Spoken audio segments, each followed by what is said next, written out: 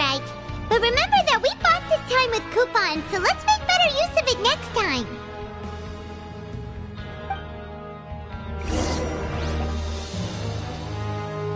Whoa! Isn't this the Super Lucky Meal? Looks like hard work really does get rewarded. Paimon's gonna take her time and savor every bite. What would you like to do this afternoon?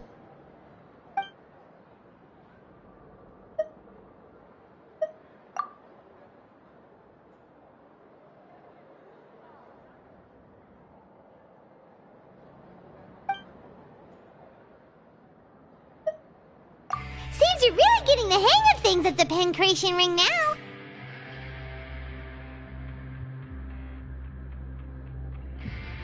But just playing the same game over and over? It's getting kinda tiring.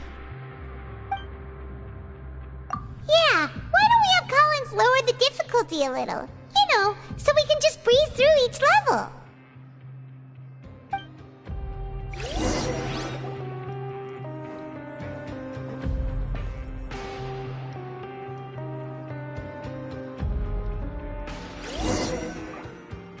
A mysterious box? A bottle of crimson liquid?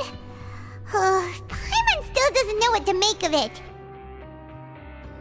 Do you have any ideas, Traveler?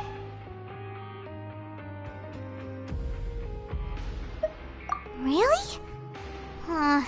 Then it looks like that part of the investigation led us nowhere.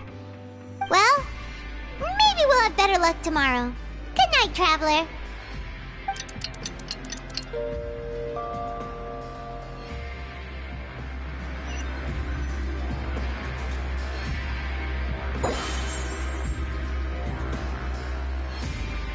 Okay, so we've investigated 2 of the hidden rules. Paimon didn't think this prison would have so many weird things going on. We'd better pick up the pace with our investigation, otherwise we'll never get anywhere. Yeah, let's skip work for now and put our time to good use.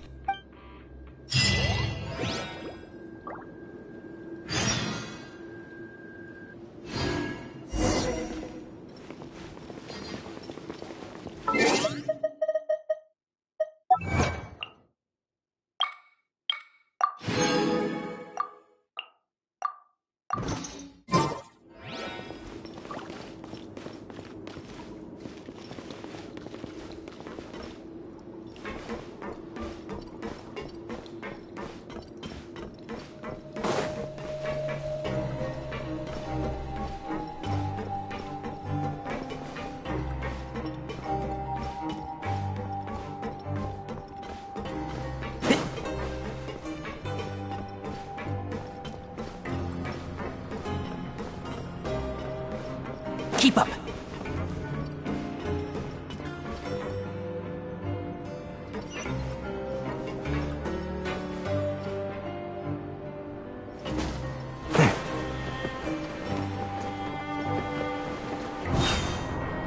Hey, isn't that Vidoc over there? Huh. Is it just Paimon, or are there fewer people than usual here today?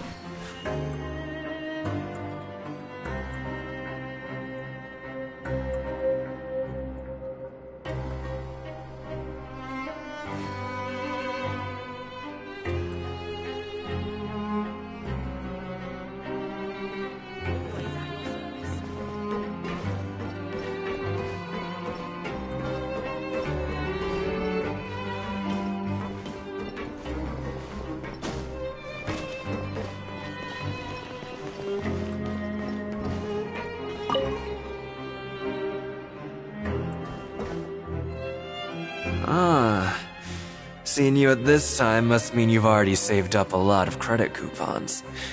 Or at least enough to skip work. Seems you're getting into the swing of things around here. Impressive. Very impressive. So, now can you tell us about the hidden rules you know? If that's what you want to know, I guess you couldn't have come at a better time. Huh? What do you mean it's a good time. Leonid and those other pesky broke urchins have all gone to work in the production zone. I wouldn't want them listening in without paying up. We get it! Just tell us already! So, you know those pipes that make strange sounds? Don't ever, ever go near them at night. Even if you manage to avoid the guards, you might find something even more terrible there. Something even more terrible? Like what? A group of cannibals. Cannibals? In the Fortress of Meripede? Every month, they meet a few times in the dead of night.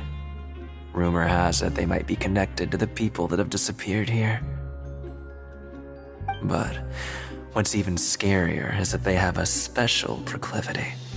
Since they have no way to dispose of the leftover remains, they have ways to transform them into other forms and keep them in the fortress forever. Paimon might already know what you mean by other forms. So that's what's going on here. Oh, Paimon's stomach doesn't... You two look pretty skeptical. No matter. Learning the truth behind dark secrets isn't necessarily a good thing. I've got things to do too. I suggest you just act like I never told you anything. Traveler, can we just trust him on this one? Oh, Paimon doesn't want her blood and flesh entombed here for all eternity? Oh, so that's how you see the situation. Huh. You know, Paimon does feel a little better about it now.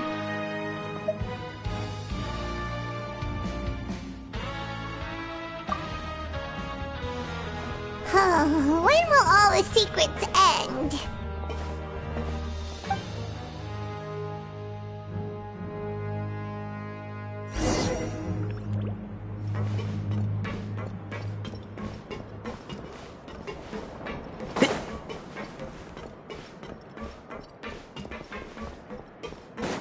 Keep up!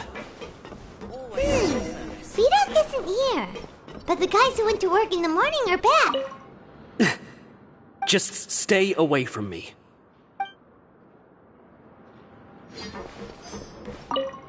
What? What are you saying? You shouldn't go around saying stuff like that.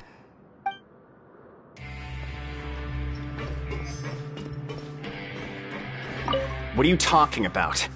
Listen, you should keep your nose out of other people's business. Their attitude sure is suspicious. Like they're trying to avoid us.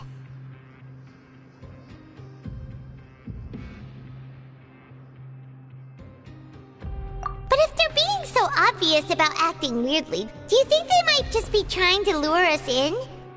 Oh, this is all getting way too creepy for Paimon. So you mean we still need to investigate some more? Okay, if you say so.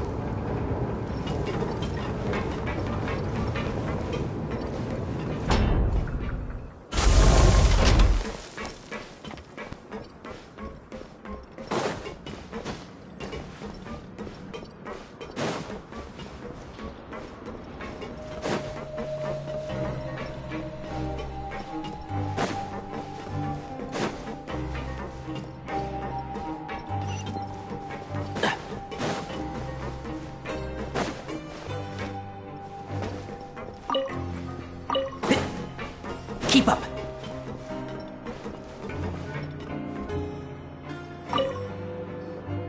Hello, Fielding. What do you want? Criminals like you ought to be working right now. Catch my drift. We just want to ask you a simple question. Have you ever discovered anything odd during your nighttime patrols? Why are you asking about something like that? Whatever happens at night isn't your concern. All you need to worry about is getting enough sleep. Well... Right! We've heard it happens a few times every month. Paimon has sensitive ears, so it makes it hard to sleep. Really? I see. But it's not like I'm on duty every night. And now that you mention it, I recall my colleagues talking about something like that before. They say that strange things tend to happen at night on pipe cleaning days. Lots of us don't willingly take those shifts. So, what happens at night on pipe cleaning days? And they just conduct regular cleaning of the fortress's drainage facilities. There are 3 pipe cleaning days per month, and it just so happens that today is one of the scheduled days. You can try to confirm the sounds tonight if you want, and if they're real, then I can report the issue to my superiors for you. Oh, okay. Then we'll keep both ears out tonight. If that's all, then I'll be leaving now. I advise you not to try anything funny, though. Even if I'm not on duty tonight, someone will still be watching you. Don't worry, we don't want any time added to our sentences. Oh, he left. So what do you think about the pipe cleaning days he mentioned? Right, both are a possibility. But Fielding did say that Paimon knew you would say that.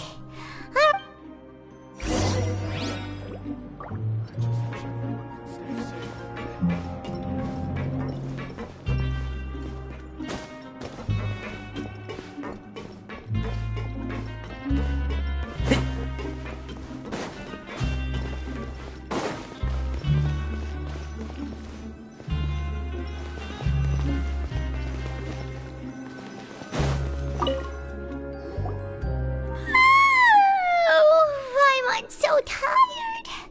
But we can't sleep yet. They'll be cleaning the pipes tonight, so it's the perfect chance for us to investigate. Whatever. Just be sure to wake Paimon if she dozes off. Paimon's worried something might happen if you go alone. Huh? Traveler? Did you fall asleep already?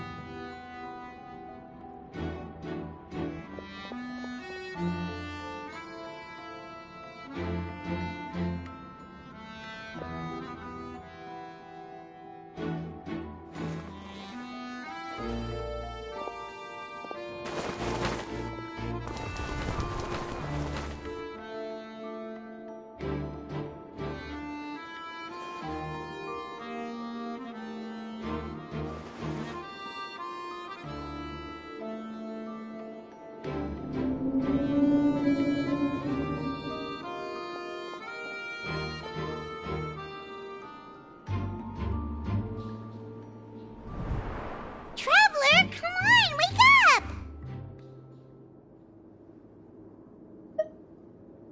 Oh, it looked like you were just peacefully sleeping to Paimon. Well, what did you see this time? Really? So we're finally starting to figure out what actually happened! But, okay, well it's about time for us to get moving. Just be careful to avoid the patrolling guards.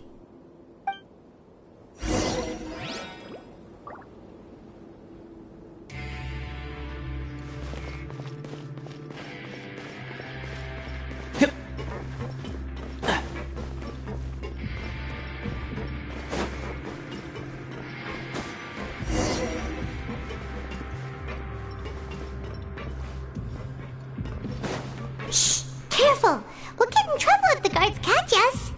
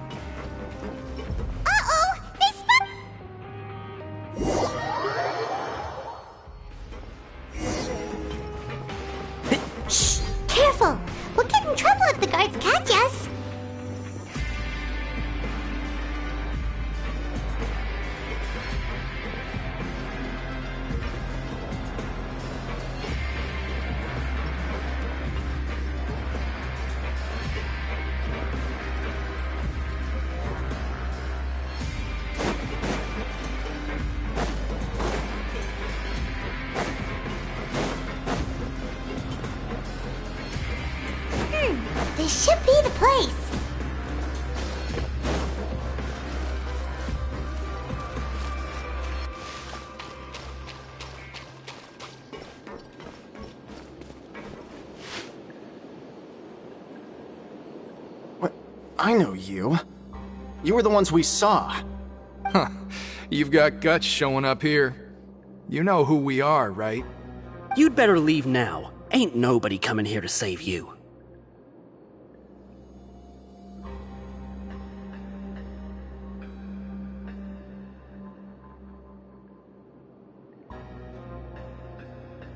What'd you say?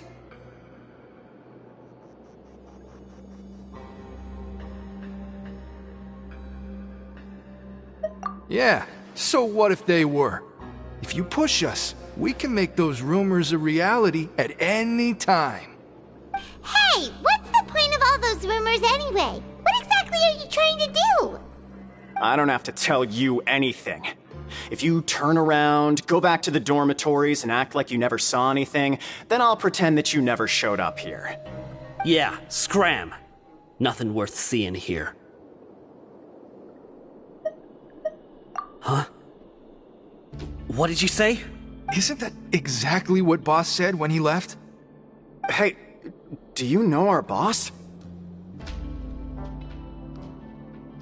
Whoa. We had no idea our boss was such a big deal. He always kept his identity a secret. So, did he have you come here to find us? Oh, so your child's crew here? Seems like he had no problem fitting in.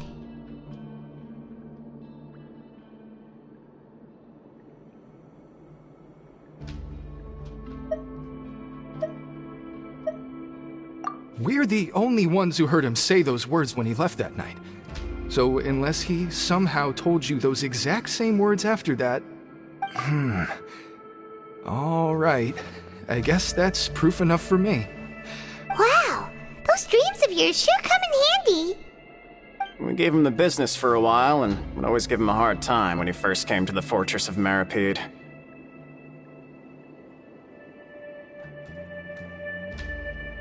But here in the fortress, the strong will always earn respect.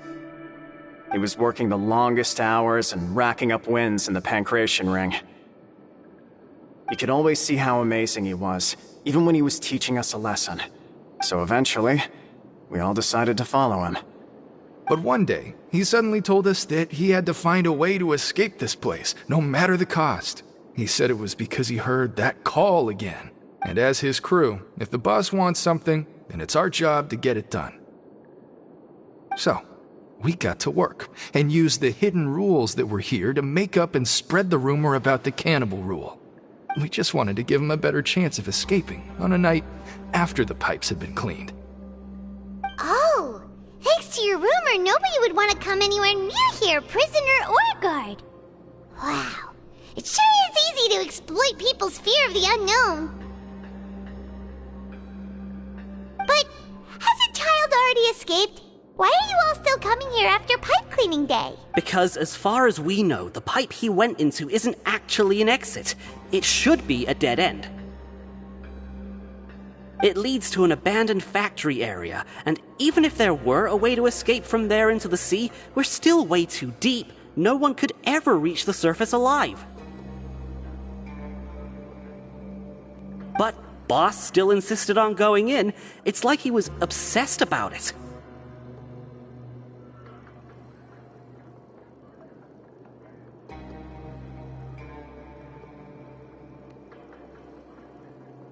So we told him that we'd pretend as if he never existed while he was gone, and that if he wanted to come back, he should wait for nighttime on a pipe cleaning day. That way, we could meet him here and help cover the whole thing up. So you come and wait here through the night a few times a month just because of that promise? Yeah, but it's been so long now. We already know in our hearts that he must have managed to escape somehow. Is it also possible that something unfortunate happened to him? Nothing could ever defeat Boss or slow him down. It's one thing we know for sure. Okay. Paimon was just brainstorming possibilities. Alright. Keep quiet and follow us.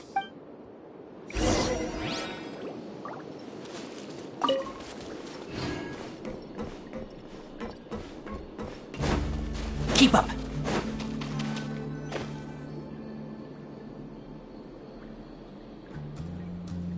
The way up from here has been sealed off. It's impossible to get through. Boss left by going down from here. It wasn't full of water at the time. Later, we came back hoping to have a look. That's when we found out it had been completely flooded. It's impossible to navigate unless you're an extremely skilled diver. Do you think Child got trapped by the water? Not likely. We all know that Boss was an incredible swimmer.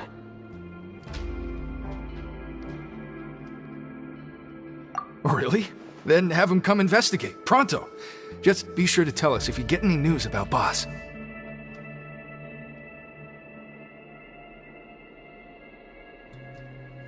It's getting late. We should leave before the guards come this way. Yeah, we learned a lot about what happened to Child here. Let's get going!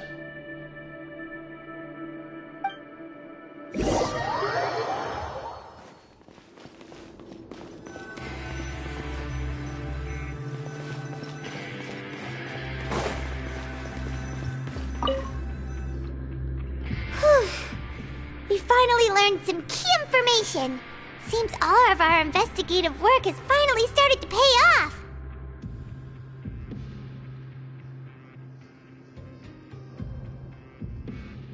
When you said you knew a diver, you were talking about Fremine, right?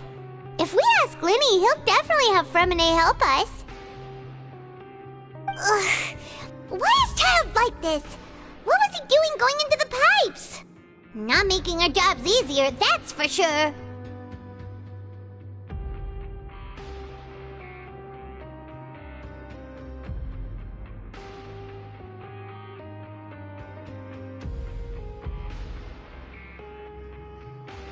Fortunately, though, it seems like it's only a matter of time now before we find out what really happened.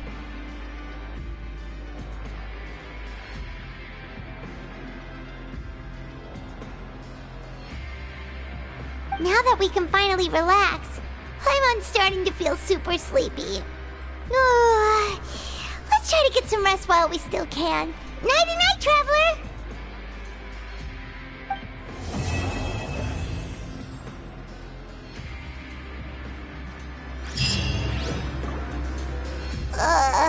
It's morning already?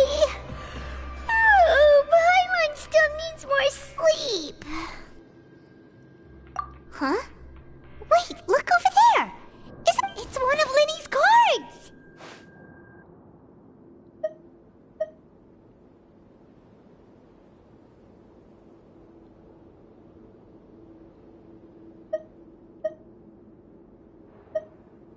Let Paimon see what's written on it!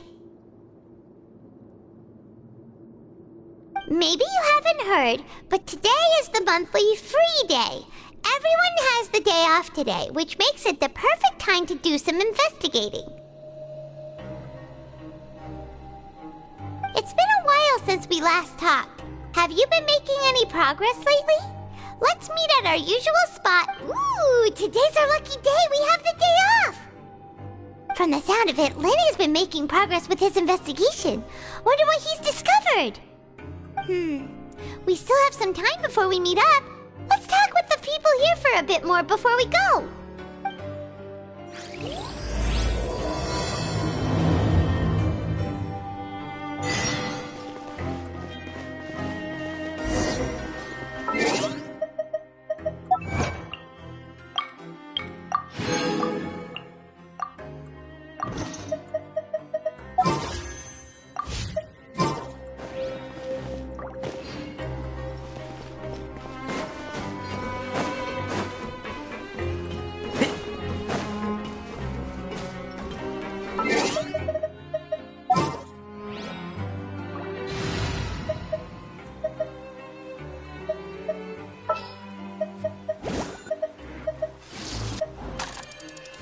Yes, take me with you.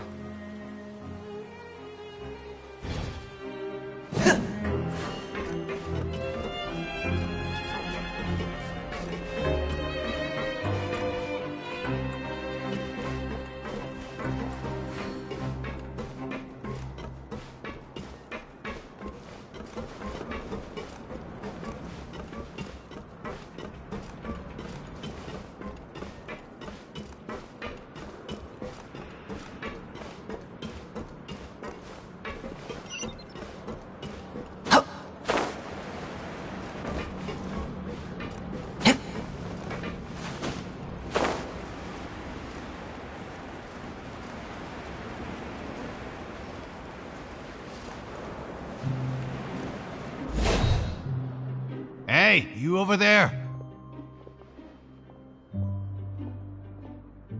Yeah, you! Say, do you like playing card games? You know, like Genius Invocation TCG?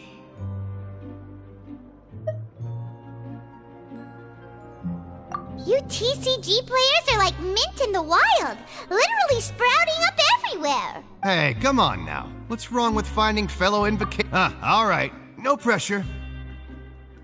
But why would you be looking for people to play Genius Invocation in a place like this? Don't people usually come here to fight? Whether you're throwing down cards or throwing punches, it's all a competition, isn't it? It's all the same in my eyes. There are lots of card players here in the fortress. When I saw you, I immediately thought, hey, even outsiders from other nations play cards. Sure. Great! Since you've been here longer than us, you need to flex your seniority a little bit, right?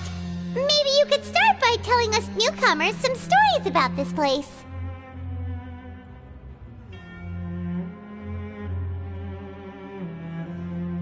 I thought you would have already heard everything by now. All right, then. Did you have anything specific in mind? Or do you want me to just pick a topic?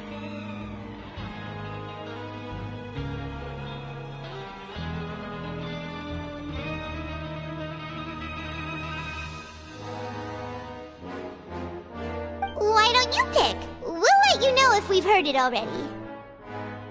All right. Have you heard any strange rumors since you've arrived? Then, did you know that there are some people who are always gossiping over in the corner?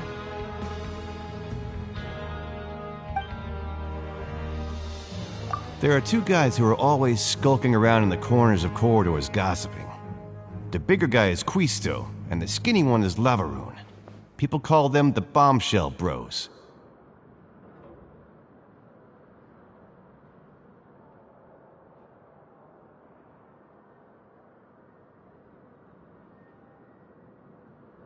I never really found their gossip very mind-blowing. And it's pretty much just the same stuff that I hear about when I'm at work every day.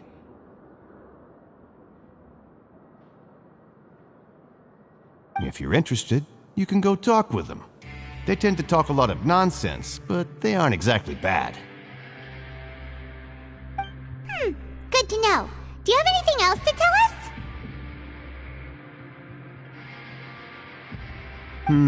Let me think. Sounds like you want to hear something a little more tantalizing.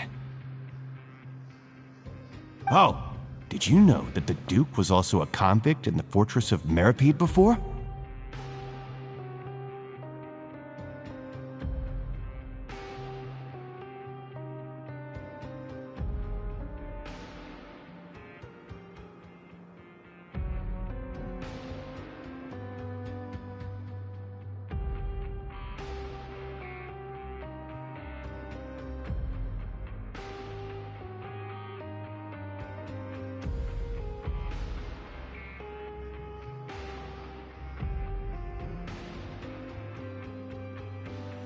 Huh? Wait, are you serious? That's right. The Duke was an inmate just like you and me. Seems he was exiled here for committing some crime. Who knows how he ended up rising up to become the warden, though. To go from an ordinary inmate to becoming the manager of the whole place? I'm not gonna lie, I kinda respect that. A forbidden zone? Sounds like something that someone just made up. I've never heard of that. Where did you hear about it? It's just a rumor we've been hearing, but no worries if you've never heard of it. Do you have anything else you can tell us? Anything else? Not that I can think of, but I'll be sure to tell you anything interesting I hear next time. You'll have to play a game of Genius Invocation with me first, though.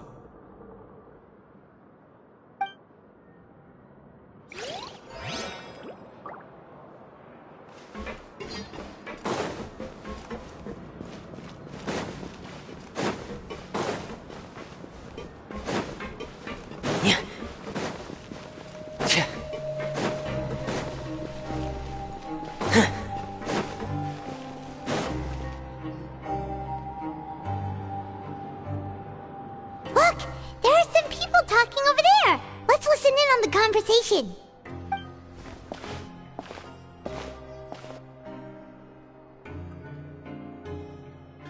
If you ask me, those pompous parasites on the surface act like they're all a bunch of aristocrats. Do any of them give half a hoot about a bunch of dogs like us? Hey, speak for yourself, mate. I'm no dog. Oh, you think you're special or something? If you're here, then you're just a convict like the rest of us. I've heard that even if you're released after serving your sentence, going back to life on the surface ain't any better. Once a criminal, always a criminal. We're marked for life. I don't buy that. Hey, how cool would it be if the whole world was destroyed by a giant flood and everyone had to start over from nothing?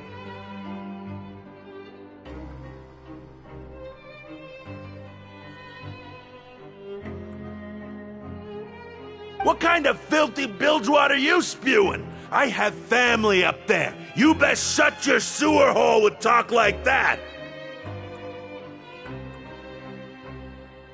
Listen, things ain't so great on the surface, but who says that you have to leave? I've heard that you can still stay here and work even after you've served your sentence. Not bad if you ask me.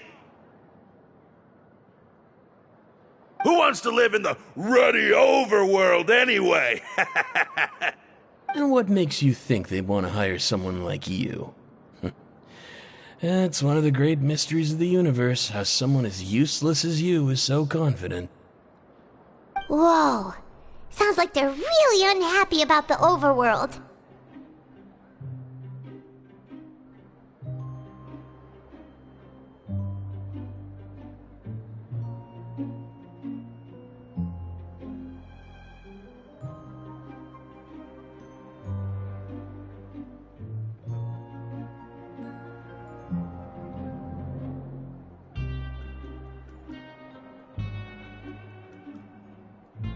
Speaking of which, Paimon never heard anyone use the words overworld or underworld when we were living up there. Is it only something the inmates down here say?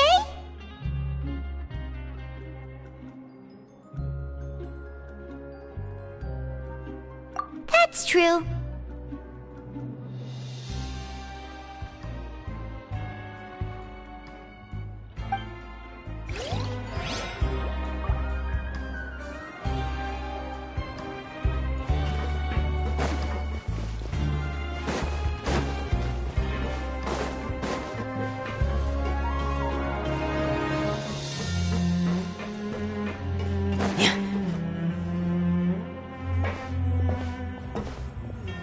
There's a group of people over there. Let's go listen in. So I said, that's not a faucet. Hey, who are you two? Why'd you come over all of a sudden? Oh, sorry for eavesdropping.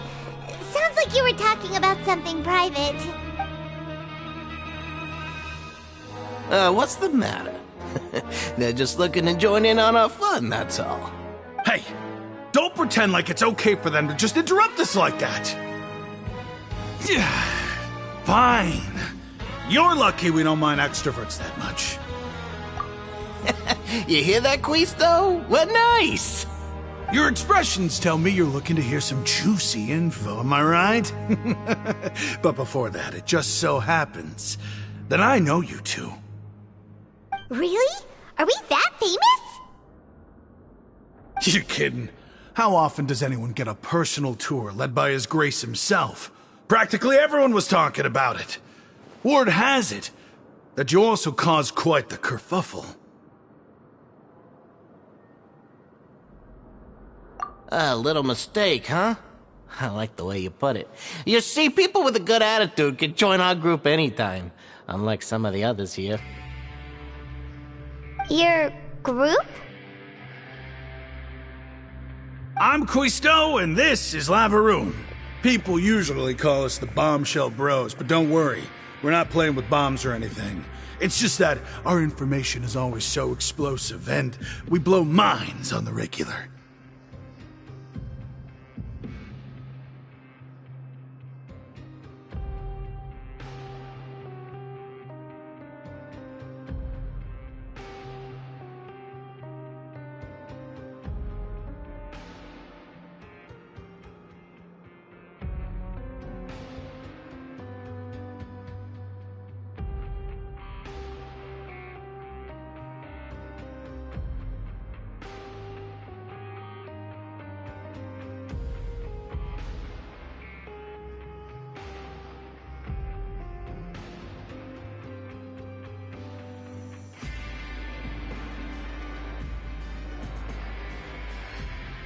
So, you two really like to gossip?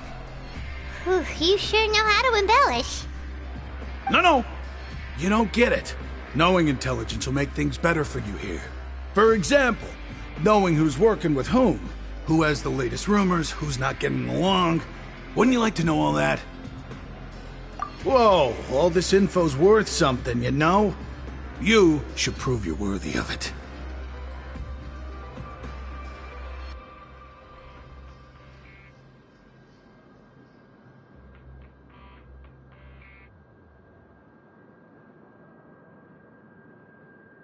I don't mind him. Quisto's always this way. Just play nice and say something to massage his ego. The welfare meals. Talk about the welfare meals. Right. That meal we had yesterday was super delicious. Paimon can still taste it whenever she closes her eyes.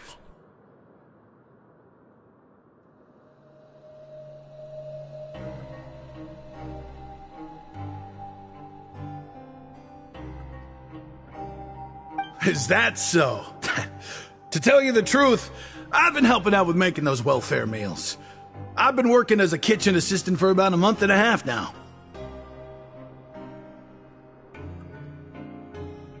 Oh, so you're the one who made those delicious steaks. Amazing. You could be a professional chef. You are correct. I am a true professional. In fact, I even went to culinary school. But enough about that. Since you like my cooking, I guess that means we share similar tastes. Listen carefully.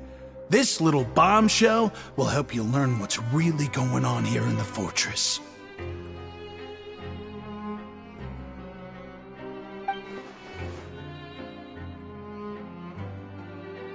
Listen, kids. The power structure within the fortress is quite complicated. The overworlders couldn't care less about us down here. We're basically dogs to them.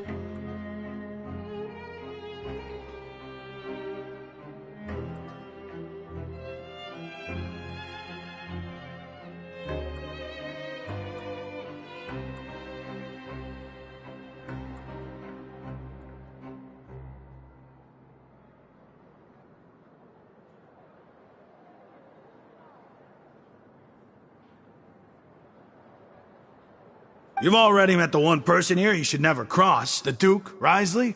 He knows more than you think. And if he doesn't care about something, then he often doesn't bother dealing with it. Those who have the Duke's attention get all kinds of special perks, even better treatment in the infirmary. I know who you mean. It's that Jurier character, right? I don't think there's anything useful about him at all. Why does he visit the infirmary practically every day? Is it normal for anyone to be going in and out of there so often? If you ask me, he's just faking it to get out of work.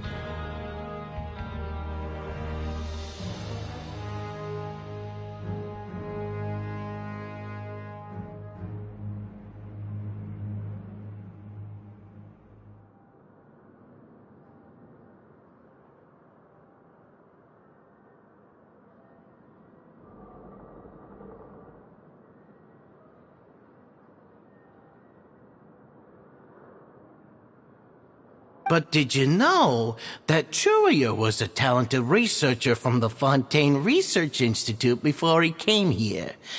There's no denying that.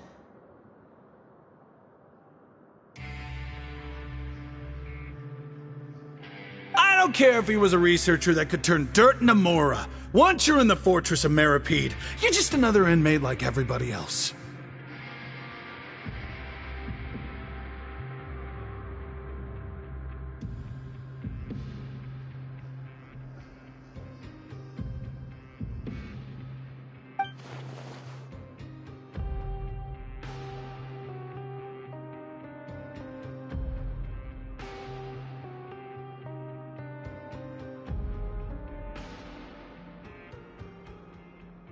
Speaking of which, the last time I saw him, he was passing by in the corridor with Lorvine.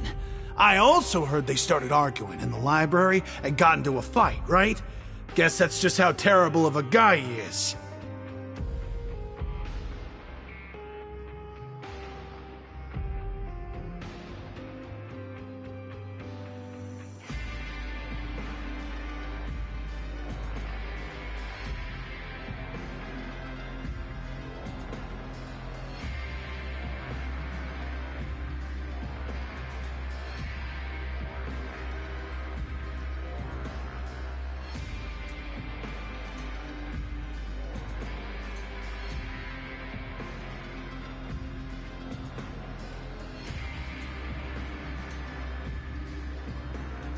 You mean he hit a woman?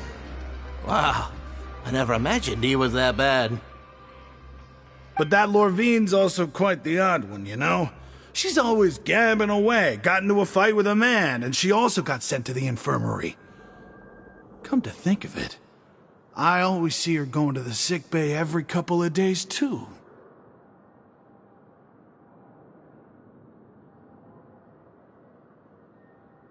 Huh.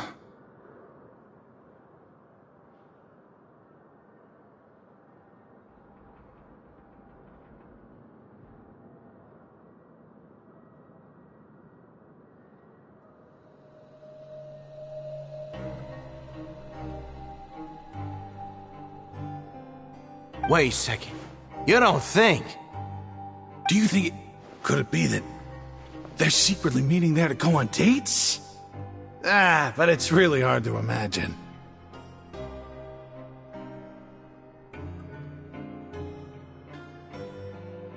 After all, I do remember seeing Lorvine beat Juria to a pulp that one time. And we might be overthinking things.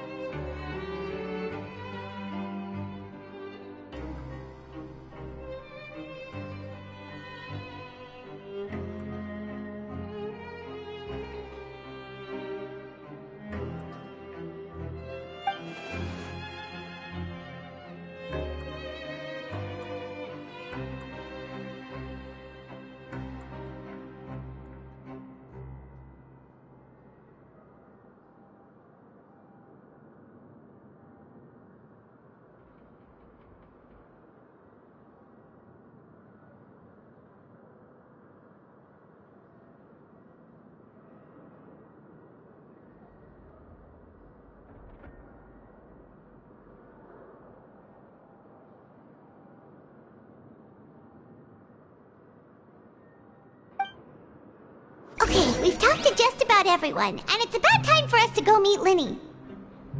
According to the card he left us, we should go meet him in the production zone.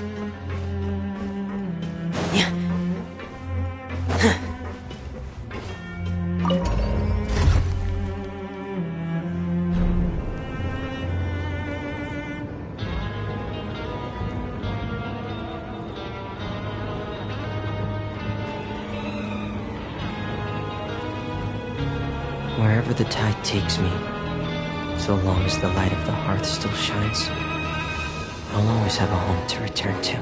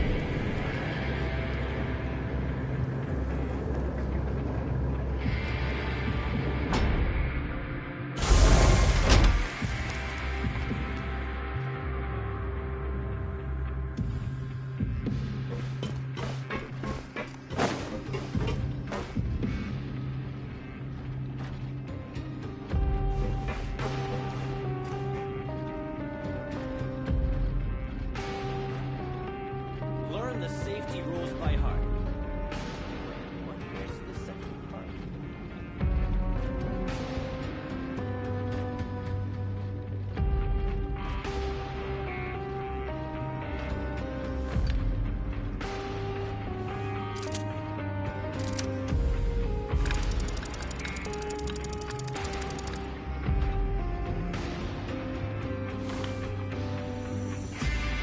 Learn the safety rules by heart.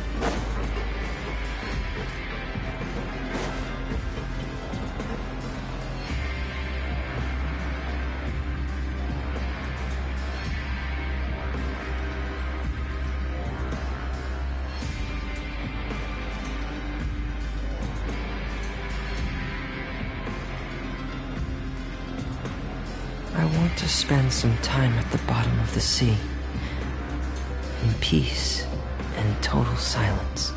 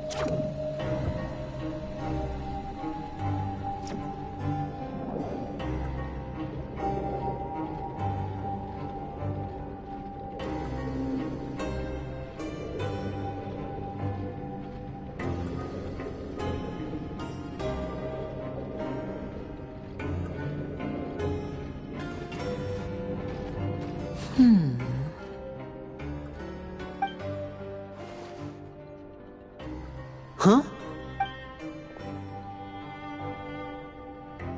That look in your eyes. You found something? Hey, this is no time to be modest. Just tell him we found a boatload of information. Oh, as expected of the legendary duo, you have my full and undivided attention. Huh. I'd have never guessed that myself. The rumors swirling about this place are unreliable after all, and Master Child probably went missing because he found a way out. He is a harbinger after all. I suppose he's much more resourceful than I initially gave him credit for. Unfortunately, this isn't enough for our final report to Father. We need to find out Master Child's exact whereabouts. Father told me that even though Master Child said he was just coming to Fontaine for a vacation, he actually had some personal reasons. His agenda might be linked to his disappearance. His escape route is already flooded, so we'll have to task someone with professional diving skills to chase after him. Well, when you put it that way, it's obvious that only Fremine would be up to the task. Bingo! Is he around? He's working today. Coming here as a group would have attracted too much attention. I'll talk to him about it later. It's the least I can do. We're all in this together, so it's only fair for us to fulfill our end of the bargain.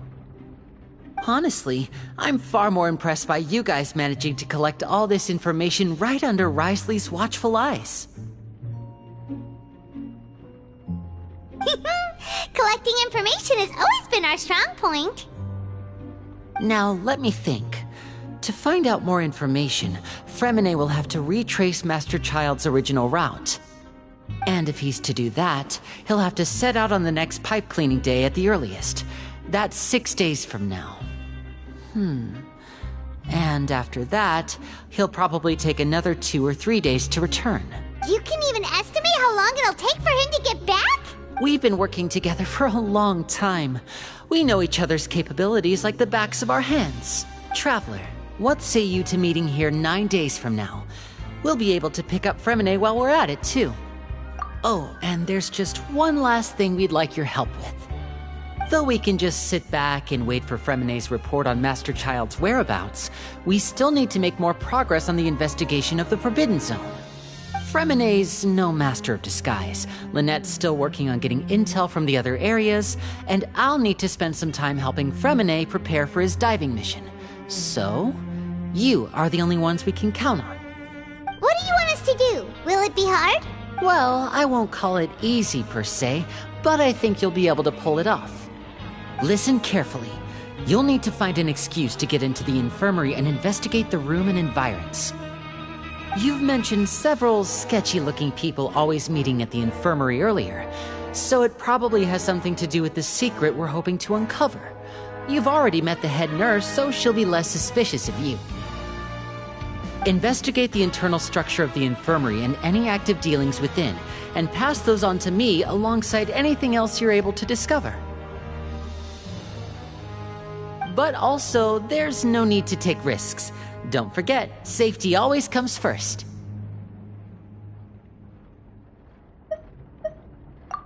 My apologies. I just started rambling out of habit.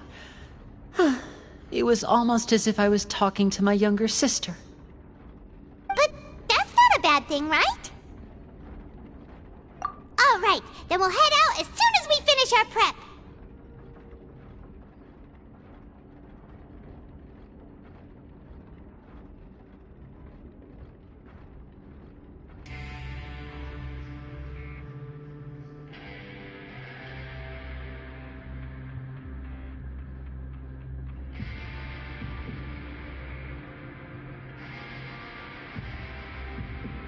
Let's go our separate ways for now, then. Don't forget, we meet here again in 9 days. Stay safe.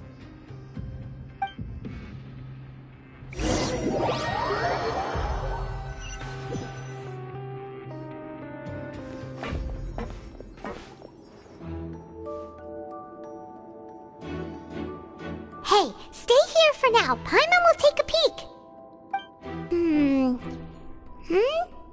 There seem to be several people inside.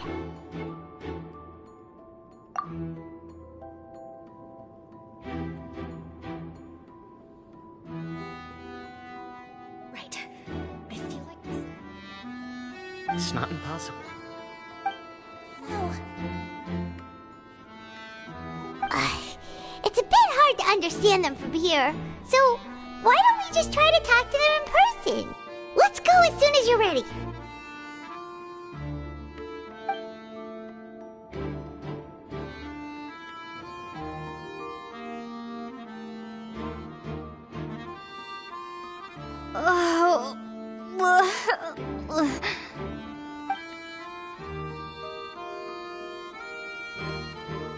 Someone, please help! She's sick!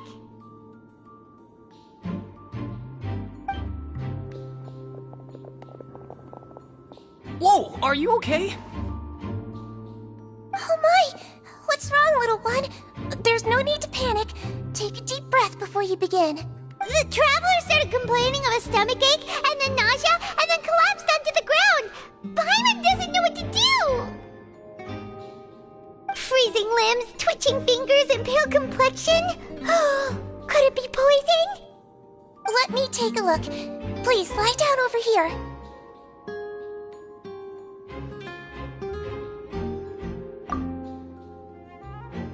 Don't worry, I'll get you to the bed safely. Here, hold on to my shoulder and walk slowly.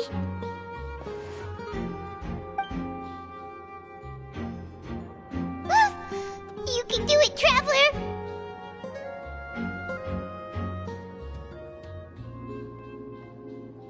Don't apologize. You're sick after all.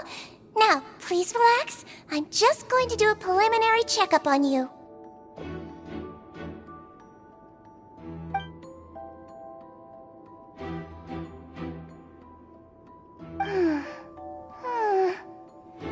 I see now.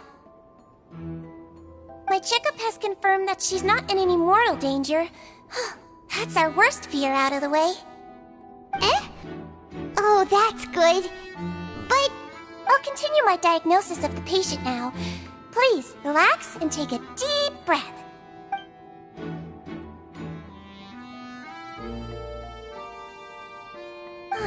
Don't sense serious damage to your organs either. Does it hurt when I press here? And here? Huh? But based on my initial checkup, there shouldn't be a problem here.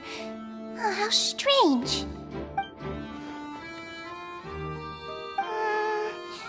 What about here?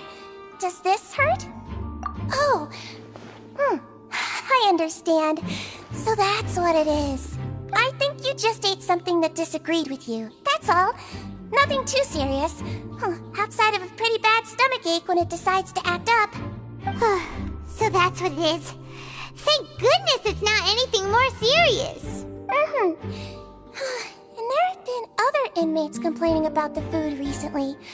I'll inform our head chef, Mr. Wolsey, of this problem as soon as possible. Congratulations! The health risk is incredibly low, so you should recover within a couple days. Why don't you take a rest here while I go get some medicine for you?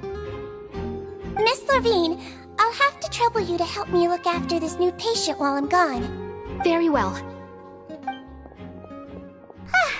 And she hopped away just like that.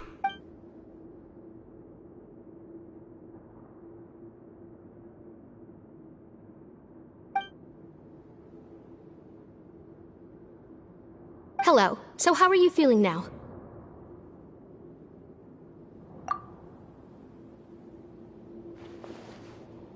Her stomach ache's really bad. She was stumbling about the whole way here, so Paimon's really worried. If Miss Xingqiu says it's not a serious problem, then there's no need to worry. She's the best medic we've got down here. But it also looks like she's the only medic you've got down here. Well, that's true. What do you mean, that's true? That's really misrepresenting the situation. Of course I can't speak for the whole fortress, but it's not like everyone imprisoned here is useless, you know? Though they may have committed crimes and gotten locked up here as a result, they still know a thing or two about medicine, and they help Miss Xingqiu take care of the sick and injured.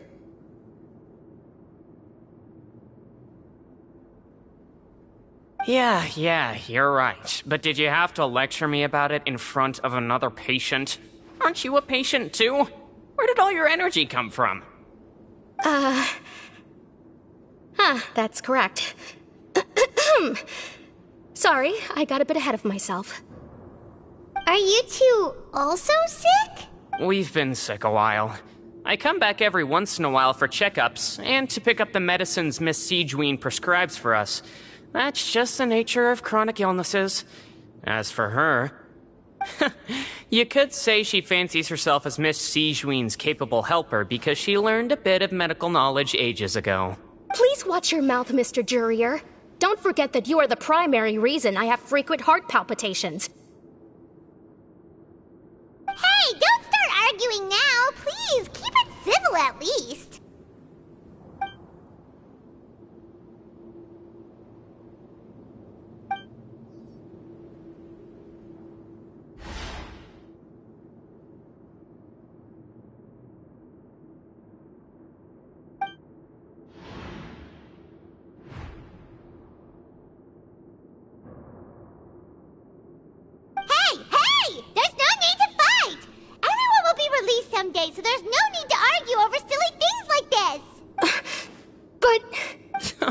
Release.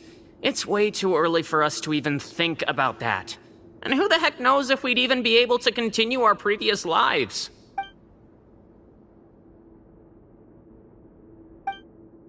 Please allow me to end this boring and useless conversation.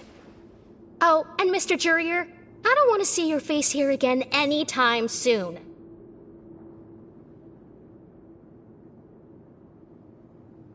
And same to you, Miss Lorvine. Anyway, that was more than enough rest for me, so I'm going to get out of this excessively noisy place. See you later, everyone. He just slowly walked off like that? That's just what he's like. I'm sorry you had to see all of that. I'm Lorvine, and that's... Well, his name is Jurier, but I hope you'll never have cause to remember his name. You really can't stand him, huh? I mean, can you blame me? Who would like someone who's as arrogant and obsessed with weird research topics as he is? But there's no need to keep dwelling on him. I'll accompany you two for a while. Miss Xingqiu should be back soon, and I'm sure you'll feel better as soon as you've had some of her medicine.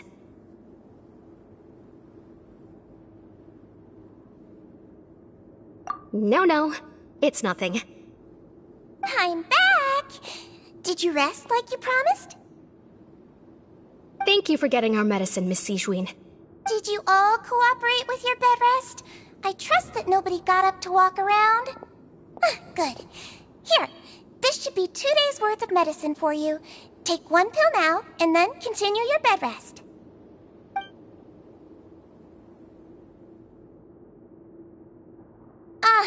Miss Lorvine, I left in a bit of a hurry just now. Do you still remember if we discussed the color of the pill that you should be taking today? I remember. You said it should be yellow. Yellow, huh? I understand. These are yours. Please, make sure to go to bed early after taking them tonight. You'll benefit from a good night's sleep.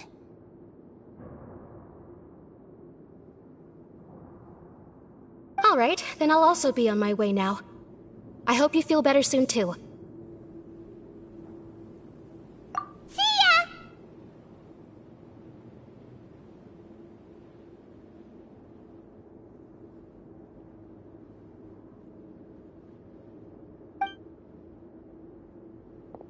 I'm going to fill out your medical record now.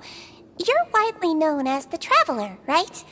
I just want to double-check a few details, if that's all right with you. Those two made quite the commotion just now, so why don't we let the Traveler rest? Paimon can answer the questions instead. So her primary symptoms are abdominal pain, with secondary symptoms of nausea. Is there anything else? That's it. All right then. Is there anything we should know besides to take the meds? No, her base constitution is quite good, so I'm sure she'll recover quite quickly after taking the medicine. Please, make sure to stick to bland or less stimulating foods. And don't stay up too late at night. Got it! Paimon will hold the Traveler to that for sure.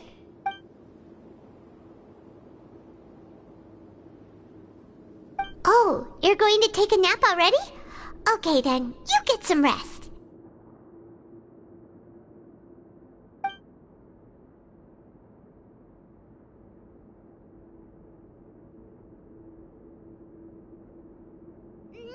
We've been to lots of places together.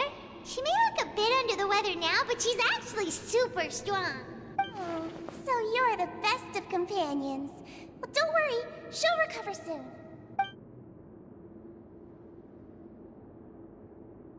You're awake. How do you feel? You slept for a really long time, but we never left. Well, now you can go back without a worry in the world. Remember to take your meds regularly, and remember bland foods. Thank you, Miss Xingqiu.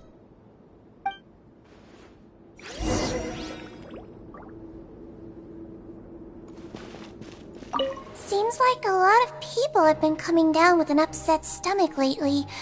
I'll need to address that.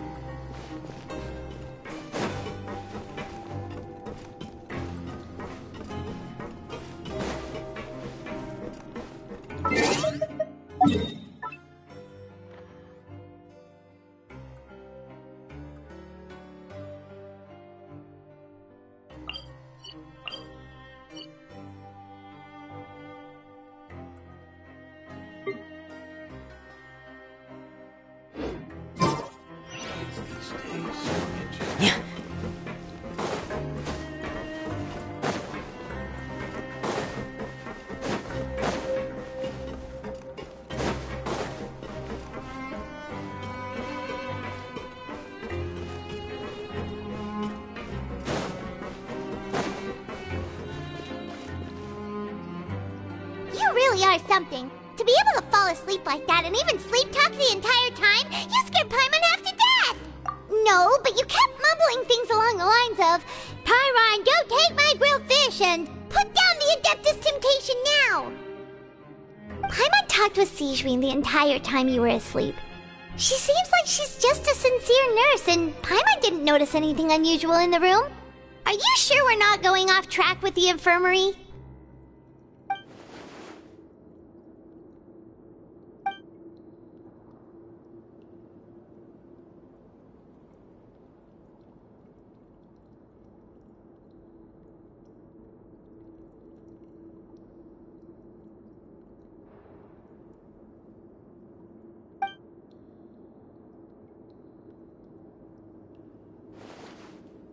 Whoa!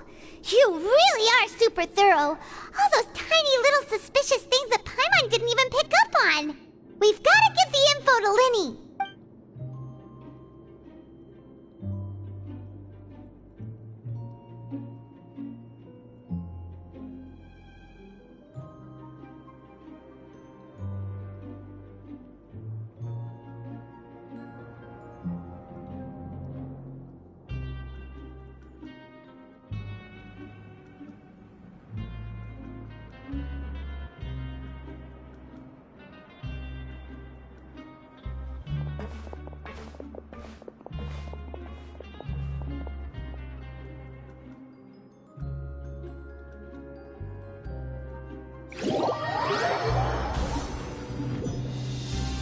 Today's the day! Let's go meet up with Linny!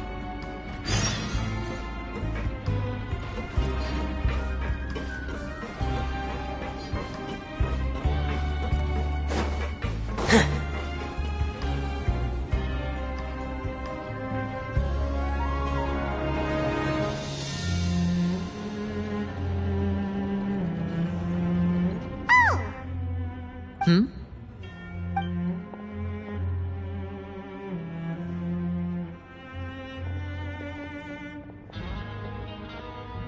Did you two run into any trouble over the past few days?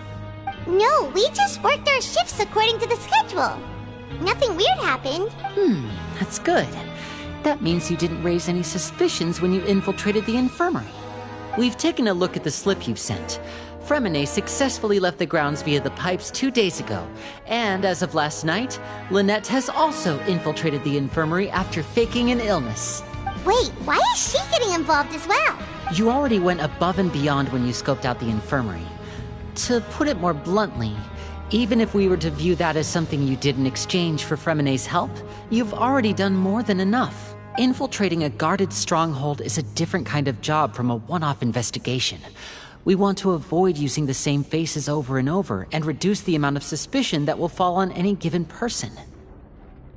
Lynette also felt like you have already taken the first step for us, so she should be the one to finish the job. So that's what Lynette thinks. Oh, Paimon hopes everything's going well for her. Then, let's go check on Lynette before Fremine returns. If everything went well, then she should be wrapping up her investigation right about now. Is now really a good time to go over? According to my observations, Xingqiu always spends around half an hour away from the infirmary right before lunch. Lynette knows this as well, so this should be a good time to meet up with her. Also, I'm her brother, remember? It's only natural for an older brother to care about his younger sister's well-being. Okay, then let's head over right away!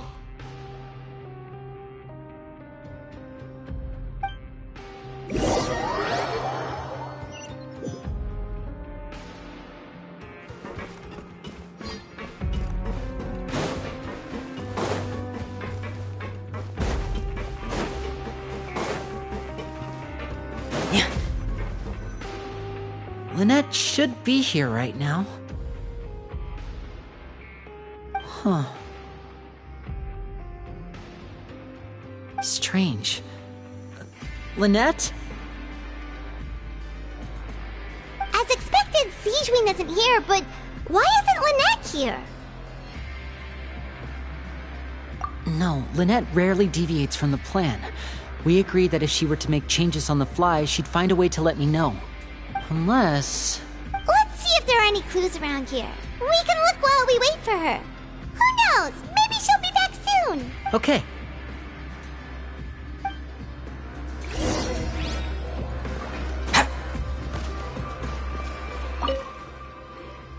There are some books here and a few files. They all look like medical records. Advanced nursing, how to raise the spirit of your patients, a quick guide to the psychology of emotions, and the meaning of laughter. These sure are some interesting books. Who knew Xingqiu would be interested in these kinds of things? She even has books on understanding people's motivations and feelings. Is it because she's a Melusine? Or does she have a need to understand her patient's emotional state? Seems quite normal to me. These are skills that would come in handy for a nurse from time to time.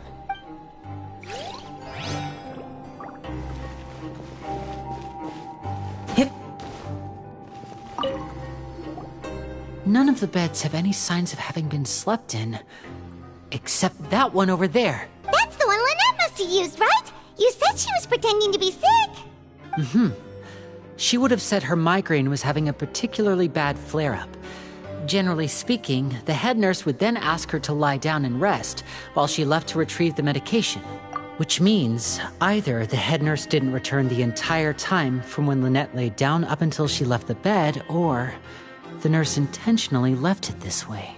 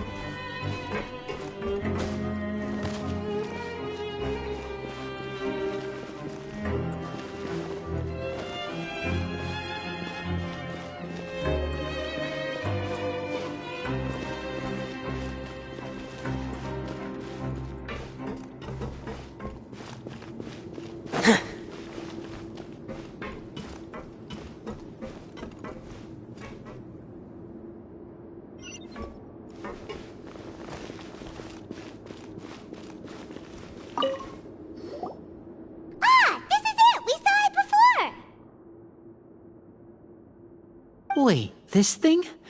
It doesn't look like it's been disguised that well.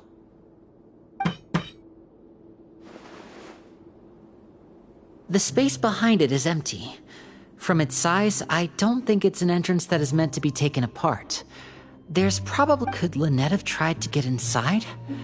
But if that's the case, she would have contacted me for sure.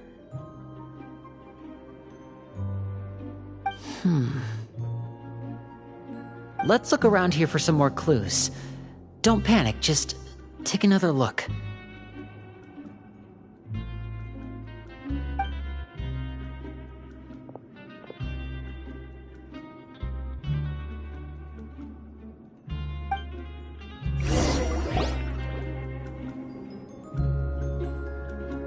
Hey, you guys, there's a slip of paper over here! A slip of paper? It's right over here, and there's a bunch written on it too. It reads... I Out of respect for your usual practices, I'll use a piece of paper or card as the medium to pass on my message. You may consider this as me giving you my best regards. This is... Is that all? The back. This is... Show me! Now!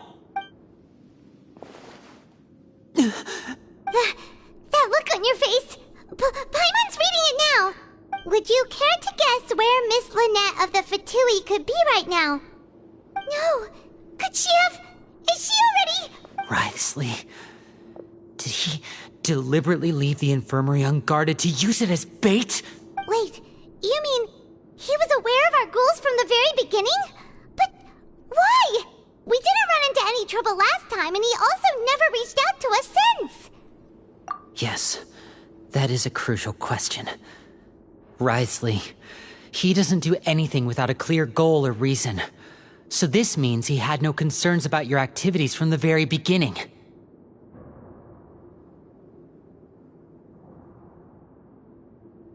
You're not from the same camp as us. You were sent down here by Nervulet, so you have no conflict of interest with Wriothesley. We're a completely different story, though.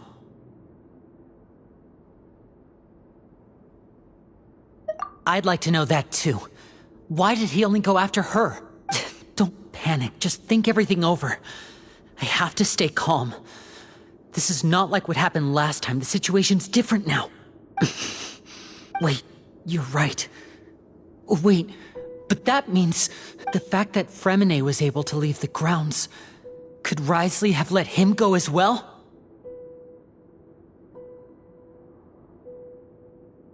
But what does he gain by letting Fremine leave like that?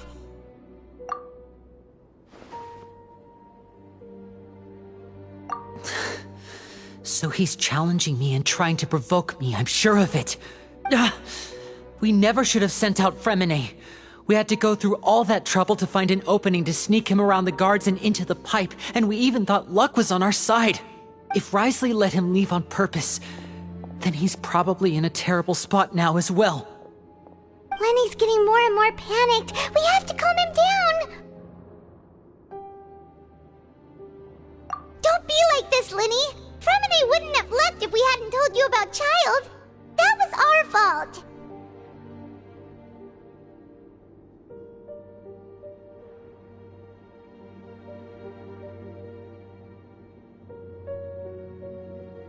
No.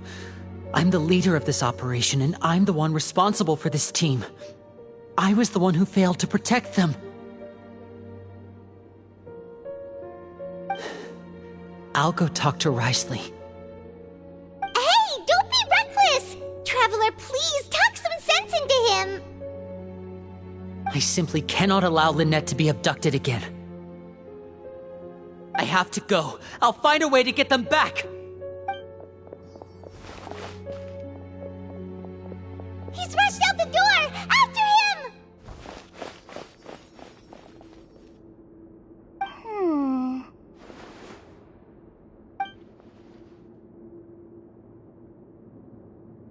Right. I feel like we still have some room to make changes on these details.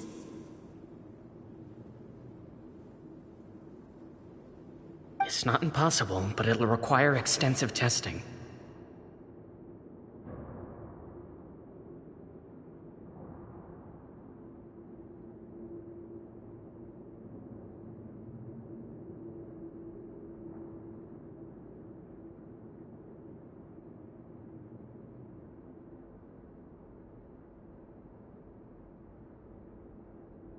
Is that so? Very well. Then please be mindful. Huh? Is someone?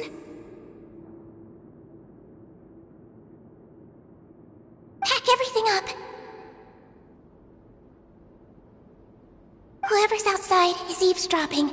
They'll probably come in once we stop talking. Someone! Please help! She's sick!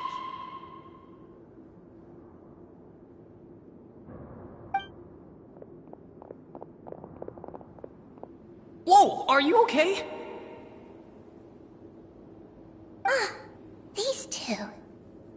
As expected, they've already found this place. Oh, they are quite sharp. What a delightful turn of events. I like smart people, but I also like playing dumb. I like the feeling of being trusted.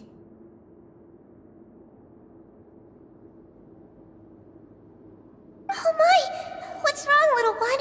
There's no need to panic. Take a deep breath before you begin. Being able to read human expressions is quite the useful skill.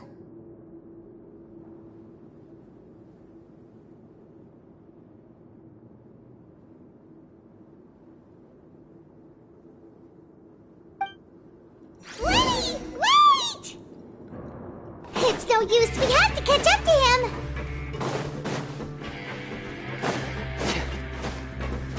He's already out of sight! How is he so fast? Let's go head him off at Wriothesley's office!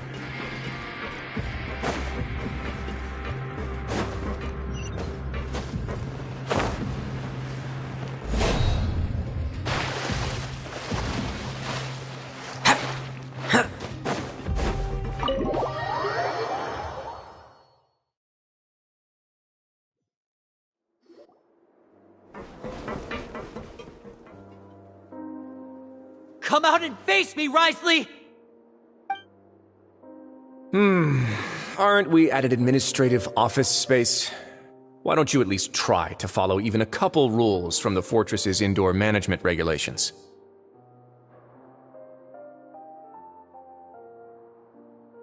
What did you do to my sister? I ran into the young miss at the infirmary. I'd heard that she was suffering from quite the migraine, so I decided to invite her over for a cup of tea. I do have some teas in my collection that can work wonders against such an illness. Stop joking around! Where did you take my siblings? I have also heard that your performances are quite the spectacle. Miss Lynette would sometimes enter a box filled with water, only to emerge the next second from another place altogether. Maybe she'll appear behind you right now if you were to turn your head.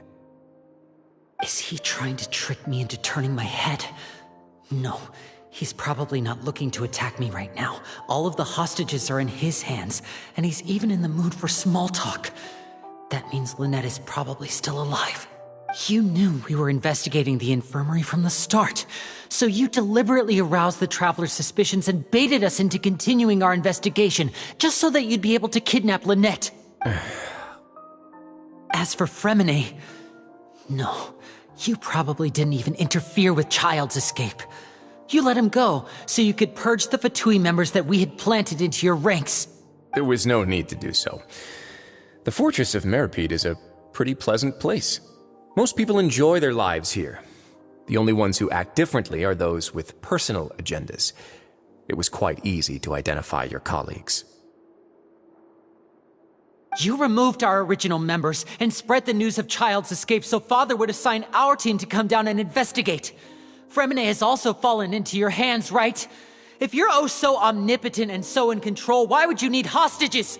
One correction. Lynette is in my hands right now, but Fremine is not. He's not? What do you really want?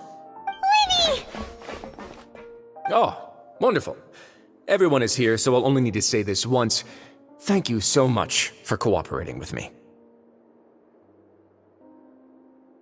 Eager and to the point, I see. Alas, only Miss Lynette is currently having a cup of the fortress's finest tea. Although, as per your original plan, Mr. Fremine should also have returned to the fortress by now. But he has neither shown up within my gates, nor has he been taken into any kind of custody. So where do you think he may be right now? Wait, you can't mean you locked him outside in the sea? I closed the fortress's gate to the outside world. That's all.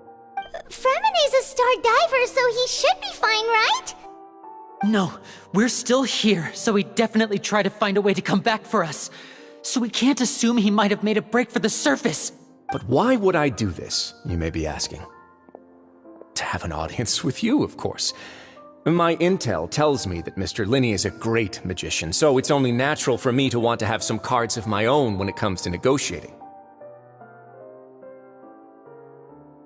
Besides, I do recall you mentioning to Miss Lynette that you've always wanted to have a face-to-face meeting with the Lord of the Fortress of Meripede, regardless of whether it was in a personal or a professional capacity.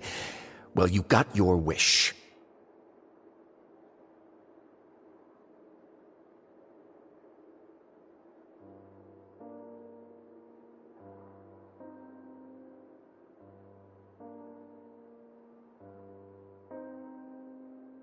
So, you've been keeping tabs on us before we even set foot in the fortress. Some of my folks just happened to hear a thing or two, that's all. In any case, I will be straight with you. I was willing to play dumb and turn a blind eye, so we had a pleasant few days playing games together here. But once you started focusing on the Forbidden Zone, all of that changed.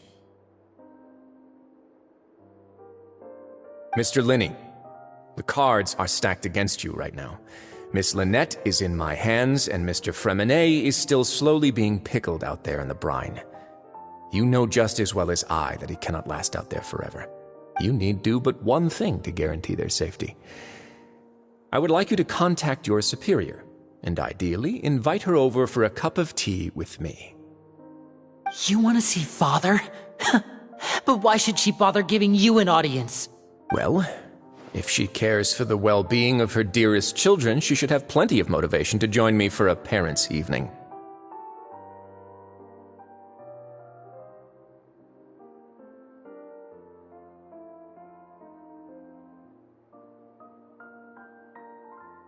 I've heard that the bonds between the members of the House of the Hearth are like the bonds of family. I don't see why she would refuse. Why did you think Father sent us to handle the Fortress of Meripede? This place is basically a no-man's land. It wouldn't be fitting for anyone as important as a harbinger like Father to come here in person. Oh, I see. So it's because she doesn't care for my place here. That's such a shame. After all, I've amassed quite the tea collection. I was looking forward to sharing it with her. Both Monsieur Neuvillette and Lady Farina have already received many samples as gifts. Was this the extent of your master plan to get to Father? No matter how much pressure you may put on me, I won't allow you to use us to blackmail her.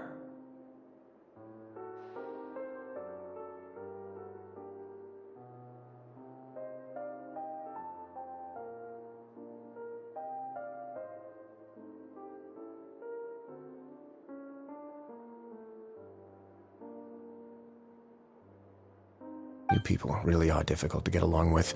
All I'm asking for is a face-to-face conversation. Does she truly have no interest in the fortress's secret?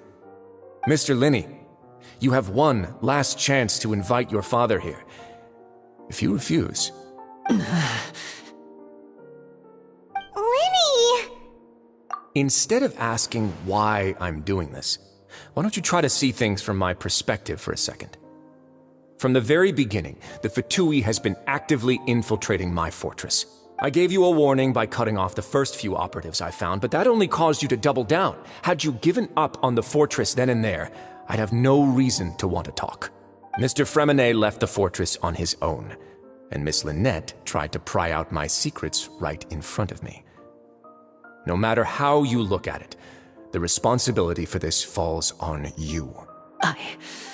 I shouldn't ask Father to do anything because of us. 6, 5... Wait, 2, 1. Time's up. It really is a shame, Mr. Linney. Wriothesley! Negotiations have broken down. Please leave, ladies and gentlemen. It's time for my afternoon tea. Yeah, listen to the Traveler. If you can't talk to Linney, can you at least talk to us? You do realize that I'm only letting you go because of Neuvillette, yes? You're here helping him out, and I've already done my best to stay out of your way. But that doesn't mean you can just do whatever you want. The fortress may be small and remote, but it still has its own set of laws. Then how about this? Those who are capable deserve respect. You've spent quite some time investigating my home turf by now, so why don't you tell me a thing or two about what you found, I'll ask you 3 questions. Answer all of them correctly, and I'll agree to your request. Question 1. Regarding the hidden rules of the production zone, what is the truth behind the one about not being allowed to work for 3 days in a row?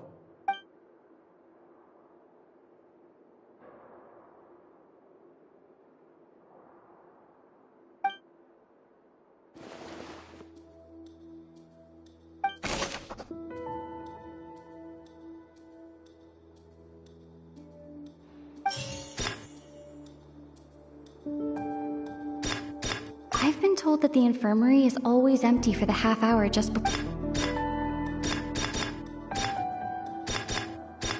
According to Collins, the Pancration tournament only took place because the Fanta company sponsored it. The research note said that the Melusine race perceives the world very differently from humans.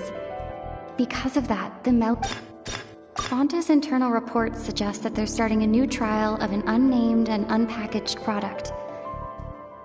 But the product has to undergo a trial because even Fanta... We often see Miss Xingqiu observing the prisoners at work near the production zone. It seems like she can perceive the general state of a person's health just by looking at them. The Fanta promoter has been struggling because he doesn't recognize the real value of coupons. Meanwhile, the Duke believes that only idiots who don't understand the value of coupons would spend them on Fanta.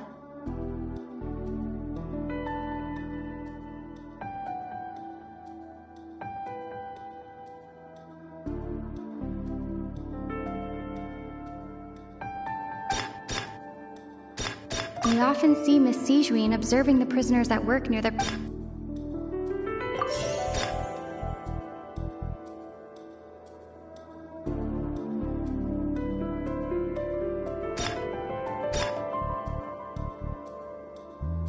I've been told that the infirmary is always empty for the half hour just before lunch.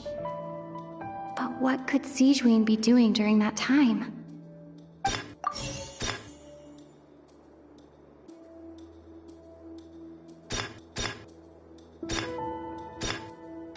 According to Collins, the Pancration tournament only took place because the Fanta company sponsored it.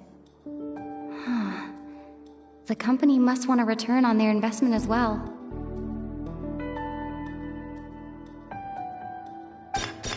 The research note said that the Melusine race perceives the world very differently from humans.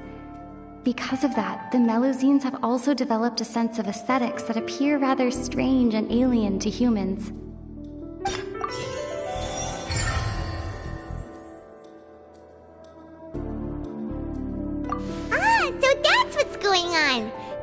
Understands it now. Who would have guessed? The hidden rule of the production zone. People are not supposed to work 3 days in a row, and if they do, they'll get strange meat in their welfare meal.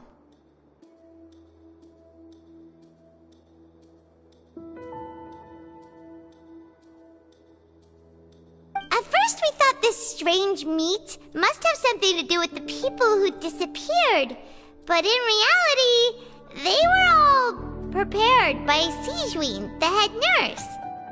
She often visits the production zone to observe the workers' health and makes a note of anyone who has worn themselves out after 3 full days of work. Out of her sense of duty as the head nurse, as well as her genuine concern for the workers' health, Xingqiu visits the cafeteria right before lunch and cooks an extra dish for those who can use the stamina boost.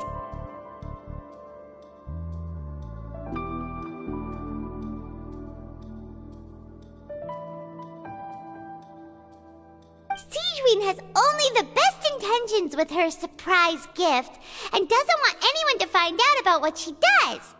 However, unfortunately, Melusines as a race perceive the world differently from humans, and their sense of aesthetics is even more alien to us. The recipients of her lovingly prepared special meals cannot taste the care within and usually just freak out. Are we on the right track? Not bad. You've uncovered Xingqiu's secret and even guessed her intentions correctly as well. It's nice to know that her efforts have not gone unacknowledged. All right, now for my next question. There are also some hidden rules in the Pancration Ring, including the one that you're not allowed to support both sides of a fight. Why is that?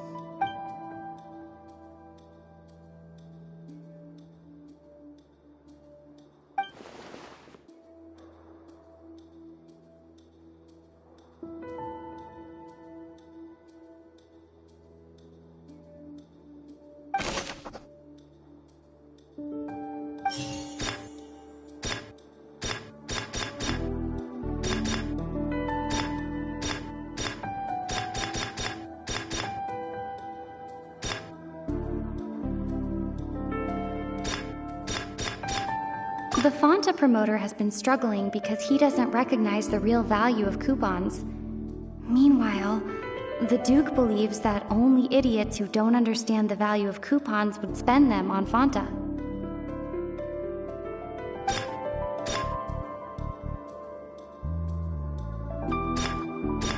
We often see Miss Xingqiu observing the prisoners at work near the production zone. It seems like she can perceive the general state of a person's health just by looking at them. The research note said that the Melusine race...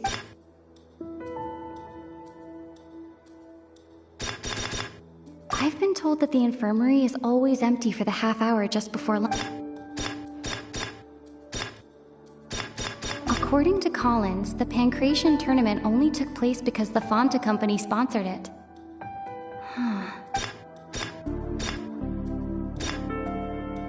The Fanta promoter has been struggling because he doesn't recognize the real value of coupons.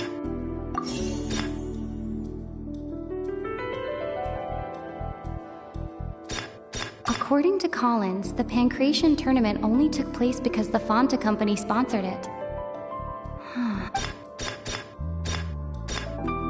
Fanta's internal reports suggest that they're starting a new trial of an unnamed and unpackaged product.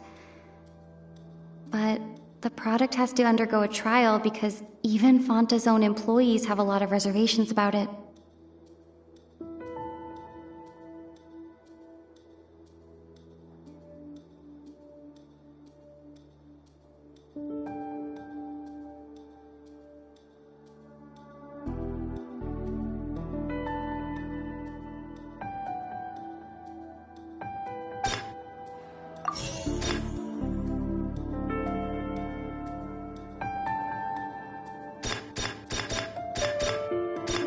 According to Collins, the Pancration tournament...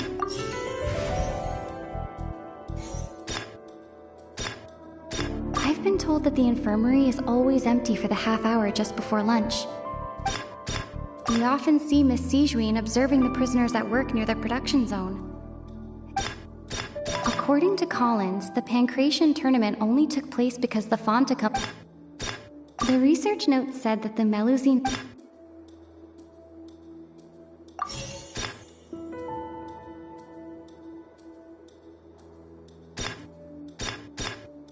I've been told that the infirmary is... The research note said that the Melusine... The Fanta promoter has been...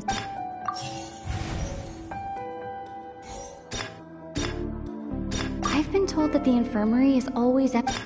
We often see Miss Xingqiu observing the prisoners at work near the production zone. It seems like she can perceive the general state of a person's health just by looking at them.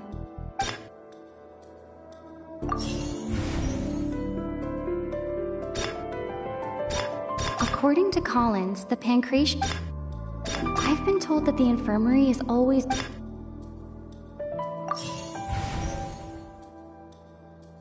According to Collins, the Pancration...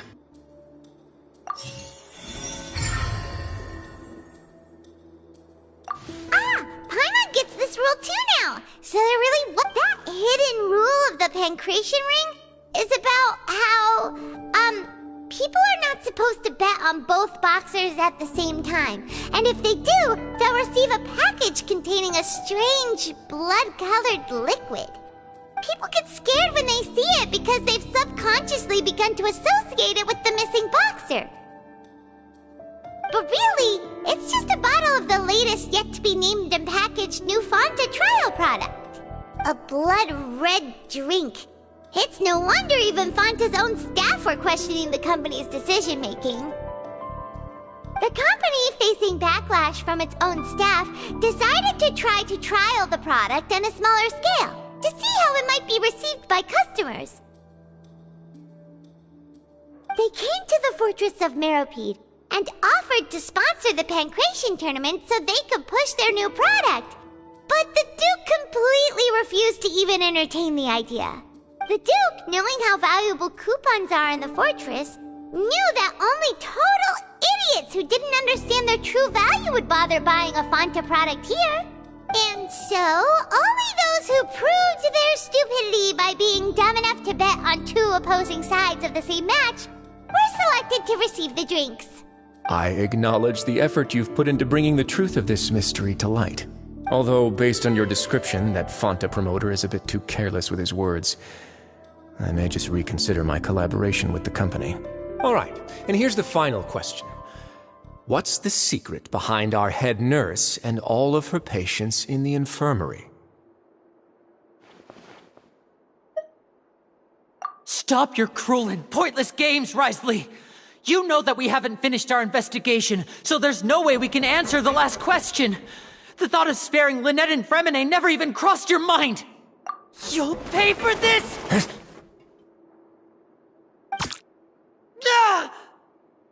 Lenny, are you alright? Oh, close one. I owe you, Xingqiu. That was a fantastic shot. It was nothing, Your Grace. Xingqiu? Though this gun may look like a toy, it's actually fully functional, as I just demonstrated. Xingqiu... You...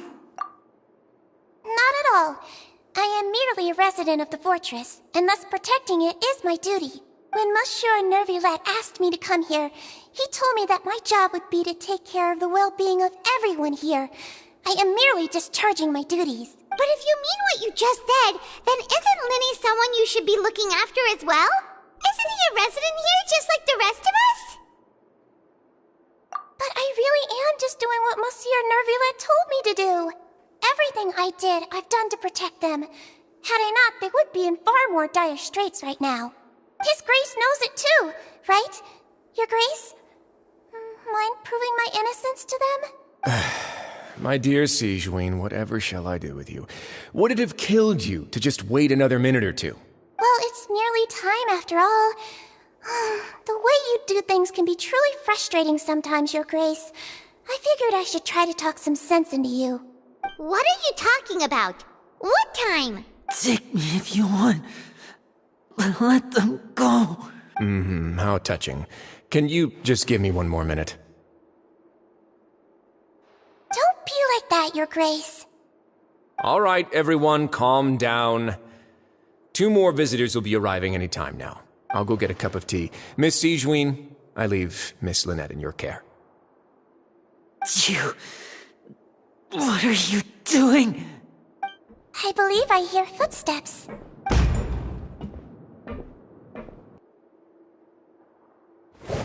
Some space, please. Ah, Miss Clarende. My door.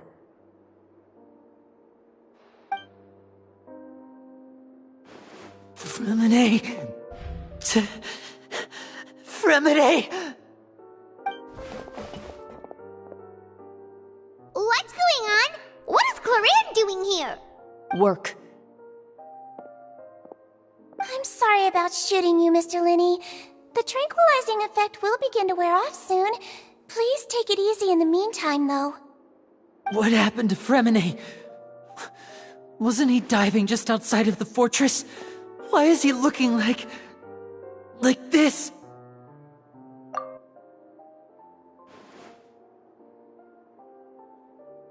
A flushed face and an accelerated pulse.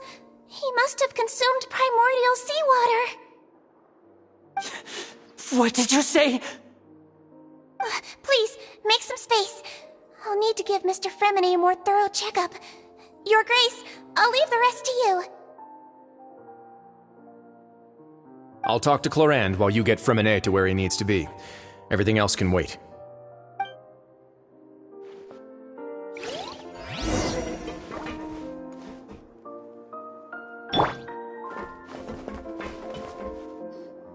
What's that look on your face? I thought I made good time on the way back. Oh, I'm just admiring your punctuality. Had you arrived just a few minutes later, Xingqiu may have been forced to shoot Mr. Lenny again. How's the situation out there? The water has changed. It's pretty much as expected. The concentration of primordial seawater has increased significantly. I was only out there a short time, so it wasn't too bad. But if one were to stay for any significant amount of time... well, you can see how that boy's doing. Where was he when you found him? The abandoned zone at the end of the pipes. A good distance into the water. Closer than I thought. He must have recognized it early on and tried desperately to swim back. Locking the door was necessary. I don't think we could have saved two. Well, I did try to convince him that I had my reasons. Never seems to work, though. It would probably work on Neuvillette. He has a knack for picking out who had good intentions, even when the outcomes were all terrible. It's a bad sign if you're having to plead your case to Neuvillette. Want some tea? Not particularly. If you want to drink some that badly, just say so. Fine, I'd like to get some tea. Want me to get you a cup too, since I've already made it? Might as well then, I suppose. Actually, do you have a towel? I would like to dry my hair.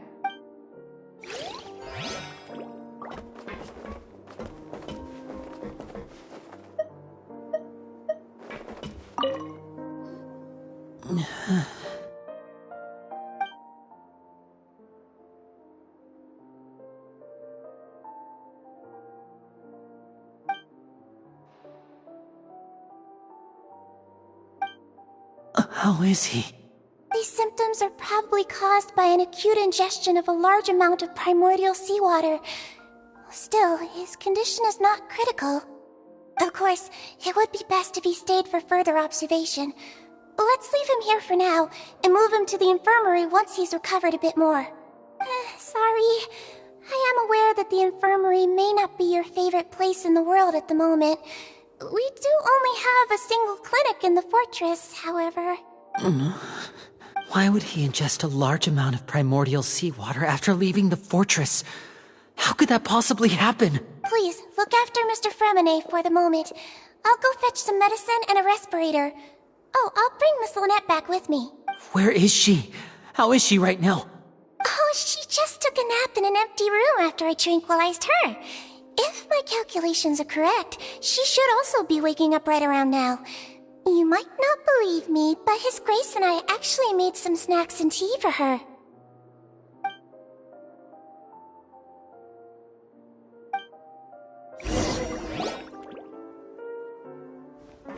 Linny, are you okay? I'll be fine. They're all here now. Don't worry about me.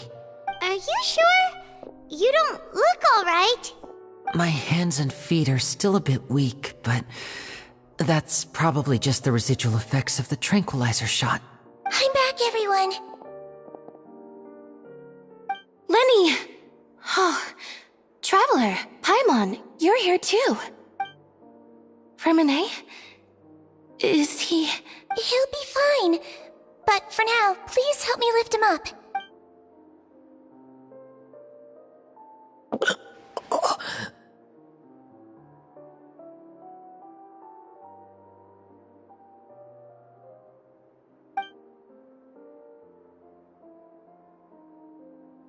His breathing's beginning to slow down. Give me a hand and help me get him to the infirmary. Yeah, I'll take him from this side. Lynette, together? On it. Traveler, you seem pretty worried about him. Want to come with us? The Duke and Clorand are gone. They probably went to get some tea. The Duke will explain the truth in just a bit. Miss Cloran will need a break, since she only just returned from rescuing Fremine out of the sea.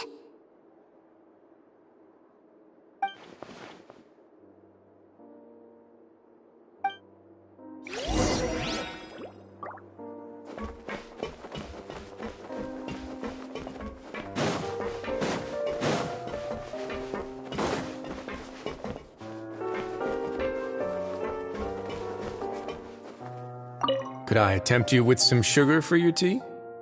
No need.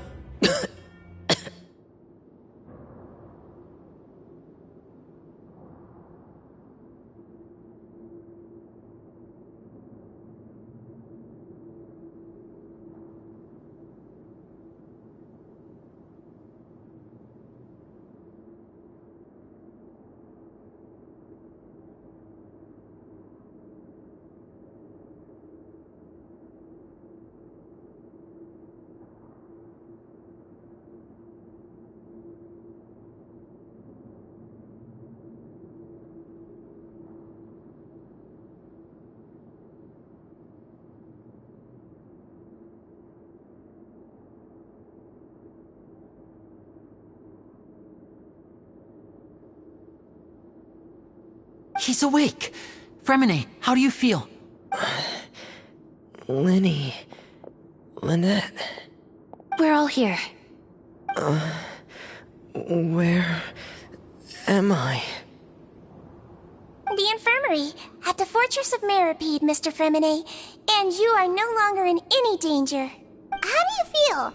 Don't push yourself if you're not feeling up to it. Traveler. Paimon. It's been so long. The sea. There's something wrong with the seawater. Shh, it's okay. We can talk about it after you've recovered. No, listen to me. This is really serious. There's primordial seawater mixed into the regular seawater. I don't know why it's there, but no one should touch it. Pipes. Right, the pipes. It's all coming back to me now.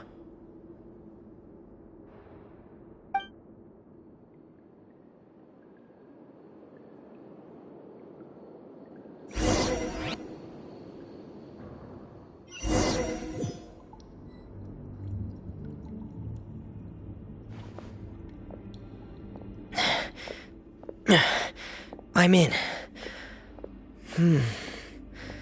Seems like this pipe hasn't been used in a long time. It looks abandoned.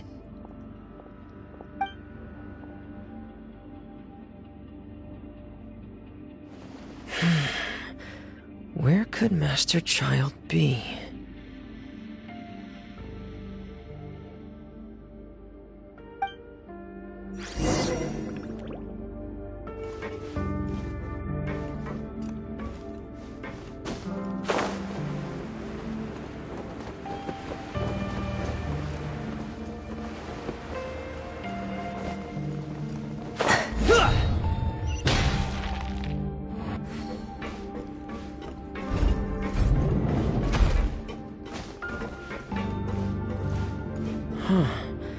This mechanism looks like it's been tampered with. Could he have done it?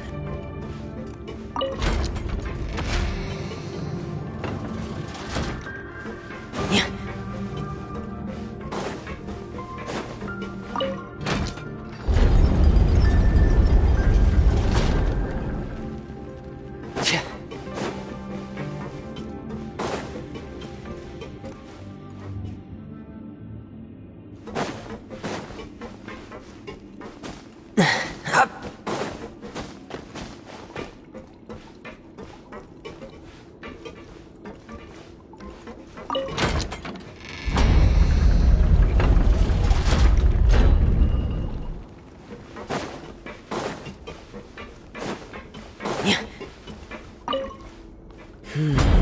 It's getting stuck on something. Seems like I'll have to avoid those obstacles while I turn it.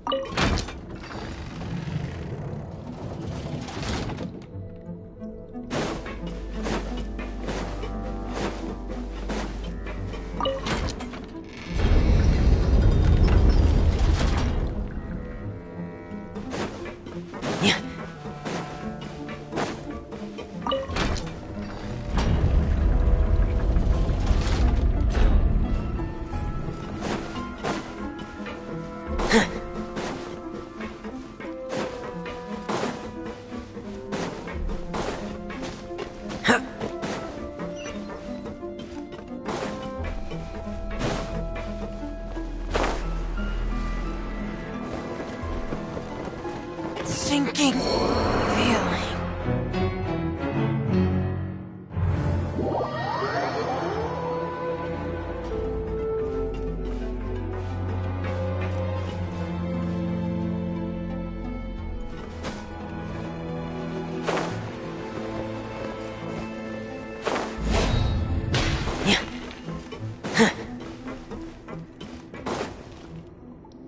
This is where the water starts. Okay. Master Child probably dived into the water. I'll go take a look as well.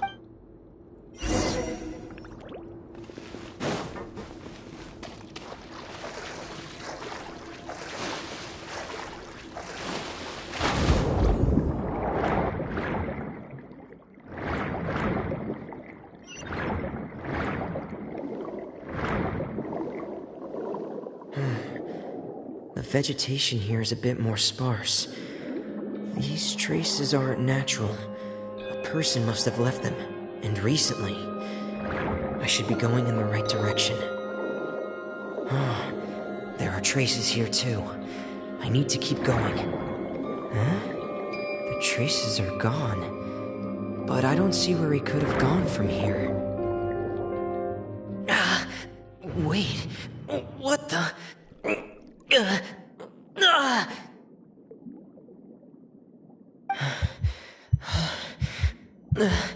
My heart is racing, and it's getting harder and harder to breathe.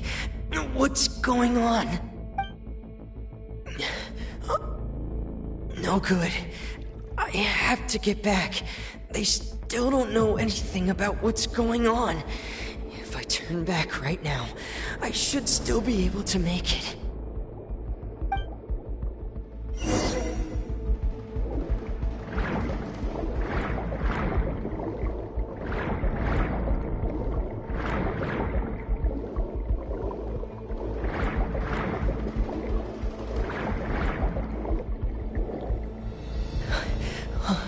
I can't die here.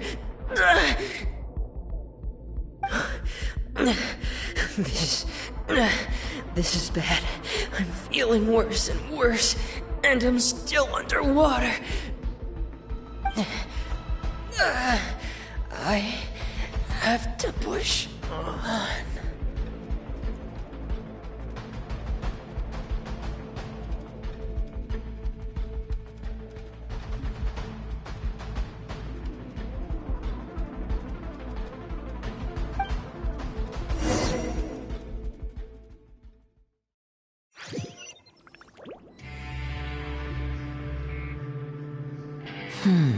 So, in other words, the trail you were following vanished, and you had no idea where Master Child could have gone. But there was also no obvious place for him to have disappeared to. That's right. I tried my best to swim back, but I had already put some distance between myself and the fortress, and I just couldn't find the strength to keep going. I probably passed out some time after that, and you know the rest. Miss Clarande brought you back, but we also don't know why she just suddenly appeared at the fortress, or why she went out to save you. Miss Clarande, you say? I must go thank her in person. You're still too weak, Freminet. You can go after you've had some more rest. Miss Lynette is right. I believe Miss Clarande will stay here as a guest for another few days, so there's no need to hurry. A guest? Then I can assume Wriothesley was the one who invited her to come down here? You should ask His Grace about that. He'll be able to explain better than me. Yeah, it's about time he actually told us what's going on. Wanna come with us, Lenny? No, please go on without me. I don't want to leave just yet. Lenny. The logical part of my brain is aware that we're safe right now, but I still can't bring myself to leave. Both of you are just in danger. Understood. Then let's just sit together for a while. In that case, I'll leave the infirmary to you. The Traveler and I are going to head out for now. As long as you stay in here, I don't think you'll be disturbed. Thank you.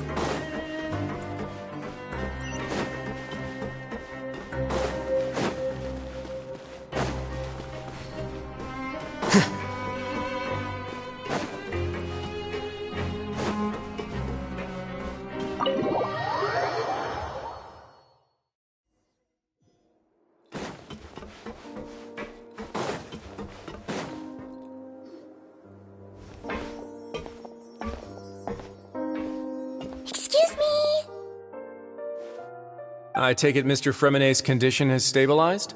Of course! I wouldn't have left the infirmary otherwise. I've been expecting those two, but might I inquire as to the purpose of your visit, Miss Sigewinne? I wanted to check up on Miss Clarande. How are you feeling? Mostly fine, I think. If you don't mind, I'd like to perform another quick physical exam. It'll just take a few minutes. All right. Thank you for looking out for me. I'll take my leave for now, then. Well, want to explain yourself, Wriothesley? Of course, but I'm not partial to the word choice of explain. How about enlighten? Where should I begin? How about you start by asking me any questions you have? You can start with whichever one you'd like to get answered the most. Then Paimon will begin. Did you know about Lenny's goals from the very beginning? No. I just knew they were Fatui operatives sent to the fortress by the Knave. As for their specific goals, I only figured those out as you made progress on your investigation. You managed to monitor and stay ahead of them even though you didn't know what they were trying to do? They came here with ulterior motives. I'm quite adept at discerning what that kind of behavior signals. Initially, I thought their goal was just to investigate Child's disappearance. Linny suggested that I had deliberately let him escape, but in truth, I didn't really do anything special to help or hinder him while he was here. Everything he did, from finding helpers to leaving this place, he did on his own. Of course, it's inevitable that the knave would make a big deal out of her fellow Harbinger's unexplained disappearance. I'm also quite curious about where that Harbinger went. So I figured I might as well let the Fatui do their own investigative work.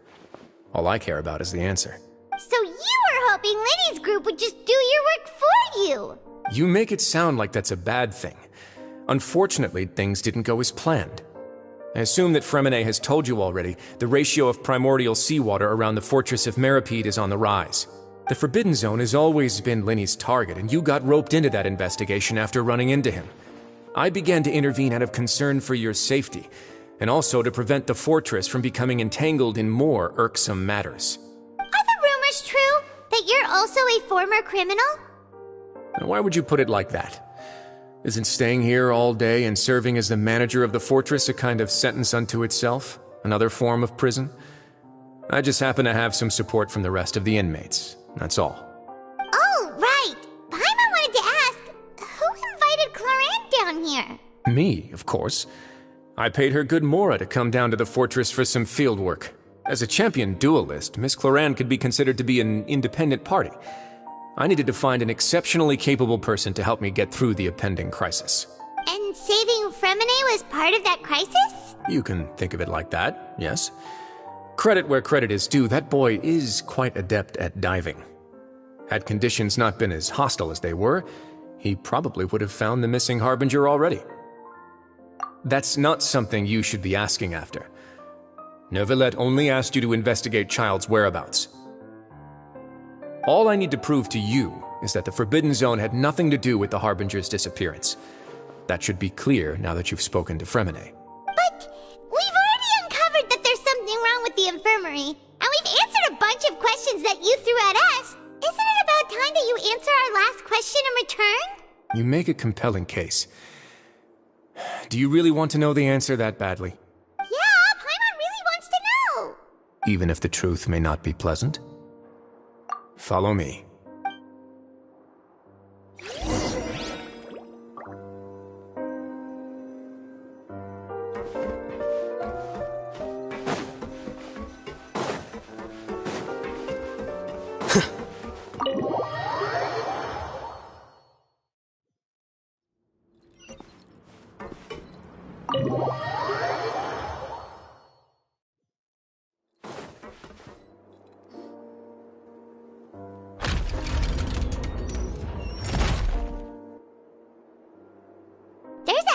Door here? And a whole basement behind it? Huh. You're pretty good at hiding stuff, Wriothesley. It seems you've forgotten just what kind of place the Fortress of Meripede is.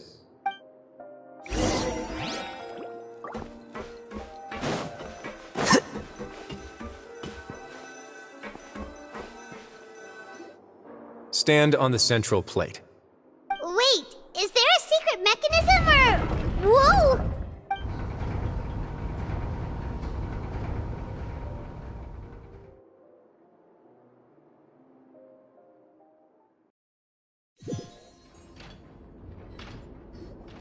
So, this is the Forbidden Zone? Honestly, for a place so well hidden, Paimon sure doesn't see anything special. What a huge door! There are 3 such isolation gates in total. Generally speaking, I'm the only one who's allowed to go inside. Hence the name Forbidden Zone. Am I correct to assume you're going to run on back and tell your little Fatui friends everything? Well, Paimon wasn't thinking of keeping anything from them. Well, I'd advise you wait until you've seen the whole truth of this place for yourself before deciding whether or not to tell them.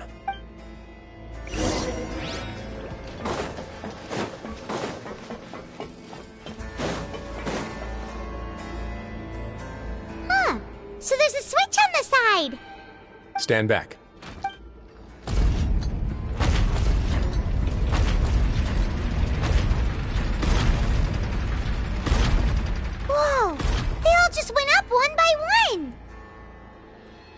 Go on, have a look.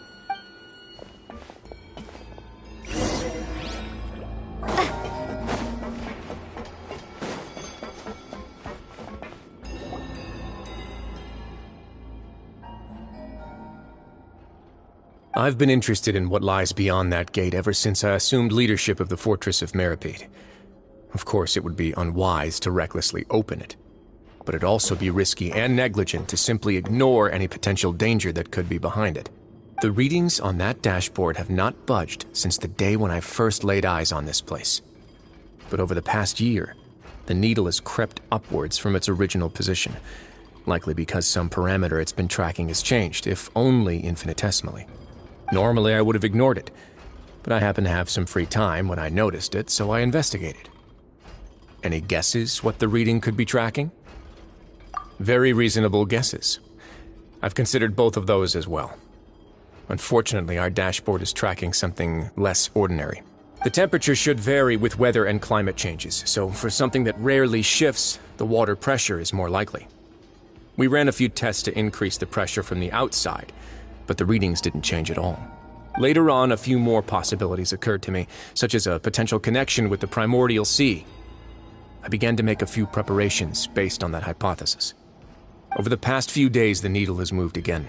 With that, and the symptoms that Fremine displayed after leaving the fortress, I can now confidently conclude that the readings represent the concentration of primordial seawater in the seawater nearby. The concentration of primordial seawater? But we're already under the sea! And that is precisely the problem. We're at the bottom of the sea, and now we're surrounded by toxic seawater. Somehow, primordial seawater got mixed in, and the concentration is steadily rising. Yes, that's very likely. But forget about the two of us. Not even Novelette knows where the primordial sea could be, much less where we could find and plug a leak. Oh. Seems like you've figured it out. I believe the primordial sea lies directly beneath this sluice gate. For some reason, the primordial seawater levels have risen significantly, and it's now very close to us. The indicators are now red. Although the gate still stands, some primordial seawater has already leaked out and mixed into the sea around us. If this continues, soon it will no longer be able to hold back the primordial sea at all. Yeah, you know what the legends say. If this place falls, then everyone in Fontaine will be turned into puddles in the span of a night. But that's just too weird! Why would the Fortress of Meripede be built right above a sluice gate for the primordial sea? Who built this place anyway? Your expression tells me you think this might be part of a vast, complicated conspiracy. To be honest, you might find the actual answer may be exceedingly boring. It's just that the secret of the Forbidden Zone had been long forgotten by the nation before I rediscovered it with my research. There's no single founder of the Fortress of Meripede in any traditional sense. What we know about its history has been left to us by the people who used to live here.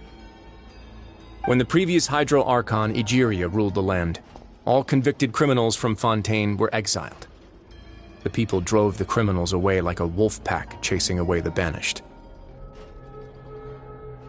The criminals received no sympathy of any kind from the people. They were exiled to the desolate seaside, where they experienced only pain, struggle, and the bone-chilling cold. Some of them began to repent, and prayed to the Hydro Archon, asking if there was still anything they could do. The Hydro Archon took pity on them, and said, "You may go guard my secret, deep underneath the waves." And so, leaning on the power of the Hydro Archon, they gathered underneath the sea and began to build a fortress. They became a community down there in the deeps, and over the years helped it to grow. As the number of exiles increased, more and more people joined the community. When the first group of exiles died, they left the yet unfinished fortress to their successors. The Hydro Archon continued to lend her support, allowing the fortress and what it stood for to continue growing ever larger.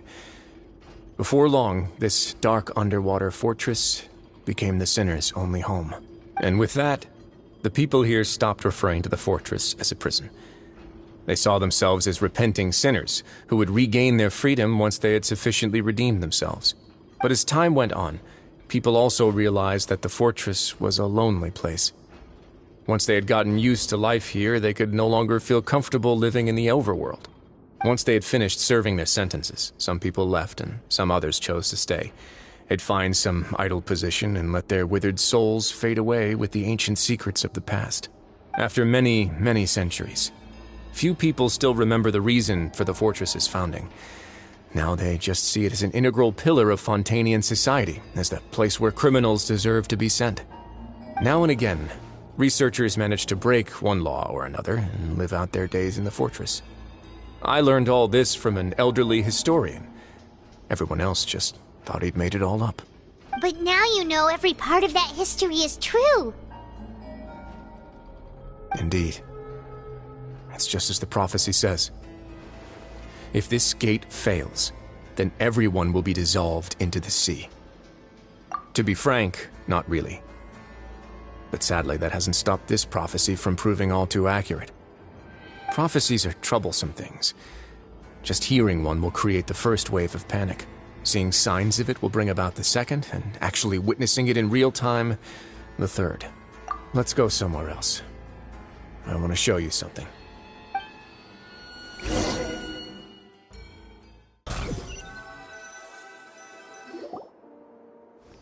This is it. Your Grace, perfect timing. The results from our last round of experiments have... Wait, Jurier, he's not alone! Huh? Lorvine and Jurier? No need to panic, you two. I've already told them about our plan. What? After you warned us not to tell a single soul about any of this? I'm skeptical as well. Are you sure they are trustworthy? The results speak for themselves, don't they? These two may already know more than you could ever imagine. All right then, if Your Grace insists. They seem harmless enough, so I'll trust them for now. Well, how about some reintroductions? This is Jurier, one of the highest-ranked researchers from the Fontaine Research Institute. He used to work under Edwin. I trust that you've heard of Edwin? He's the one who blew the whole institute sky high. Everyone knew he was a bit crooked in the head, but you're not a local, so I guess it's possible for you not to have heard of him. Edwin's main areas of research were archaeum and gravimeters. As his assistant, Jurier is quite familiar with them as well.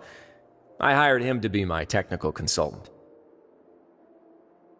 You want to blow up the fortress of Meripede? Ah, what a lovely idea. I'm already imagining it in my head. Gotta admit, I'm tempted as well. Guys, focus! Focus! That taskmaster over there is Miss Lorvine, and is also one of my technical consultants.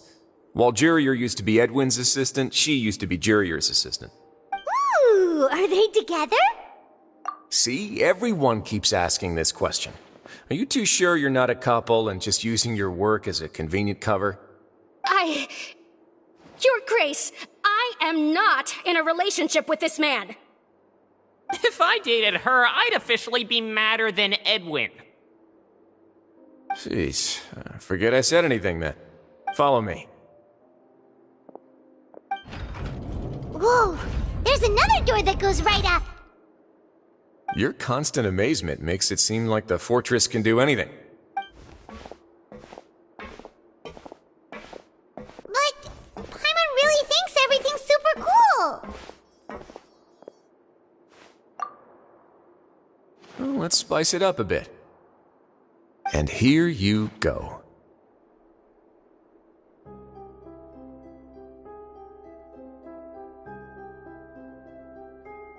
What a huge ship? This is also a production zone that Paimon's never seen before. What's going on? How much do you know about Fontanian history? Not much at all. Well, then maybe you haven't heard the story of ancient Lemuria. To give you a quick rundown, Fontaine used to be ruled by the Lemurian dynasty. According to legend, the Lemurian king Remus came to this land after being inspired by divine revelation and found the seer Sibila, who had taken on the form of a golden bee. Taking the golden bee with him and riding on a huge ship, the Fortuna. He created his nation above the surging waves.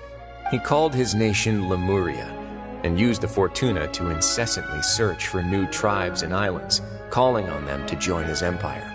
There's a ship in this story too? Where there's water, there'll be ships. People believe that hope can always be found at the end of a voyage. Do you believe that too? To a point, I think. As you've already seen, I have a whole factory's worth of labor, materials, and technology at my disposal. Certainly can't hurt to give it a try. So the moment I began to speculate that the Primordial Sea might lie underneath the gate, I also began this project. Were you inspired by the legendary Fortuna? Maybe. Fontanians need something to hold on to cope with the impending disaster. Were the workers to find out the truth behind this ship, riots would destroy the fortress faster than any catastrophe. As the fortress's administrator, I'd never make such a reckless call. Alright, that's enough talking for now. I'll need another 3 cups of tea to soothe my throat. Do you have any other questions? Seems like you're good. Come on, I'll take you back.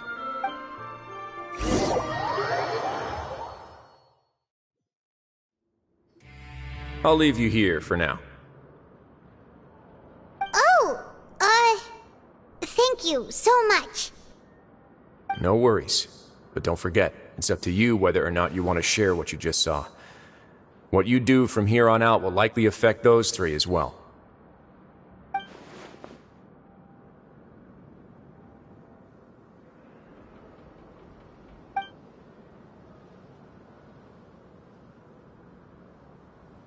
Yeah, we'll put a lot of thought into it for sure. Great. I look forward to what happens next.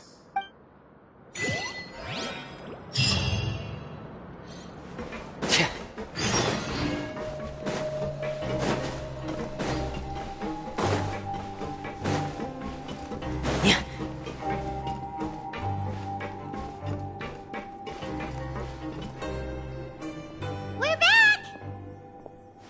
Welcome back. Do you want a cup of tea? How can you be so much like Wriothesley, always drinking tea? Huh. Actually, now that you mention it, I just remembered something now. While I was sedated, I could still barely hear 2 people talking next to me. They were discussing everything, from the leaves to the water and even the teacups themselves. Must have been Wriothesley and Xingqiu. Yeah, I heard 1 male voice and 1 female, so it should have been the 2 of them. They really were just talking about brewing tea. I really can't make sense of this place. So, Traveler, Paimon, were you able to learn anything from Wriothesley? Yeah, he explained everything. Very well. Then, would you mind checking your answers against my speculations? Yeah, I took the time to rest, so I'm feeling a lot more relaxed now. Nobody else is around, and Miss Xingqiu is also busy with something or other, so let's just talk here. All right, then I'll posit my theories. I asked myself 3 questions. Firstly, why was Fremine affected by the primordial seawater? It was because he dove into the sea. My theory is, the long-lost primordial sea is probably very close to the fortress of Mirapede.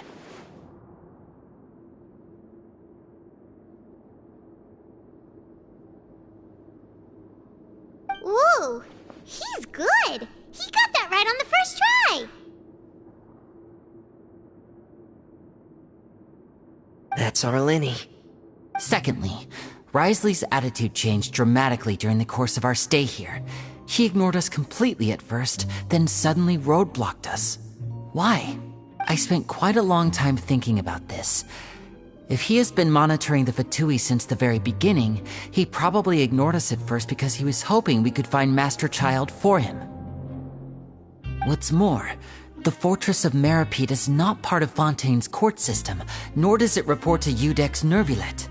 Wriothesley is basically the king of a no-man's land. As long as the fortress doesn't do anything about Master Child's disappearance, Father can use it to pressure the Fontaine authorities. And while the 2 factions are pitted against each other, Wriothesley will be free to move between the parties of interest. If I had to guess, he probably has something that he's working on himself. It's likely related to the secret of the infirmary, but I just can't think of what it could be. You're super smart! Thanks so much. Then finally, there's the last question. If Wriothesley does have a plan, what could it be? All I know for now is that his plan probably has something to do with the changing nature of the seawater. He's even gotten Cloran to help him out. That can't be the full extent of what he's doing. There's probably a secret passageway behind the block in the infirmary, and there's something big in the fortress that most people here never get to see. He has a bargaining chip, and it could be important enough for Father to deal with him directly. I don't have enough information, so I have no idea what his chip might be. But let me guess. You have the last piece of the puzzle.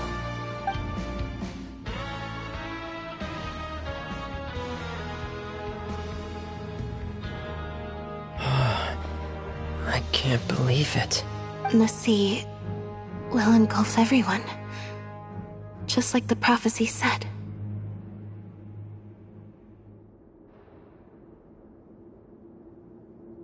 Could Wriothesley have wanted to meet Father to figure out a way to deal with this crisis?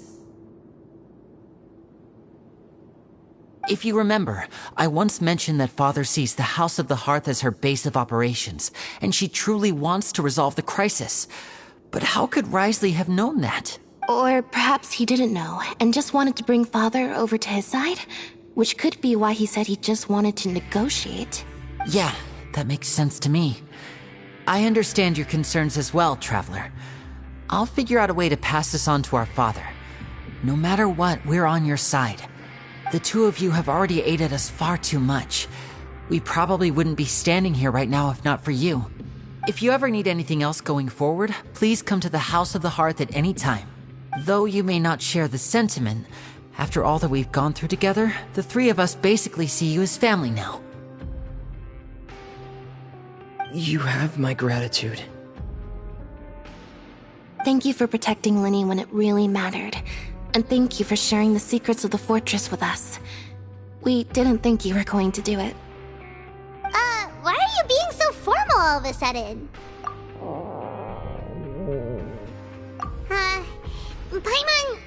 Paimon's hungry. Oh, you've done so much already. Go get some food. Alright, then we'll catch you guys another time.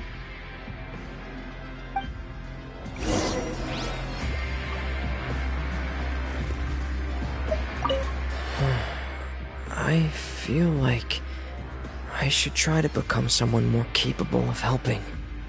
You're incredibly helpful. Lenny thinks so too. Yeah, you two are always telling me not to push myself, but aren't you just like that as well?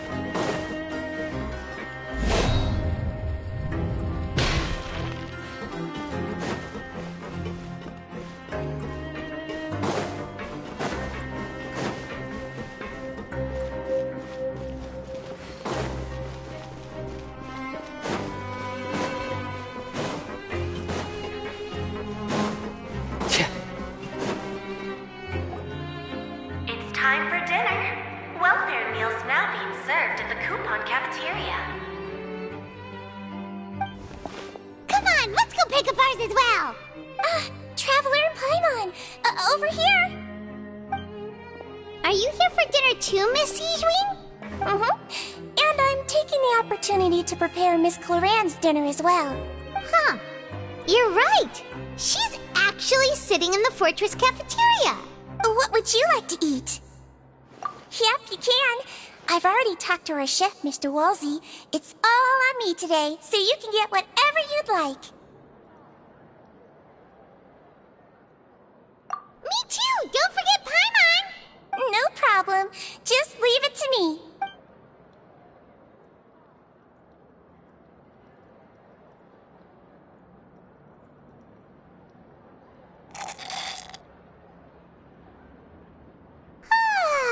So delicious.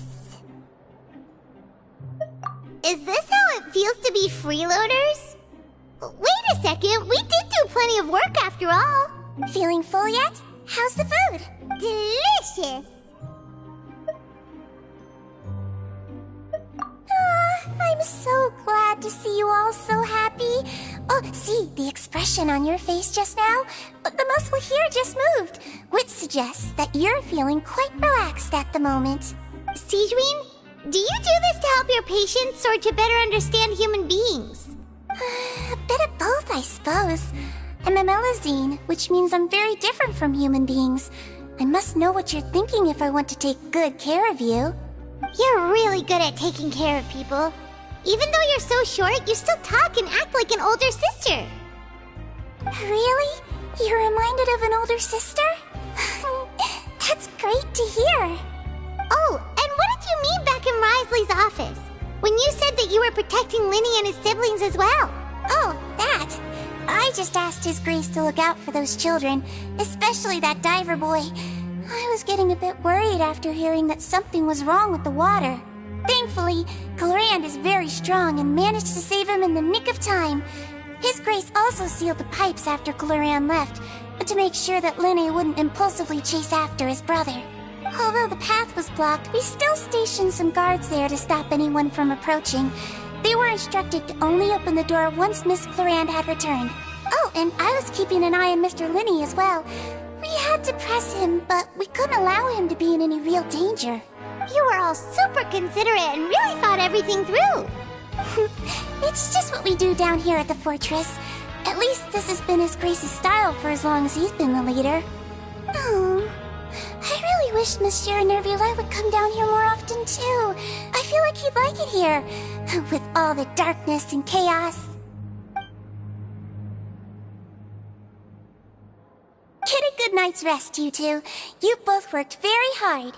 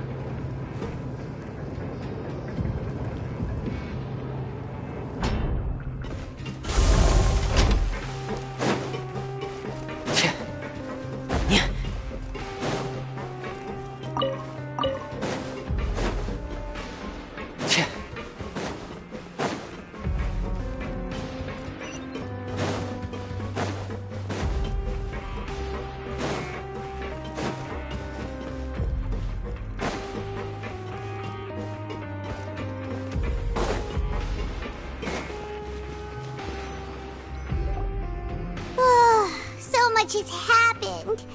Paimon just feels absolutely exhausted now that she's finally relaxed. Paimon's super sleepy.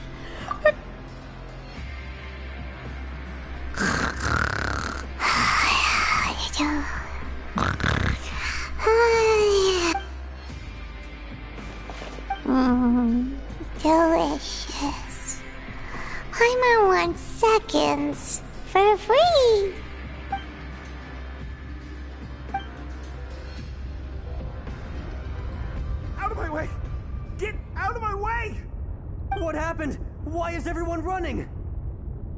No idea, but something must have happened. Stop asking! Who's yelling? Paimon still wants to sleep.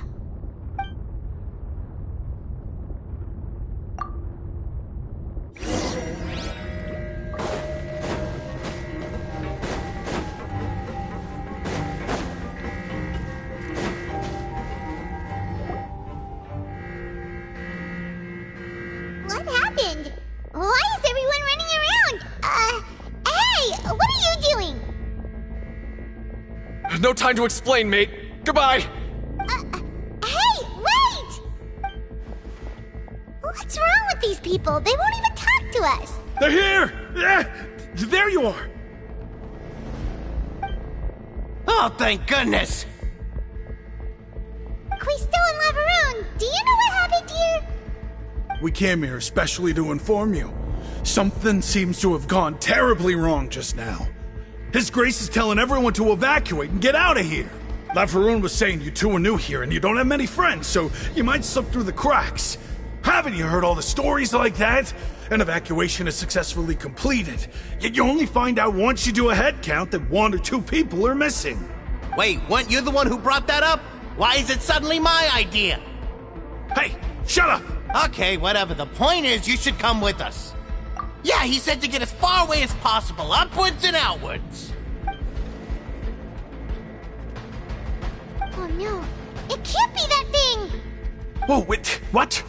What? Hey, where are you going? We have to go find the Duke! You two just go and get out! Go on without us! Hey, hey! Be careful! Attention! Please evacuate upwards and outwards, upwards and outwards. If you're already at the topmost layer, then try to move as far outwards as possible.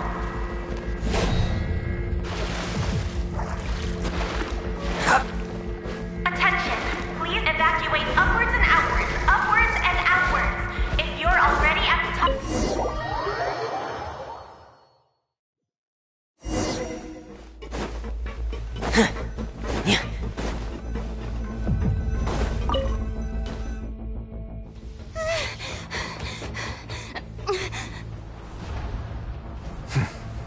They're here.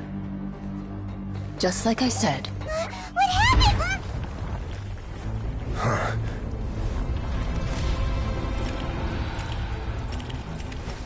You're just in time.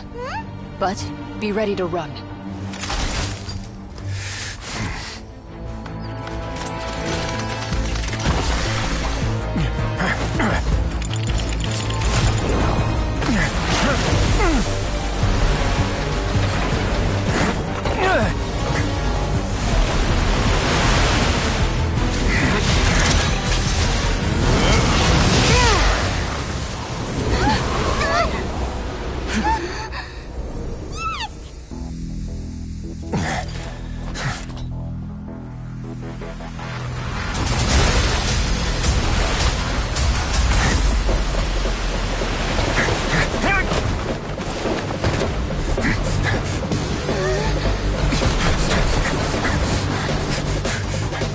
Three, 2, 1.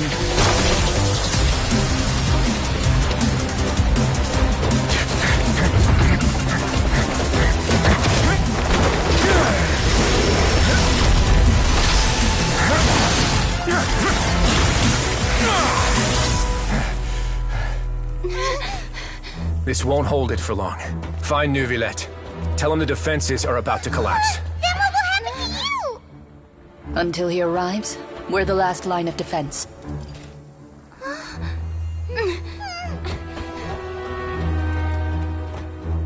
The gate. How long do you think it'll hold? That depends on us.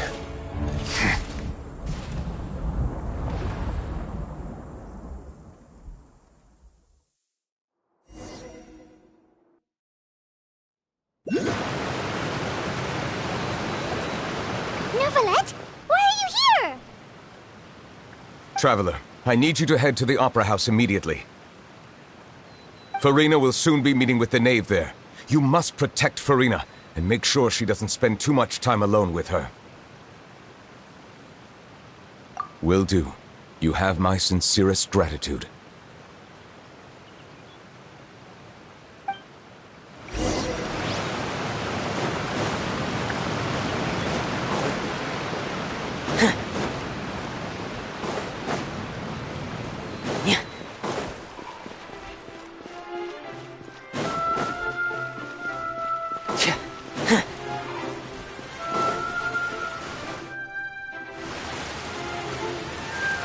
Look! There are a ton of Fatili and Palais Mermonia people over there! The knave is probably here already. We need to hurry! Are you two the traveler in Paimon? Monsieur Nervalet has left instructions. Please follow me. Though I'm sure he's already explained, this should be a mostly cordial conversation, unlikely to give rise to violence. But it would be most appreciated if you could protect Lady Farina to the best of your abilities.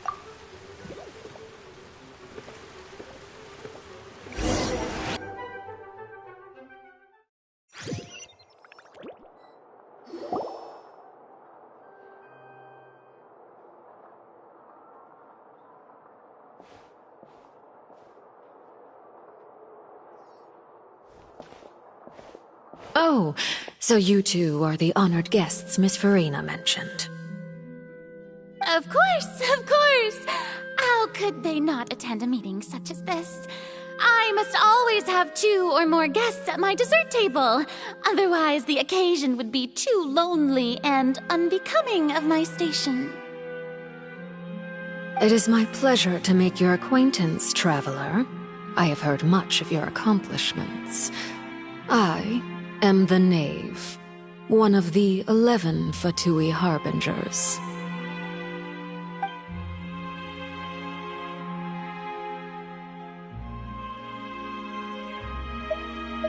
I've already prepared seats for you. Come, sit beside me. Perhaps you two are unaware of how Miss Farina and I do things. You see, we actually recently agreed to get together for tea when we had the time. See this? This is a limited type of confectionery that Miss Farina simply adores. There are only 16 slices sold every day. Here, why don't you and Paimon have a taste?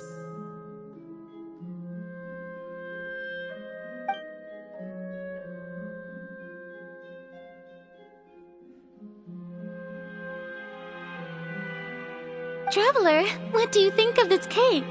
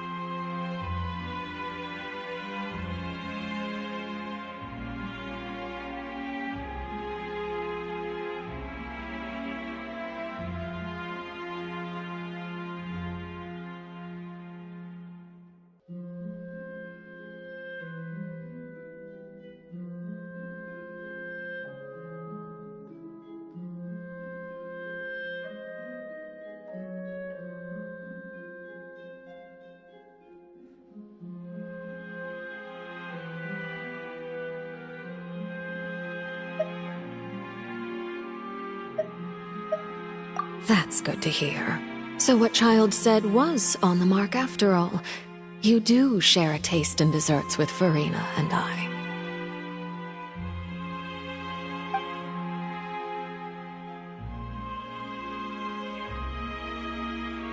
I wonder how he's doing nowadays. You must have heard, right? He's suddenly gone missing. I'm really worried about his safety, you know. Here's to hoping that he's an excellent swimmer.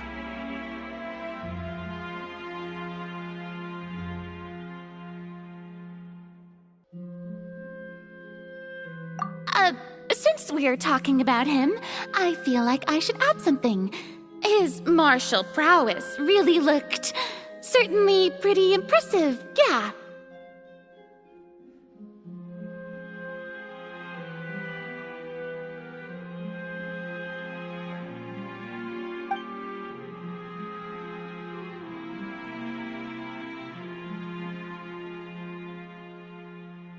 Oh, so you're also familiar with his aptitude for fighting, Miss Farina.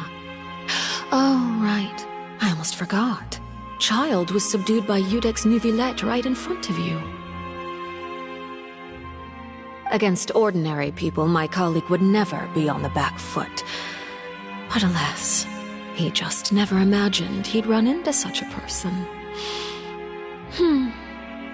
I must express my admiration for Monsieur Neuvillette.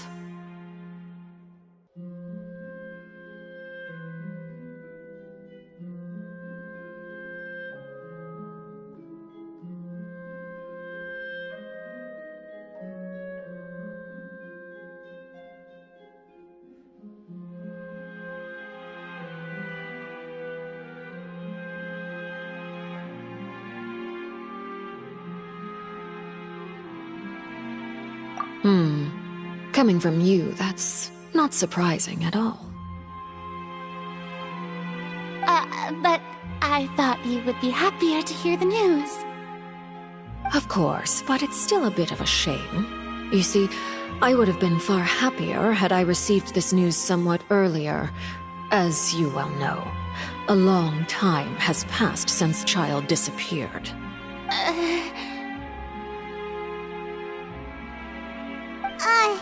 Well, in any case, there's no need to worry. We know for sure that Child is still alive. Oh, and just how do you know that? Because we found evidence that proved he left the Fortress of Mirapede. And where did he go after leaving the fortress? Well...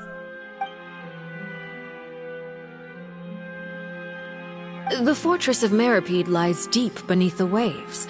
Unless he pranced right out of the main gate, he must have had to swim for it. Do you have any proof that he surfaced safely?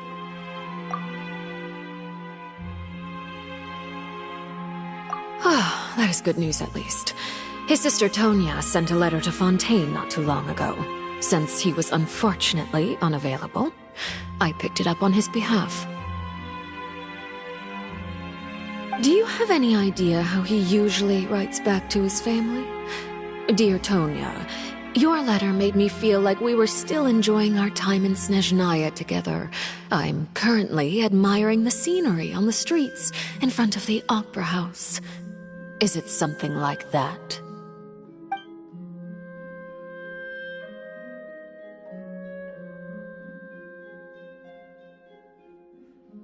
All letters tend to follow the same few formats anyway, right?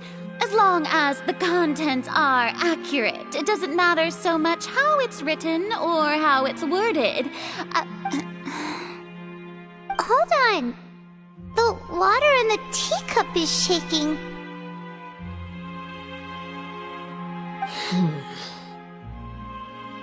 I suppose this is also a sign of things to come, Miss Farina. Huh? I don't quite understand what you're trying to say. Have we entered into the next stage of the prophecy?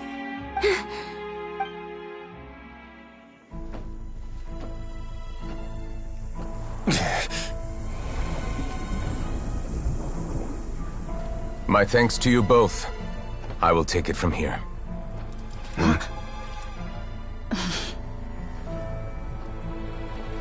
Sure you don't need a hand? Quite sure. Wow. So, what's your secret, huh? Let me guess. Nah, who knows? Maybe it's just your sense of responsibility. Sounds about right.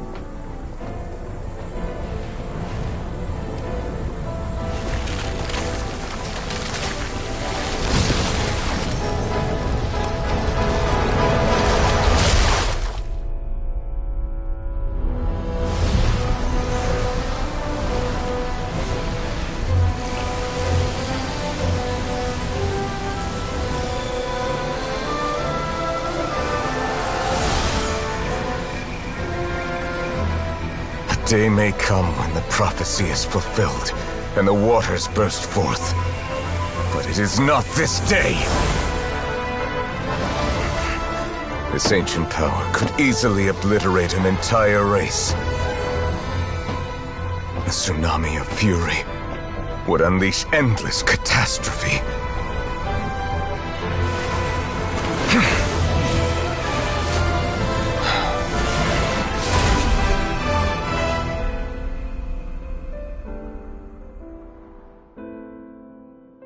This sentence is too severe. Forgive me for overruling it.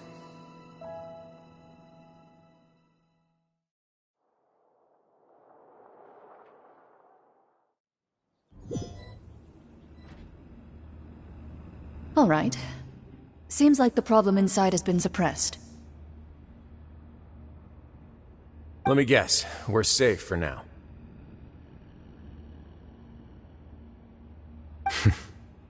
Indeed. But only for now. I win this bet. You owe me a present. Very well. It was indeed just as you said. You made a bet? We made a bet on the size of your entourage. Cloran thought you wouldn't come down by yourself. I figured you would have at least brought a few people along for appearance's sake. It appears I underestimated just how confidential the mission was. Shouldn't you have gotten used to confidential missions by now? That's just how the courts operate. So what gift must the loser give? Tea? He already has tons of tea in his office.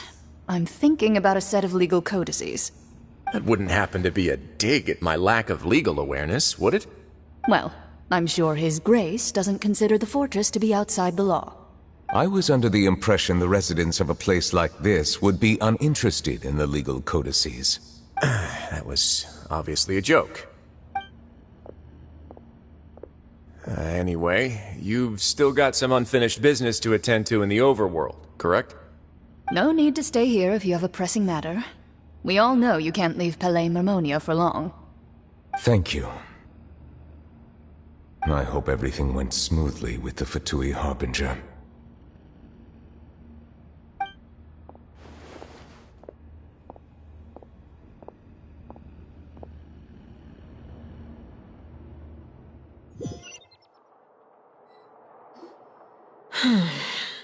I must say, we've spent long enough playing house. Miss Farina, as the Hydro Archon, I am sure you understand the exact meaning of the phenomenon we just witnessed. Or should I say, that's what I originally thought. But looking at your expression, was I wrong? And you haven't a clue? What are you trying to say? At this point, I don't think there's any more need to speak as diplomatic representatives. Allow me to speak to you now as just a Fontanian. You know the prophecy by heart, and also that every part of it is being proven true.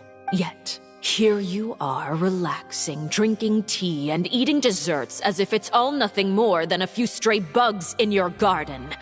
Do you really think that's acceptable? The prophecy's hanging above our necks like a guillotine. Every faction is looking for a way to either avert the disaster or save their own.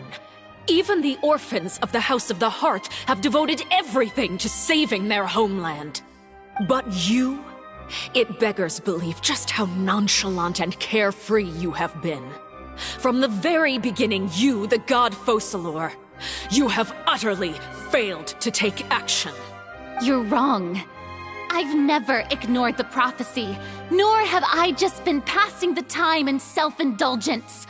Retract your accusation and stop doubting the wisdom of the gods with such absurd conjectures!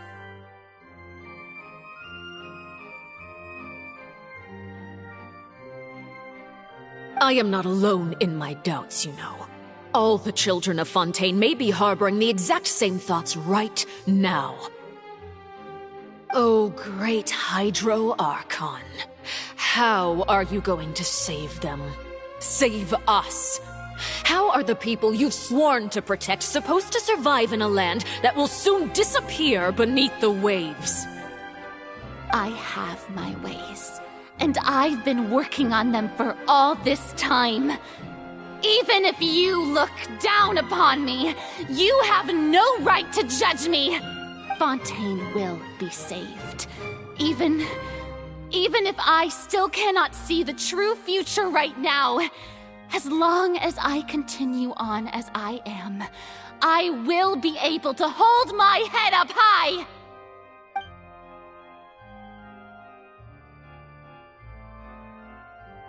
Then I ask you, Miss Farina, just what have you been working on? Where can we see it, and what is it doing to help?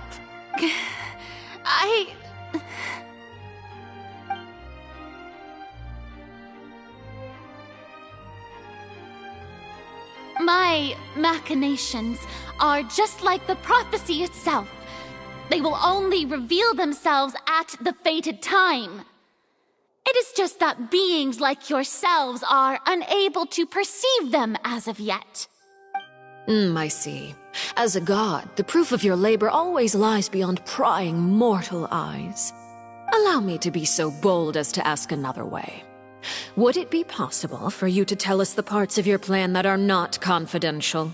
Such as your emergency response plan for the impending disaster? An emergency response plan?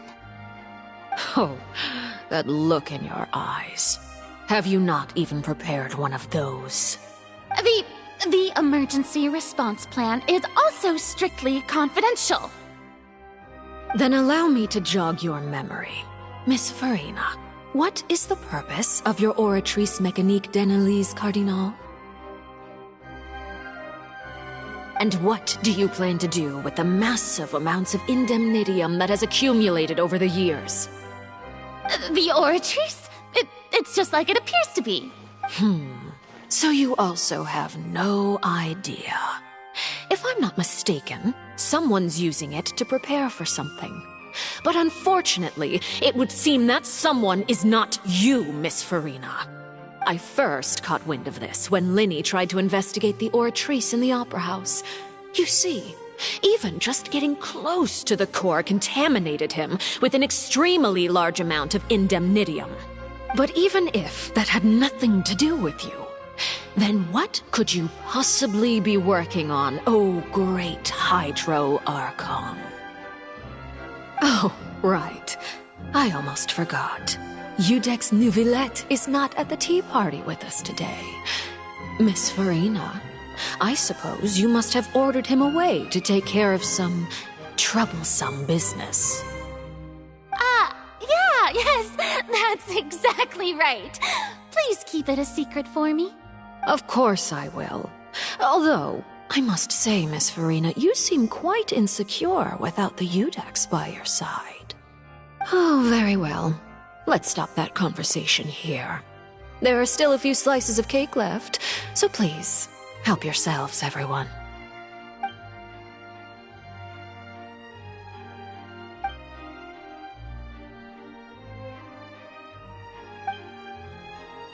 Traveler, I heard that you were recently commissioned to handle a few matters on behalf of the Udex. Why don't you take an extra slice of cake? Those who work hard deserve gratitude and praise. You too, Paimon. Thank you. Paimon will take you up on that offer.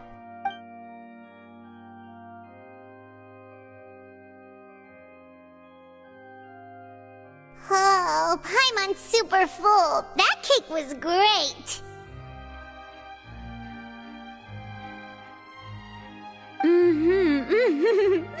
If it's on my tea table, it must be of the highest quality.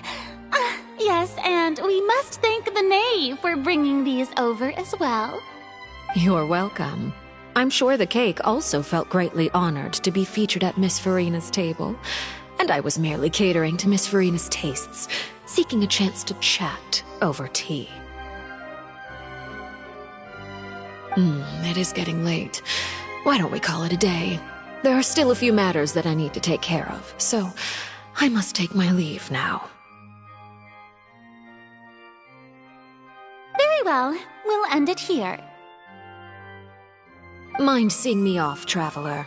We could use the opportunity to discuss Child before I must be on my way.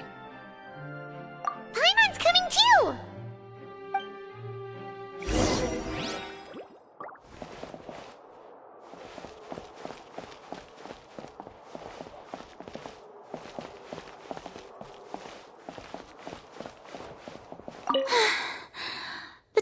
party turned out to be even more difficult than I'd imagined. Why are you looking at me like that? Is something the matter? If there's nothing urgent, then I shall be retiring for now.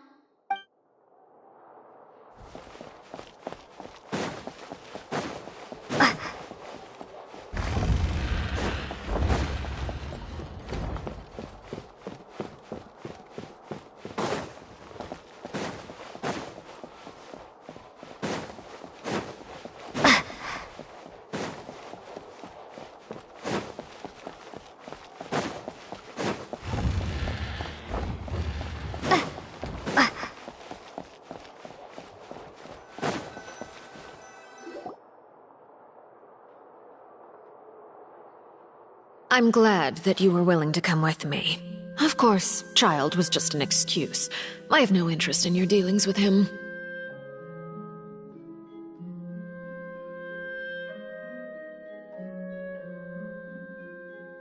That's what Paimon thought!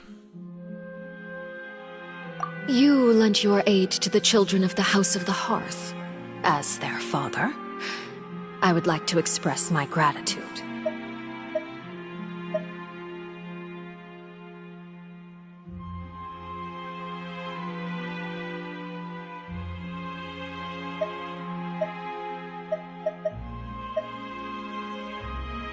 Do I look like an irresponsible father to you? The House of the Hearth is very important to me. You should know that I care deeply about my children. That was all. Formal topics should be discussed in formal settings, and informal topics in informal settings.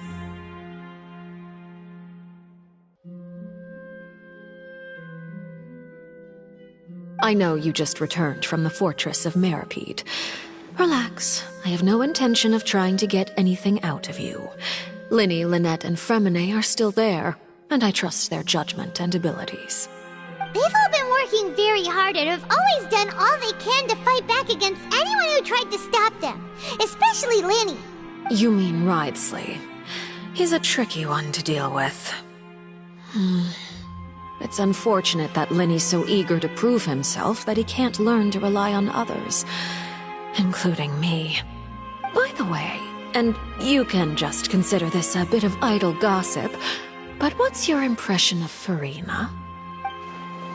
You are outside of our disputes, and the freest person in all of Fontaine, able to move around most easily. Allow me to share my perspective with you. And that's everything that happened during the trial. Master Child was declared guilty and immediately transported to the Fortress of Meripede. Didn't he say he was coming here on vacation? Does he not feel an ounce of shame for all the trouble he has caused? Forget it. He did give us an opportunity.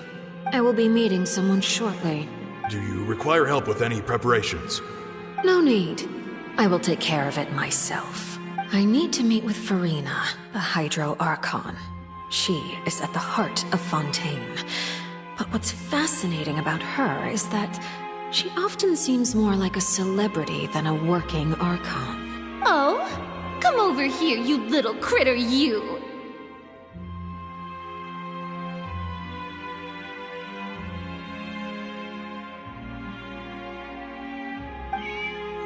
You dare to run from me? Stop right this instant! My goal is just to discover the location of the Gnosis. But I didn't expect the chance to approach Furina to be handed to me on a silver platter.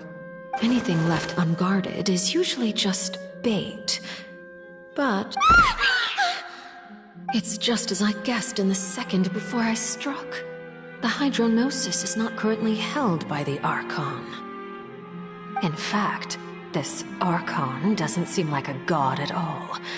And I sense that she's under some kind of curse. Who are you? And what are you trying to do? Please don't kill me! I'm begging you, please! The fear in her pupils is genuine, so perhaps she's not bait after all. Either way, targeting her has lost all meaning. I left the scene with ease. Nobody came looking for me, and nobody could serve as a witness to my near assassination of Focalor. I suspect even Farina dares not mention this incident to anyone. Not long after, my informants confirmed what I had guessed. After returning to her quarters, Farina quietly cried alone. She was so scared that she could not sleep that night, nor could she even bring herself to eat her cake. There's no doubt that there's something wrong with her. I began to entertain the possibility that she is not the true Hydro Archon. Perhaps Iudex Neuvillette is actually the genuine article. I have to find the Gnosis. If the Neuvillette hypothesis is correct, he is probably in possession of it. Alternatively, it might have been hidden in a place that's hard for ordinary people to access. Yes, Father. My dear children, please speak. News from the Fortress of Meripede. Master Child has gone missing. On top of that, the contacts and guards we bribed at the fortress have all gone quiet as well. Probably the handiwork of that Wriothesley. I'm afraid so. This is a good opportunity. The value of a Harbinger is much higher than most would imagine. We now have an excuse to exert diplomatic pressure on the Fontaine authorities. Set up a meeting for me. I would like to meet the Hydro Archon and Iudex Neuvillette. Oh, and I have an additional mission for you three. Yes, Father. Tartaglia's disappearance was not a part of my plan, but I can use it to make a breakthrough. With this as my excuse, I can ask for an official audience and continue my investigation of Farina and Iudex Neuvillette. The initiative belongs to the House of the Hearth. My wish to investigate the Fortress of Meripede will be a front. Linny and his group will be responsible for the actual intelligence gathering.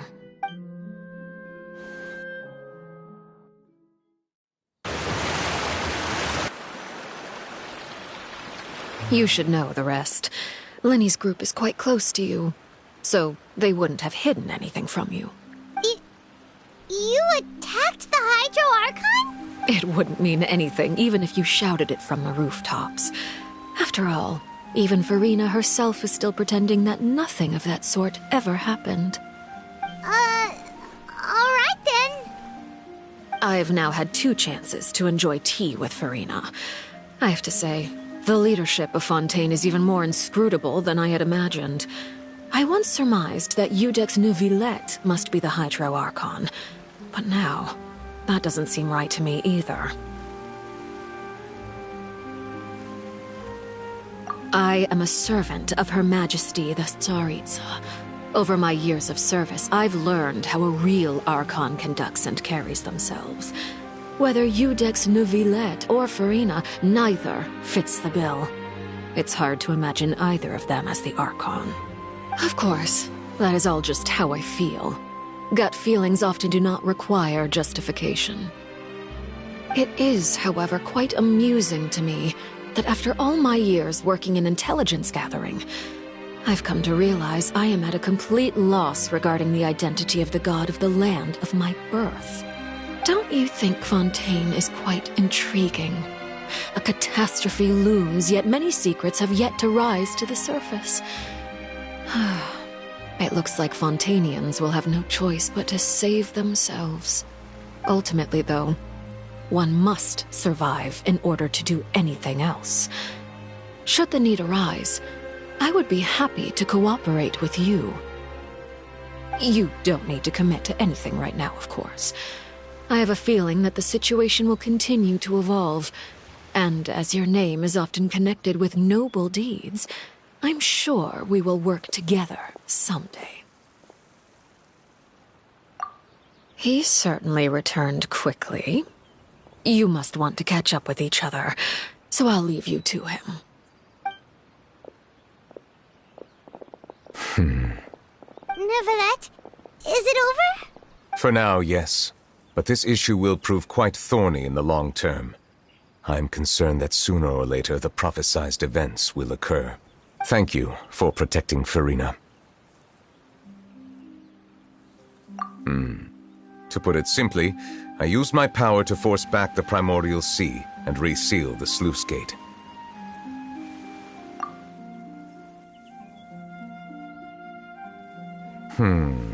So as expected, the knave has turned up the pressure on Farina. She's trying to feel her out, though I'm still unsure as to her motives. Permission granted.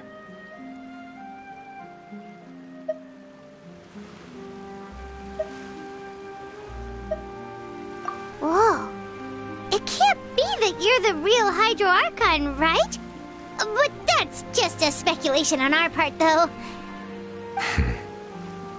You can't tell us? Then that's okay. We can talk about something else. We won't try to force you. You guys in Fontaine are super strange. If by the phrase, you guys, you are referring to Farina and I, then although I'm not sure just what you are trying to imply, I must clarify that I do not share her positions on a multitude of topics. I believe so. The fortress has a long and complex history. It has seen much grief and suffering. And now, another catastrophe will soon be upon us.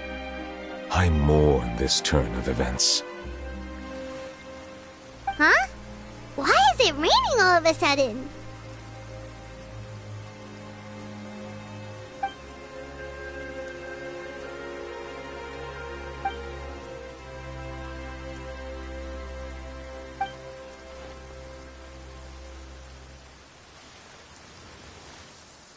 You may be closer to the truth than you think.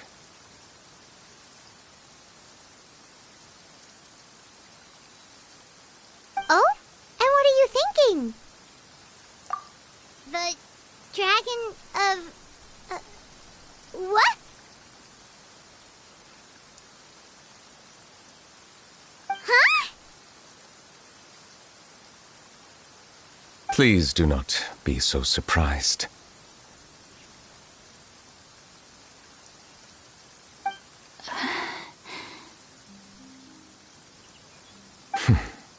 Farina?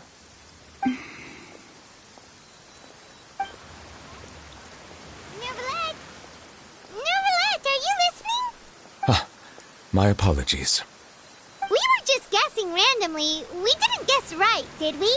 You're not actually the dragon sovereign of water, right? Well, if you don't want to confirm or deny... You guessed correctly.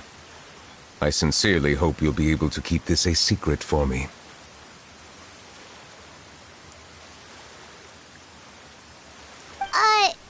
Right, of course. We'll definitely help you keep it a secret. There's still something Paimon wants to ask you, though. Please, go ahead. Well, if you are the Dragon Sovereign of Water, and you were able to force back the primordial sea from the fortress, then since Fontaine's prophecy is all about seawater, couldn't you just use your power to solve the crisis? None of the currently living dragon sovereigns in the world, myself included, possess our full dragonhood. They say that when the first usurper arrived on Tivat, they seized a part of the dragon's power. Today, that stolen power is the basis of the Archon's authorities.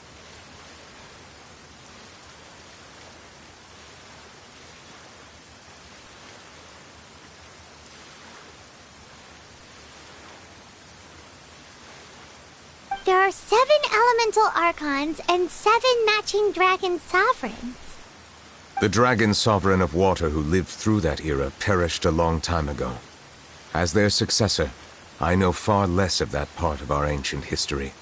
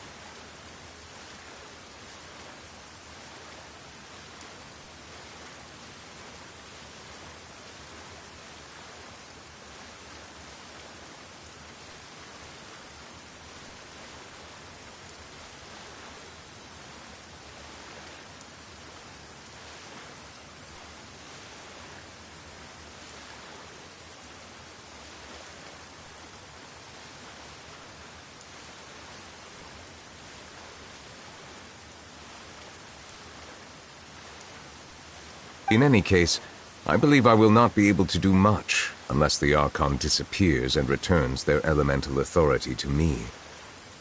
Given the status quo, however, I would recommend finding another way to deal with the prophecy.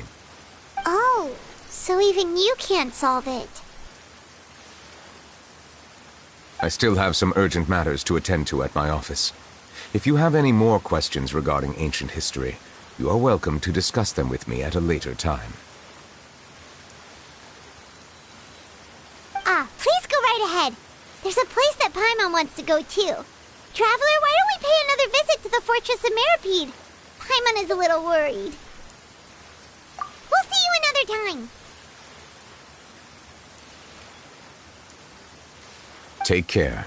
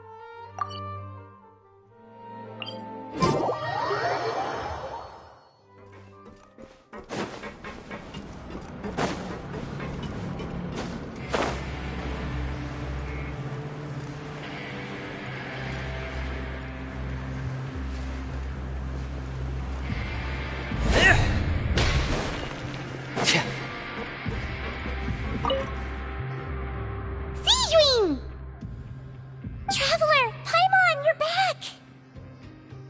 Are you still doing alright? Did either of you get hurt? We're fine, but what about you guys? It was such a huge mess. How bad was it? A few people sustained superficial injuries, but that's about the extent of the damage. Monsieur Nervulette paid us a visit. It was all thanks to him that we managed to suppress the crisis for the time being.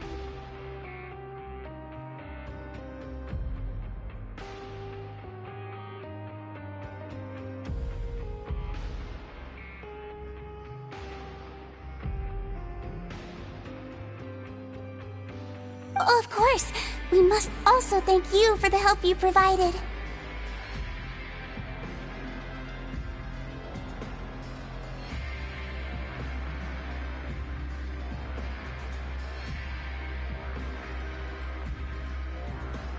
How did Nervulette know that he was needed here?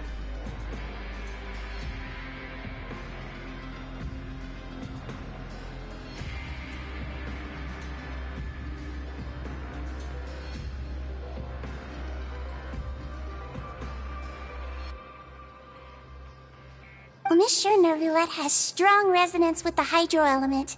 When the water level rises, he can feel the waves produced.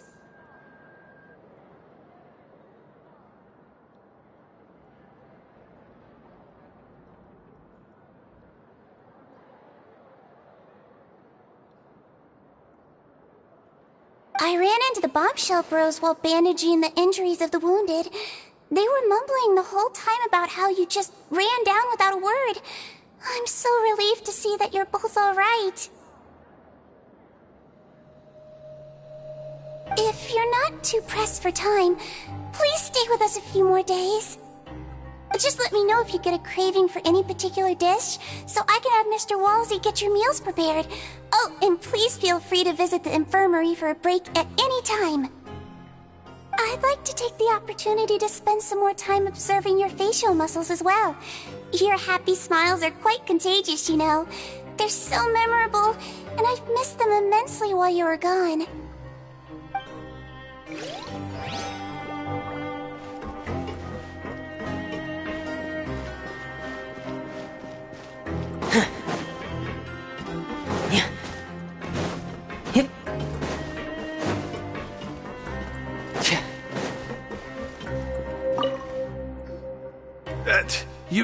You guys are back?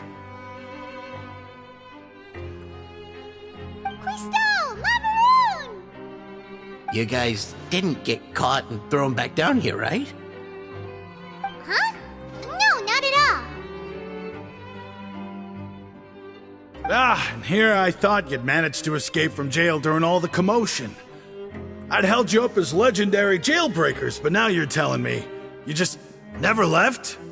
We're sorry, but we just had some business to take care of. All right. There's no need to get caught up in the details. We're just relieved to see you. He was super worried about you, you know. Hey, it wasn't just me. Weren't you super worried as well? Something like that, yeah. I was also transferred to work in the kitchen a few days ago. I can still hear Quisto mumbling to the carrots. Are those two all right? Do you think they made it out alive? Whenever he'd say that, I'd tell him I'm sure they're fine. Wherever they are, they're kicking back with drinks in hand, enjoying the lovely scenery. Hey, there's nothing wrong with worrying about your prison pals. Is there? I mean, considering how they always love listening to all my gossip. These two, they sure are a lot warmer and friendlier than when Paimon first met them. Oh, well, if you say so. I'll be watching you to make sure you finish every last bite.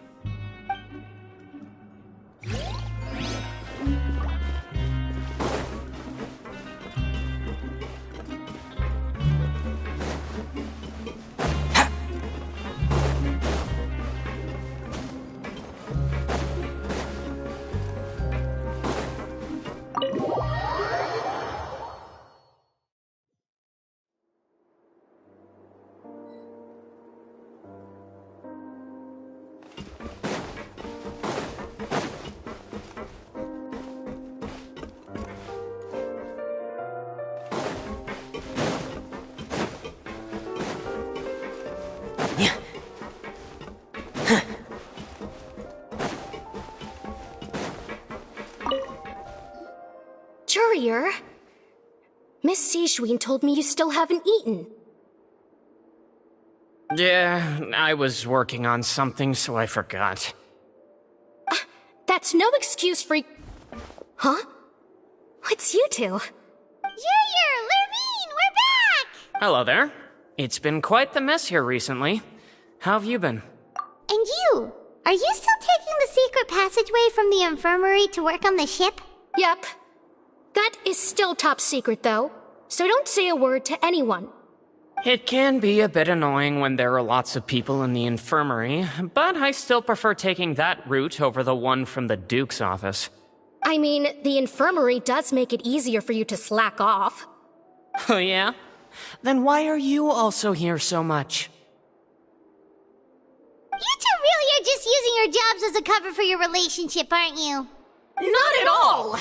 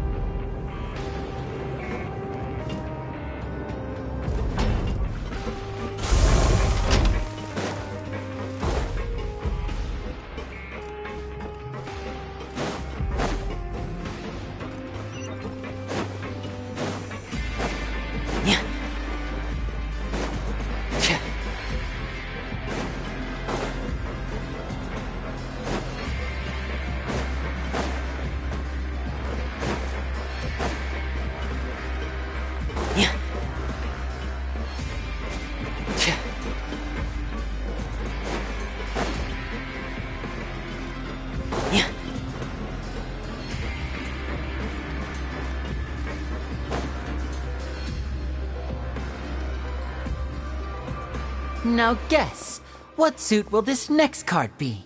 A bare-teeth cat?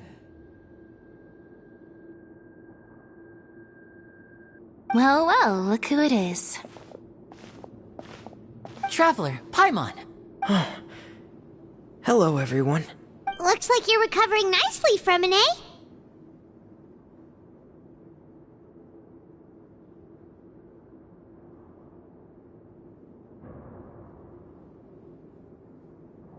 Mm-hmm.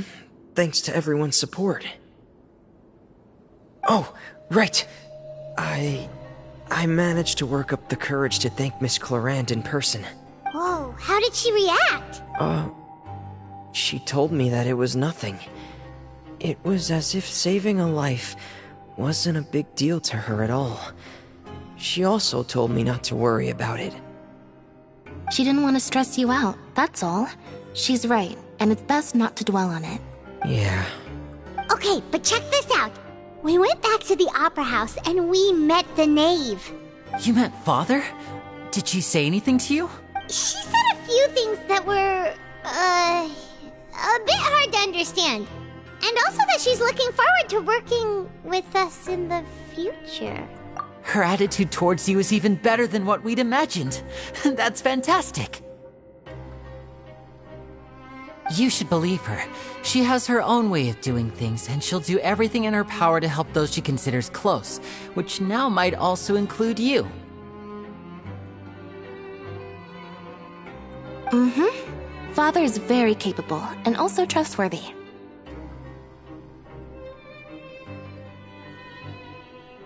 Oh, Paimon just remembered that she thought Lenny was a bit too proud as well. She said that you should learn how to rely on others sometimes. Got it. Huh. That does sound like something that Father would say. Hey! Are you going to stay here for the next few days? Looks like it, yeah. Excellent. I will host a tea party. For real? Then Paimon wants another serving of cake. Another implies that you were already served some delicious cake while you were up there. How lovely. Well, next time, you're going to have tea and snacks with us.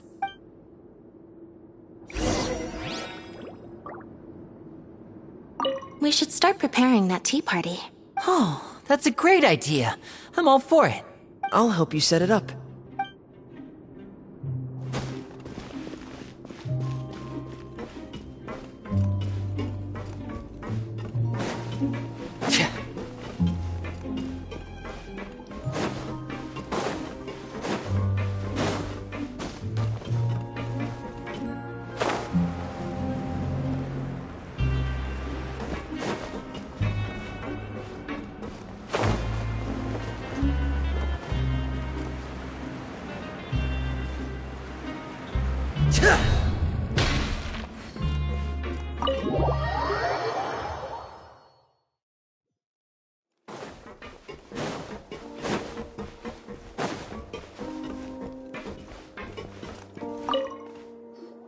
Do my eyes deceive me, or did I just see two inmates come back after making it to the surface?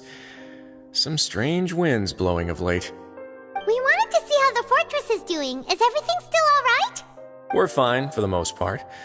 Neuvillette came down and took care of the worst of it. If that's the case, why don't you just ask him to stay here? Oh, yeah, what a brilliant plan. Let's go convince the Eudex himself to exchange the Courts of Fontaine for a puddle of water in the middle of nowhere. He came here in a hurry and left without even stopping for a cup of tea. He did remember to take Miss Sigewinne's gift with him, though. He sure sounds super busy. Miss Clorand has left as well. She also took her gift from Miss Sigewinne. Were the gifts milkshakes? Neuvillette got the milkshake. Clorand received lipstick instead. Those aren't even remotely alike. Well, it's Neuvillette's own fault for making Sigewinne worried about his health by working so much. But besides that, our head nurse is still pretty fond of picking out beauty products for the ladies. Oh, and I have some gifts here for you as well. Are these from Sigewinne too? Nope, they're from yours truly. You've already wrapped up your work at the fortress, so you can return to the surface at any time. You haven't yet served your full prison term, however, so you may continue to use your cell until your term is up. For real? Then we could stay here for a really long time? You may access the cafeteria for free. Hooray! Just remember to come complete your paperwork once it's time for your release.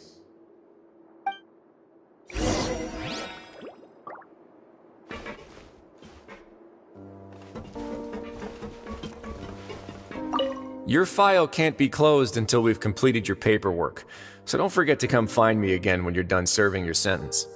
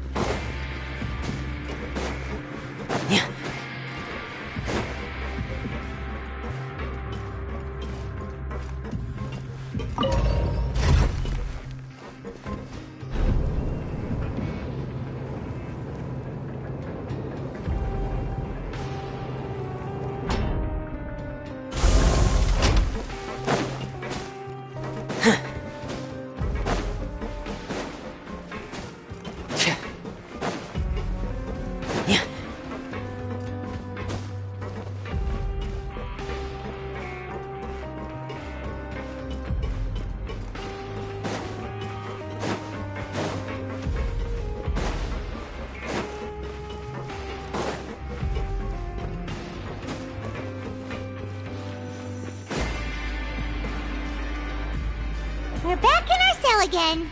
We're no longer prisoners, though, so it really doesn't feel the same. Sure feels that way.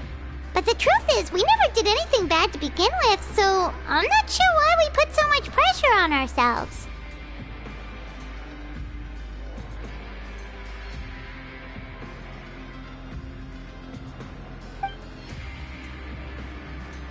Huh? How did you know? Hey, that's not true! All right. Okay, Paimon just wanted to say that we really are an amazing duo after all. It's like we've now gone to so many places together and become friends with so many people.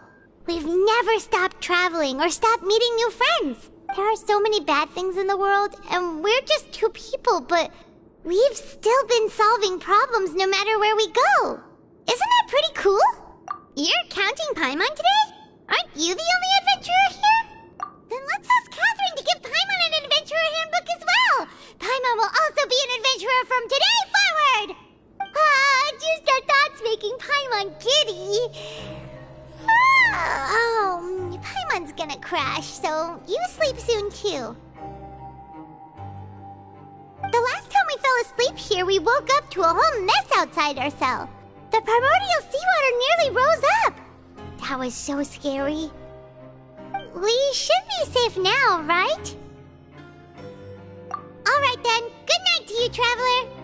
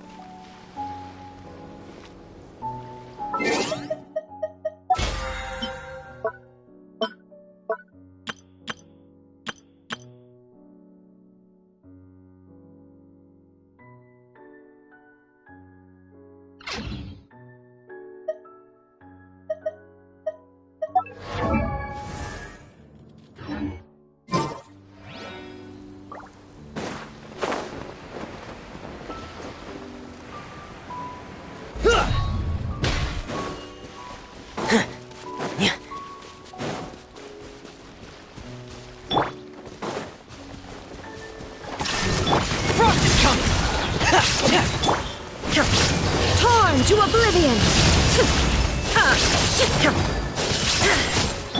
Here you are.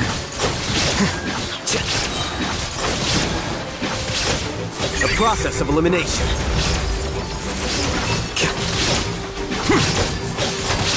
Getting here!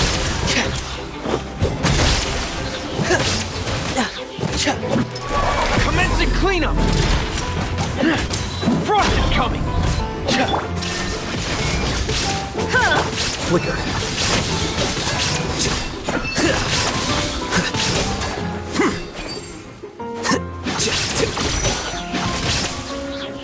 Step right up.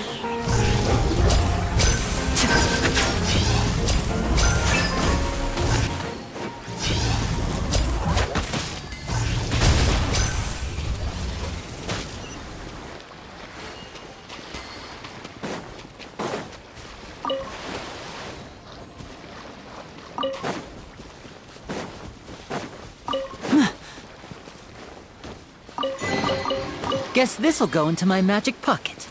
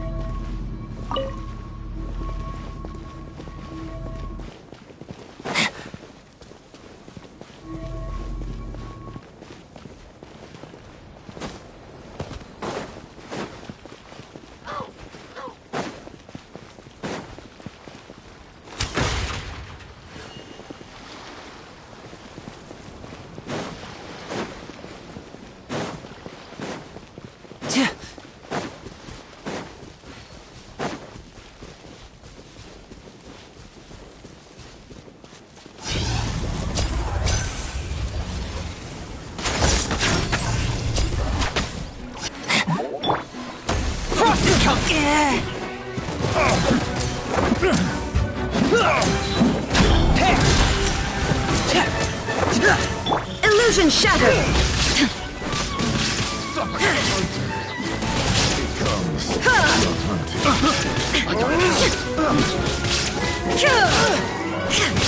Now disappear!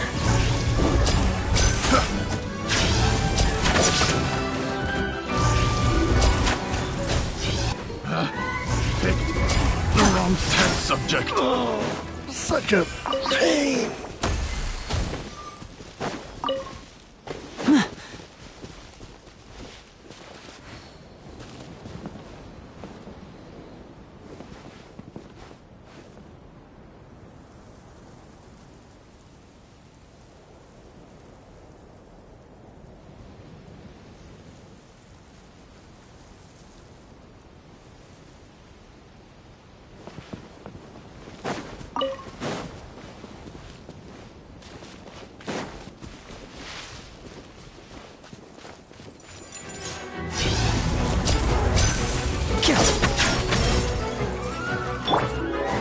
There is no escape! Getting gear! Pair! Getting gear!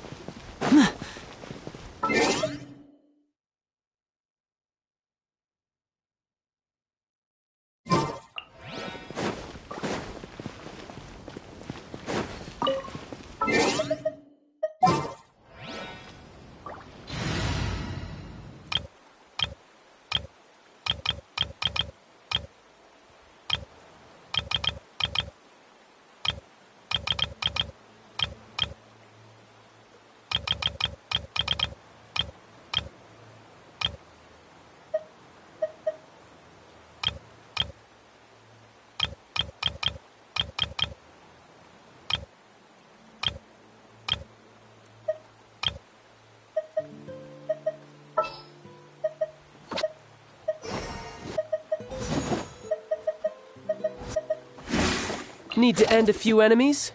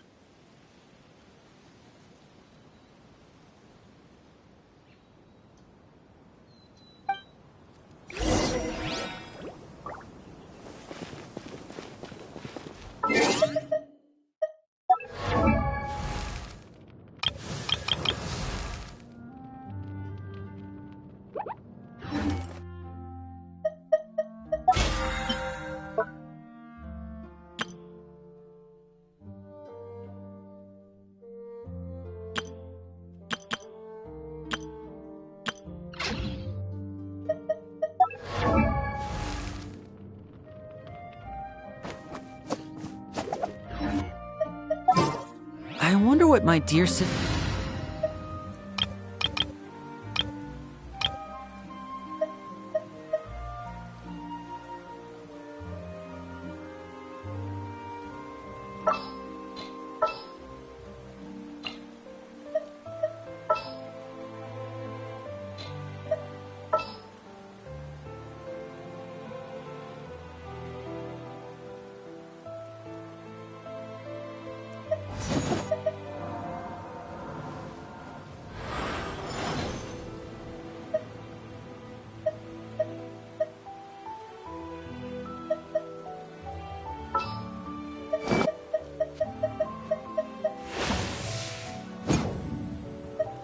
Thank you for permitting, no, inviting me to join you.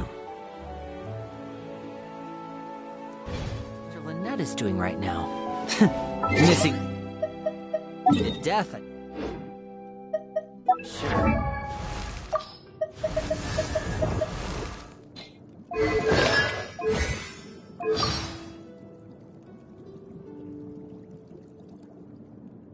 The bishop's ancestry can be traced directly back to the Fontamer Sea, which is why they are so adept at evolution.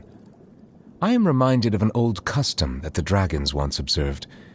We would take a sip of our perished young brethren's blood. Whenever the tides are disrupted by the motion of the moon and stars, the water within the bodies of us hydro-organisms surges up towards our heads, reminding us that our deceased kin will soon be revived.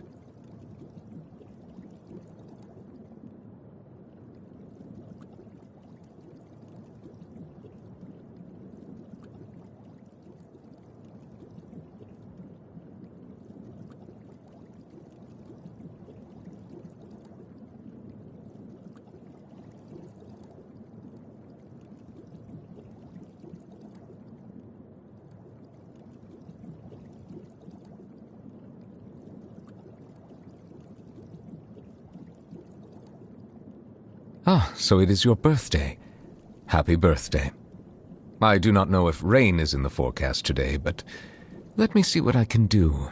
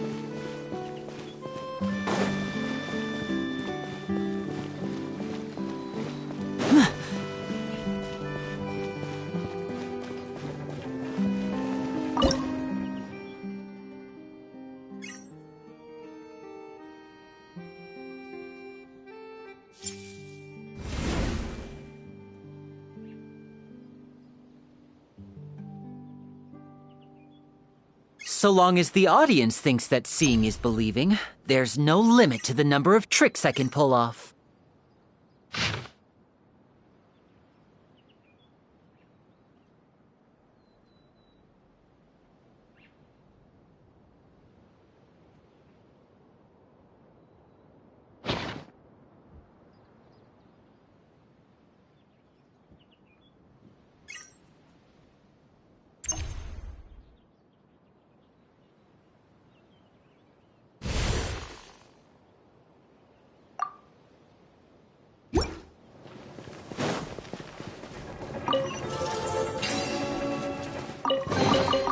And now I'll make it all disappear.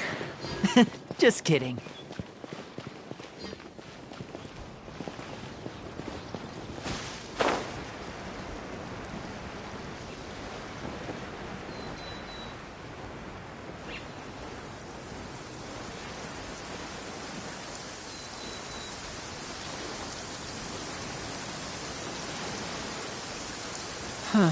There's no way we'll be able to see the stars tonight in this weather.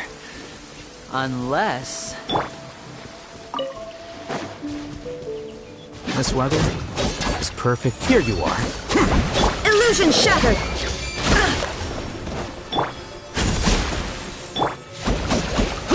Who's next? You can run, but you can't hide.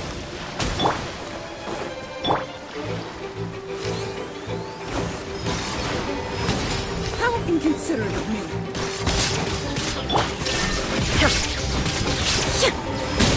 Did I scare you? Now you shall perish!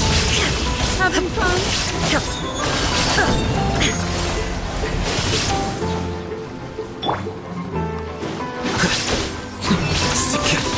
Scatter! Step How inconsiderate of me.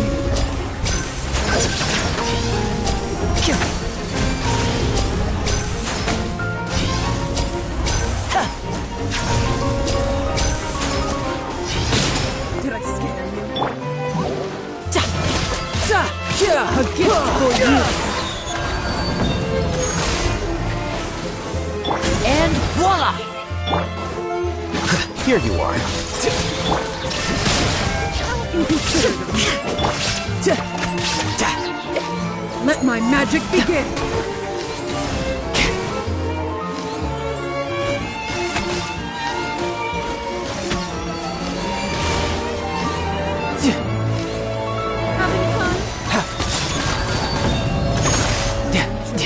This is getting interesting.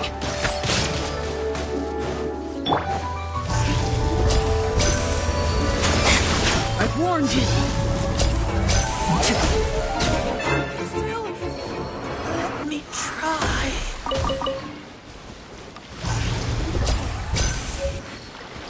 Ha! Shouldn't let your guard down. Shine down!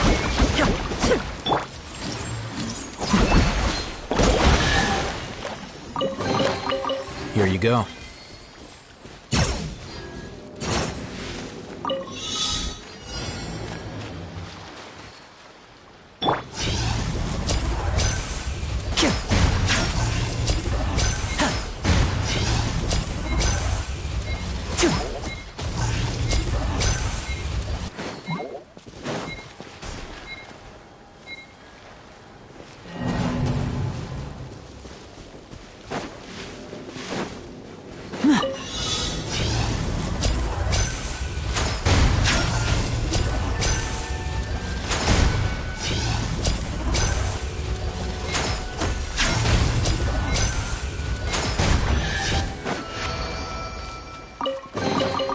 Guess this'll go into my magic pocket.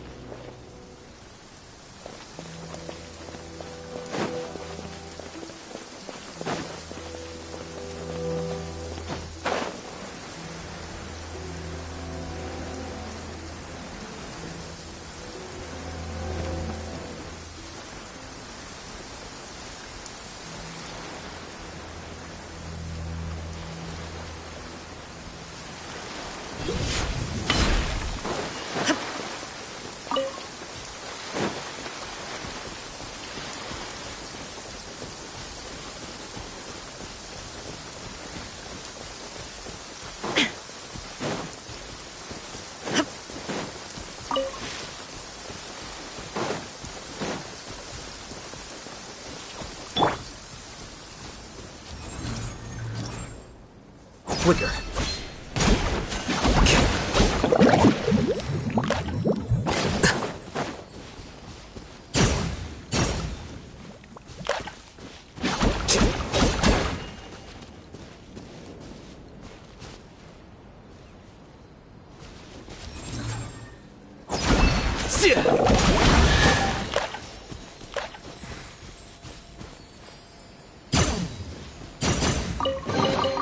Huh.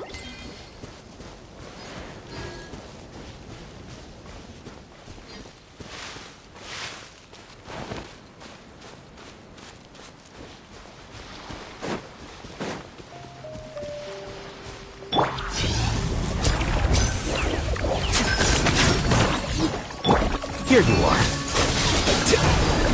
Step right up. You're mine. Ja. There is no escape.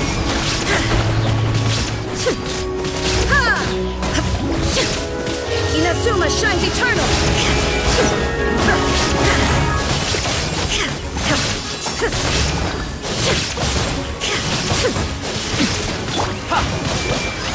And voila!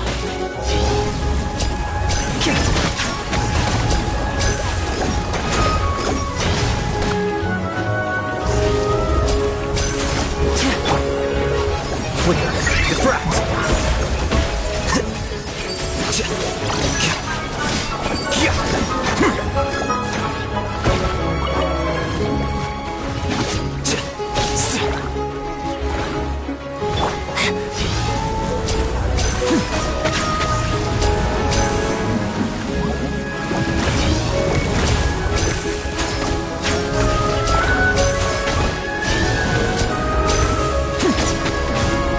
Step right up.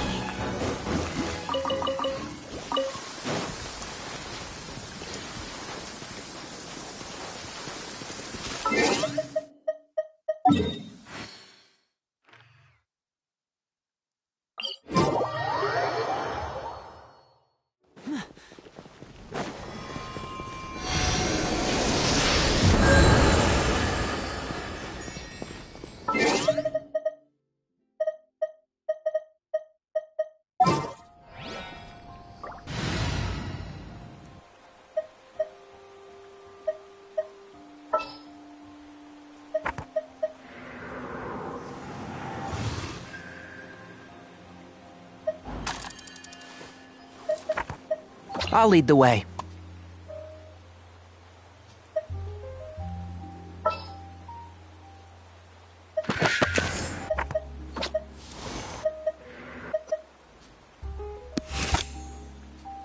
Well,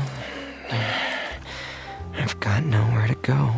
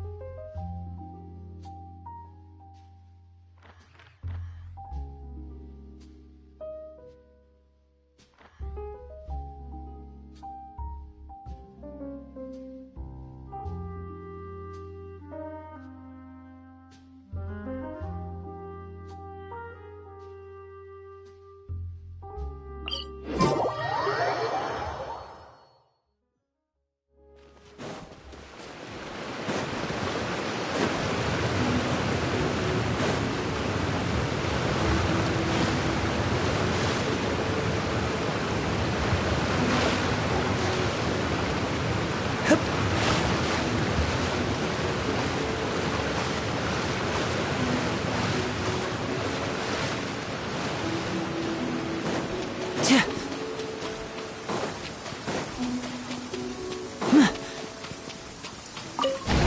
assassin from our homeland, or a fool who trespasses upon the waters of Xingqiu. Coveting the shapes of the living, pure water can take on many forms. In this way, shall water deliver your punishment.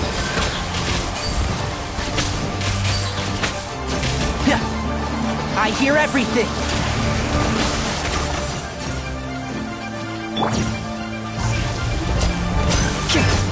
The power of water is its ability to take any shape.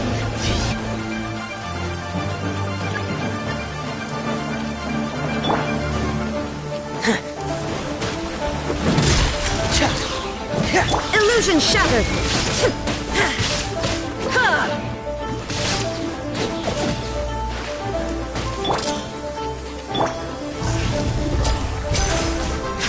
Without solid ground, terrestrial creatures become simply helpless.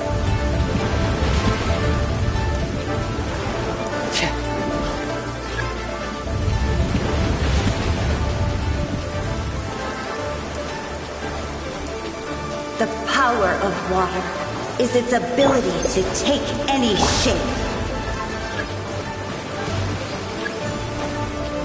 There is no escape! Now you shall perish! One with the forest. My tail's all messed up. I'll uproot you! Now disappear! Stay calm, stay calm. One who is ignorant of water's treasures fails also to comprehend its horrors.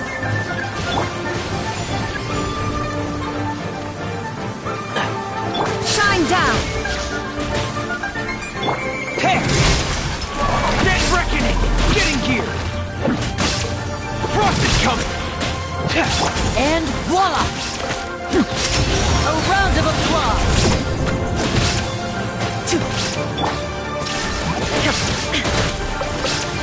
Let's see what happens when you lose your foothold.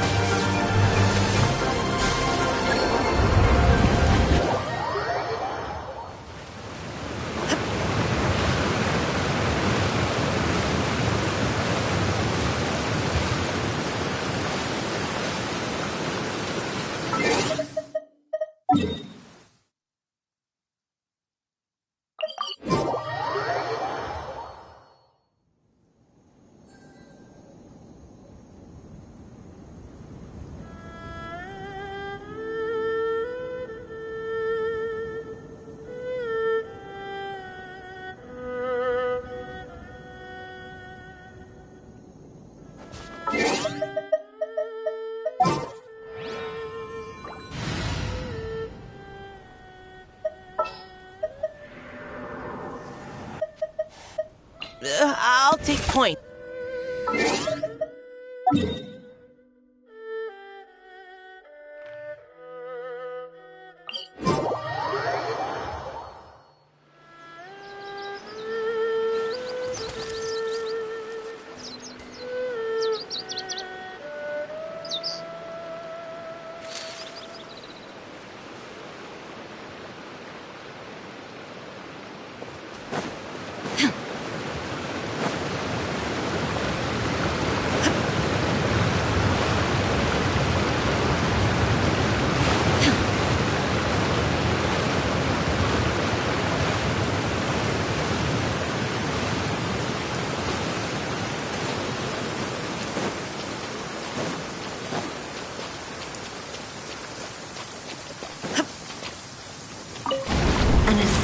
From our homeland, or a fool who trespasses upon the waters of Xingqiu. Coveting the shapes of the living, pure water can take on many forms. In this way, shall water deliver your punishment.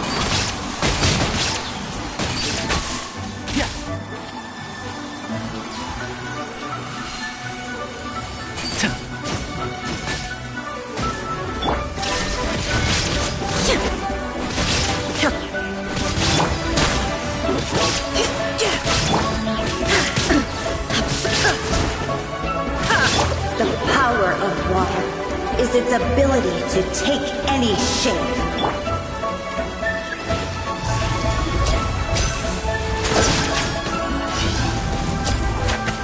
I hear everything!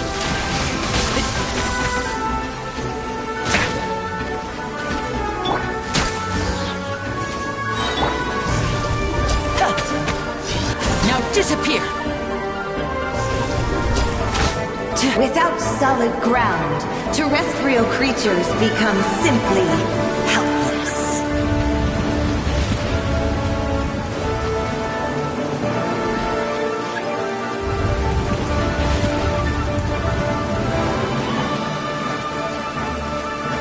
The power of water is its ability to take any shape.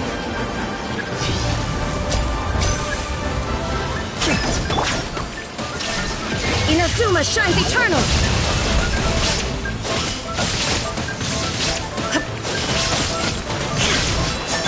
Engaging! Let's keep going, team! And voila! One with the forest. One who is ignorant of water's treasures fails also to comprehend its horrors.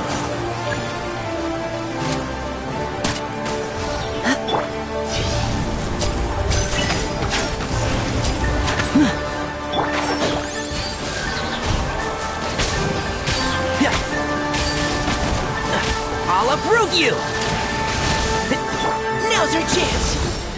Shine down! Let's see what happens when you lose your foothold.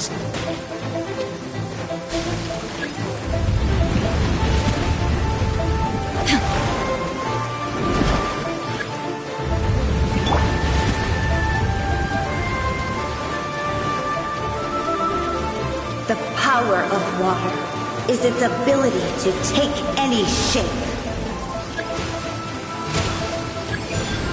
Neutralizing threats! Illusion shattered! Torn to oblivion! And shroud!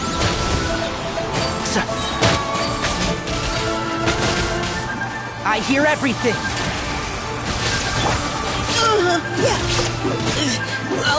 Providing cover fire! Step right. As long as rain falls and rivers flow, water will exist forever.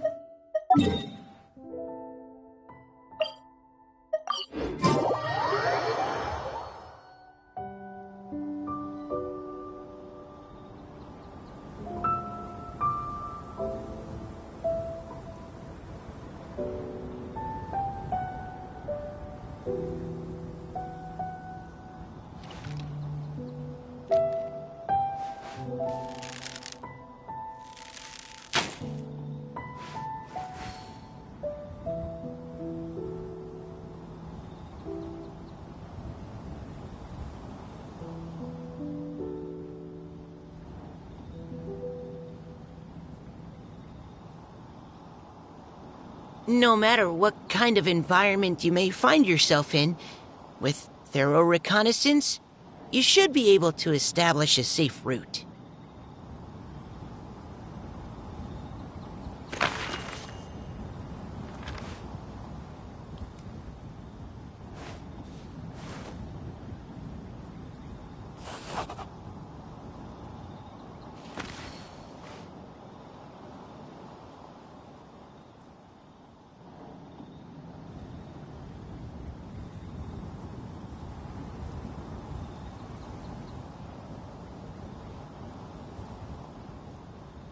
Oh, we'd better stay battle ready.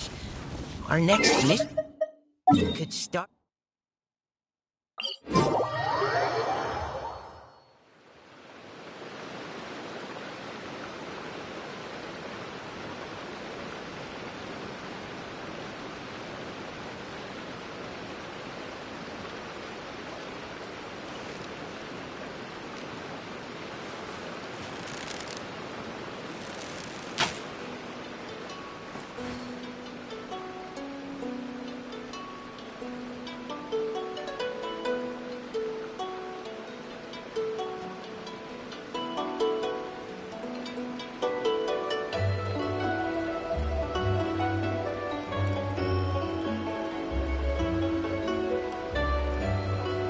No matter what kind of environment you may find yourself in, with thorough reconnaissance, you should be able to establish a safe route.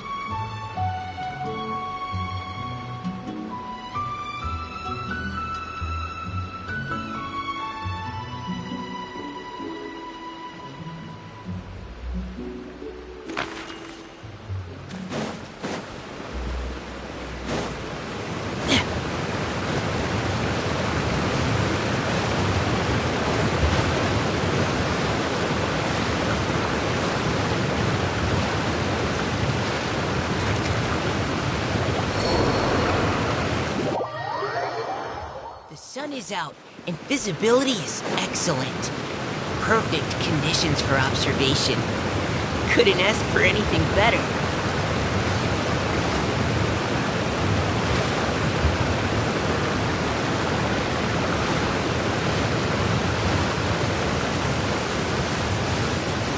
Oh, the rain is really coming down. Oh, let's just hope the conditions out here won't get too muddy. An assassin from our homeland, or a fool who trespasses upon the waters of Xingqiu. Coveting the shapes of the living, pure water can take on many forms. In this way, shall water deliver your punishment. Can't see?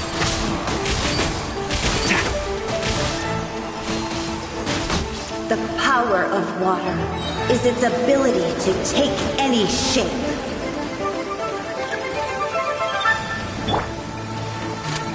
Neutralizing threats! I'll uproot you!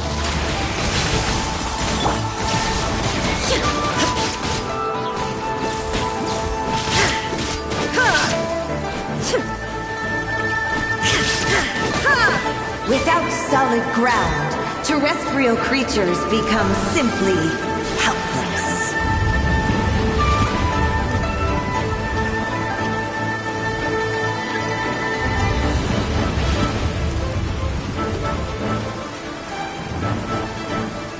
The power of water is its ability to take any shape. And voila! Engaging! Shine down! Now you shall perish! Now's her chance! Insolent! One with the force! One who is ignorant of water's treasures fails also to comprehend its horrors.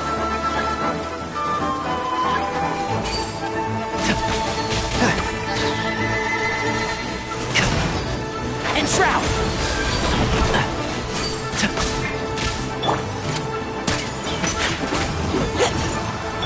Now disappear!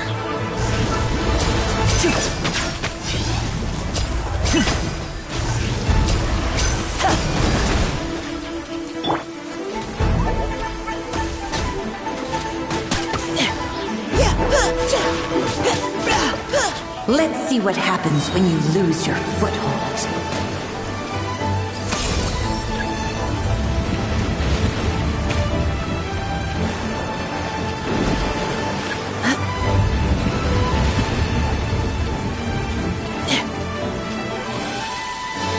The power of water is its ability to take any shape.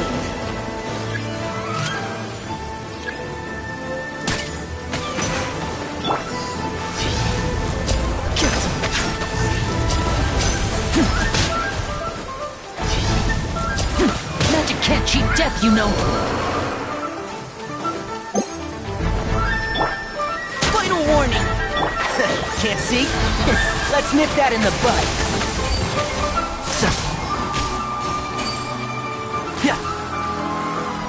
There is no escape!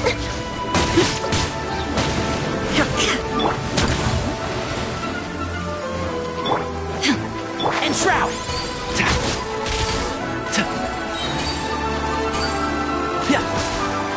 As long as rain falls and rivers flow, water will exist forever.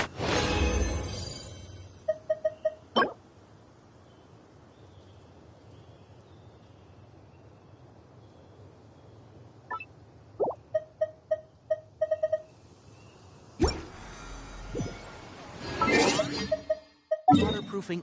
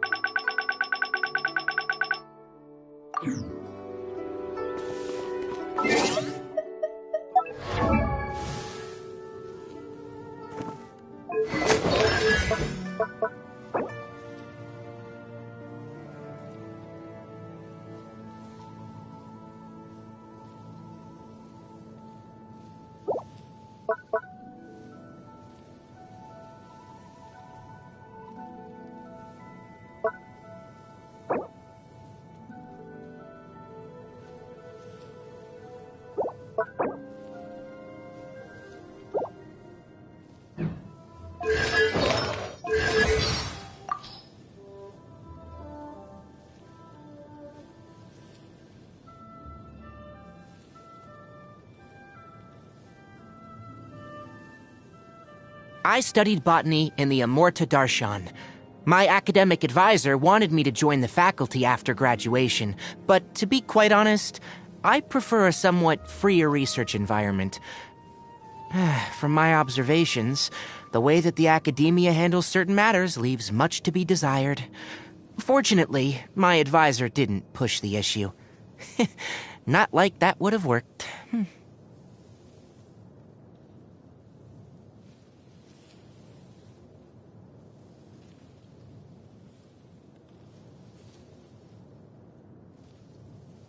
Are we officially friends? What, so this sort of thing needs official documentation now? Okay then. Well, hand over your friendship certificate. I assume it'll need my signature.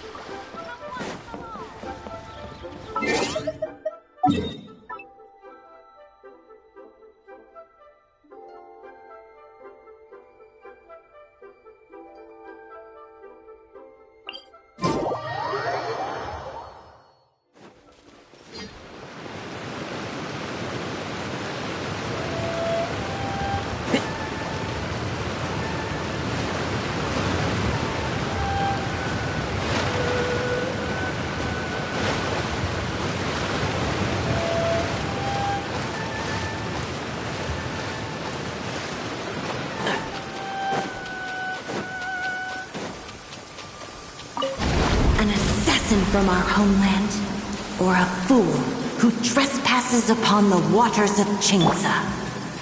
Coveting the shapes of the living, pure water can take on many forms. In this way, shall water deliver your punishment. I'll bury you!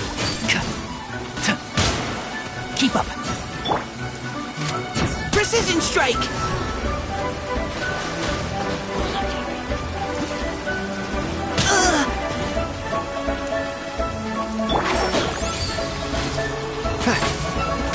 The power of water is its ability to take any shape. There is no escape! Inazuma shines eternal!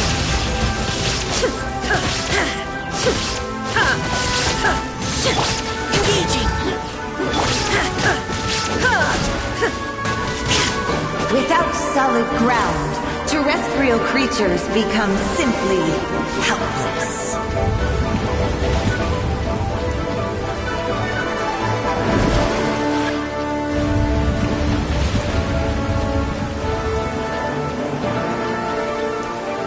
The power of water is its ability to take any shape.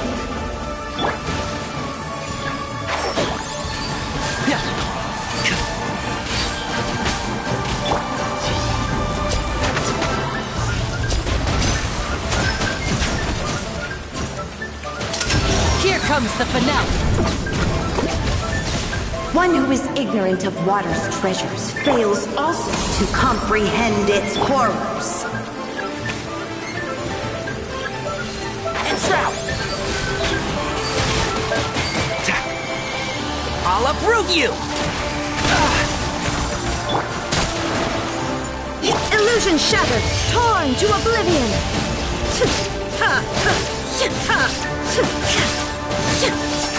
Let's see what happens when you lose your foothold.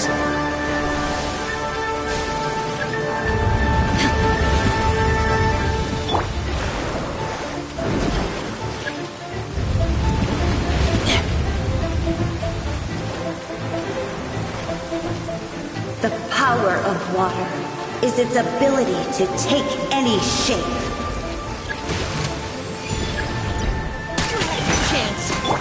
Step right up. A round of applause. Oh! Let's nip that in the bud. Now's our chance.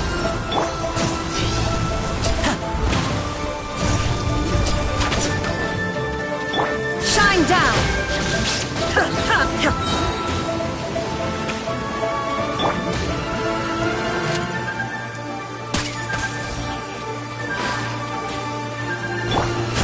As long as rain falls and rivers flow, water will exist forever.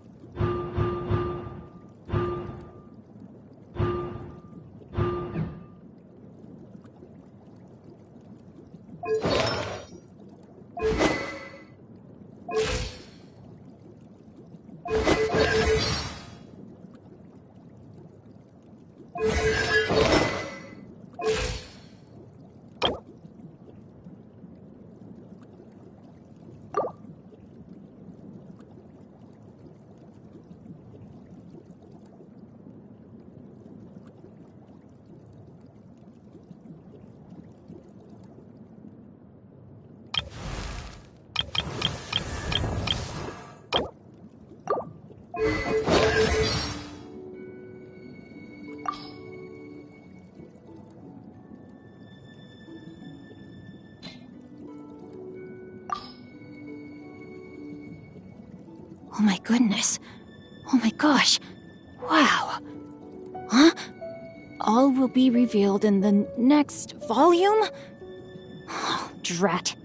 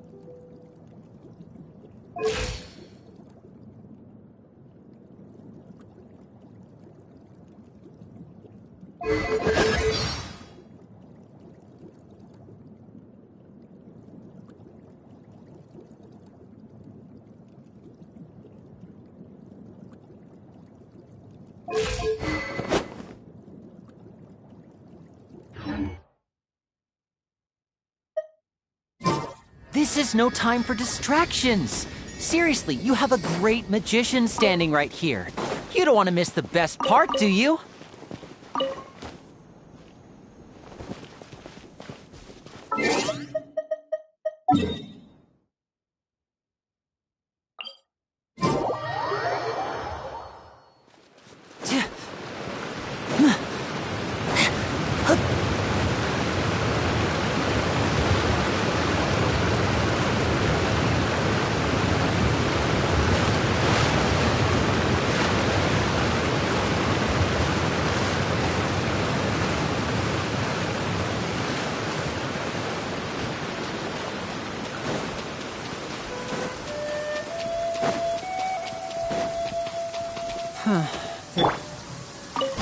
An assassin from our homeland, or a fool who trespasses upon the waters of Xingqiu.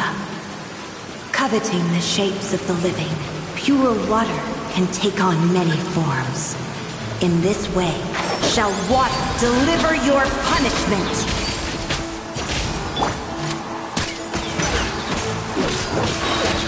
Illusion shattered! The power of water is its ability to take any shape. Now you shall perish!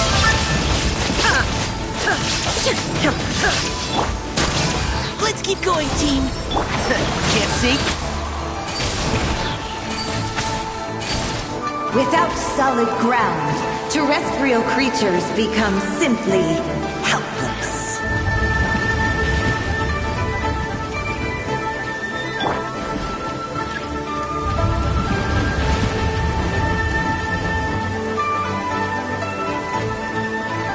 The power of water is its ability to take any shape.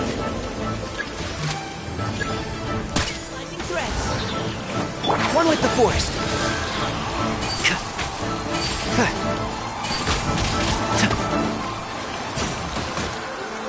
I'll uproot you! Keep up. I'm fine. Real, you had your... Leave the wounded to me. Now disappear.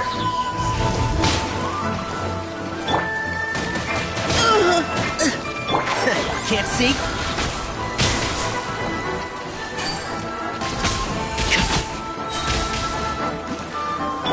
And voila!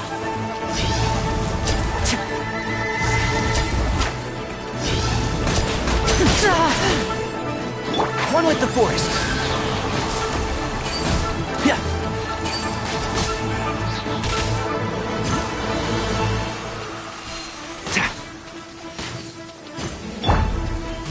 Precision strike.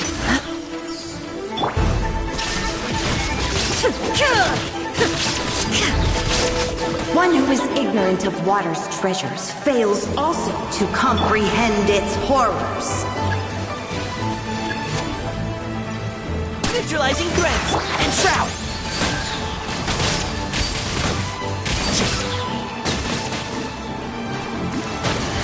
Let's nip that in the bud.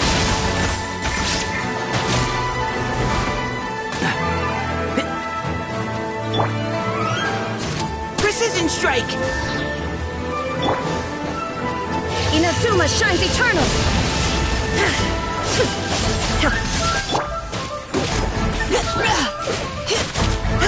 Now's our chance. Now disappear.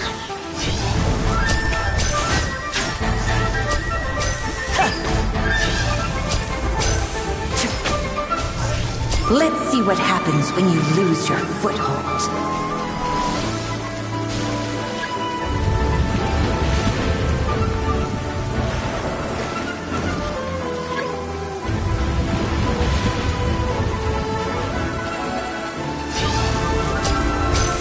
The power of water is its ability to take any shape.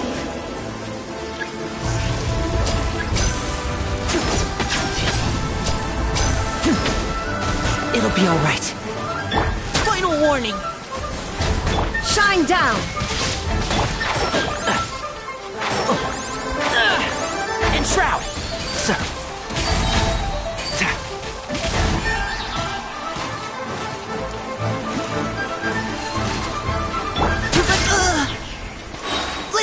disappointing. Illusion shattered!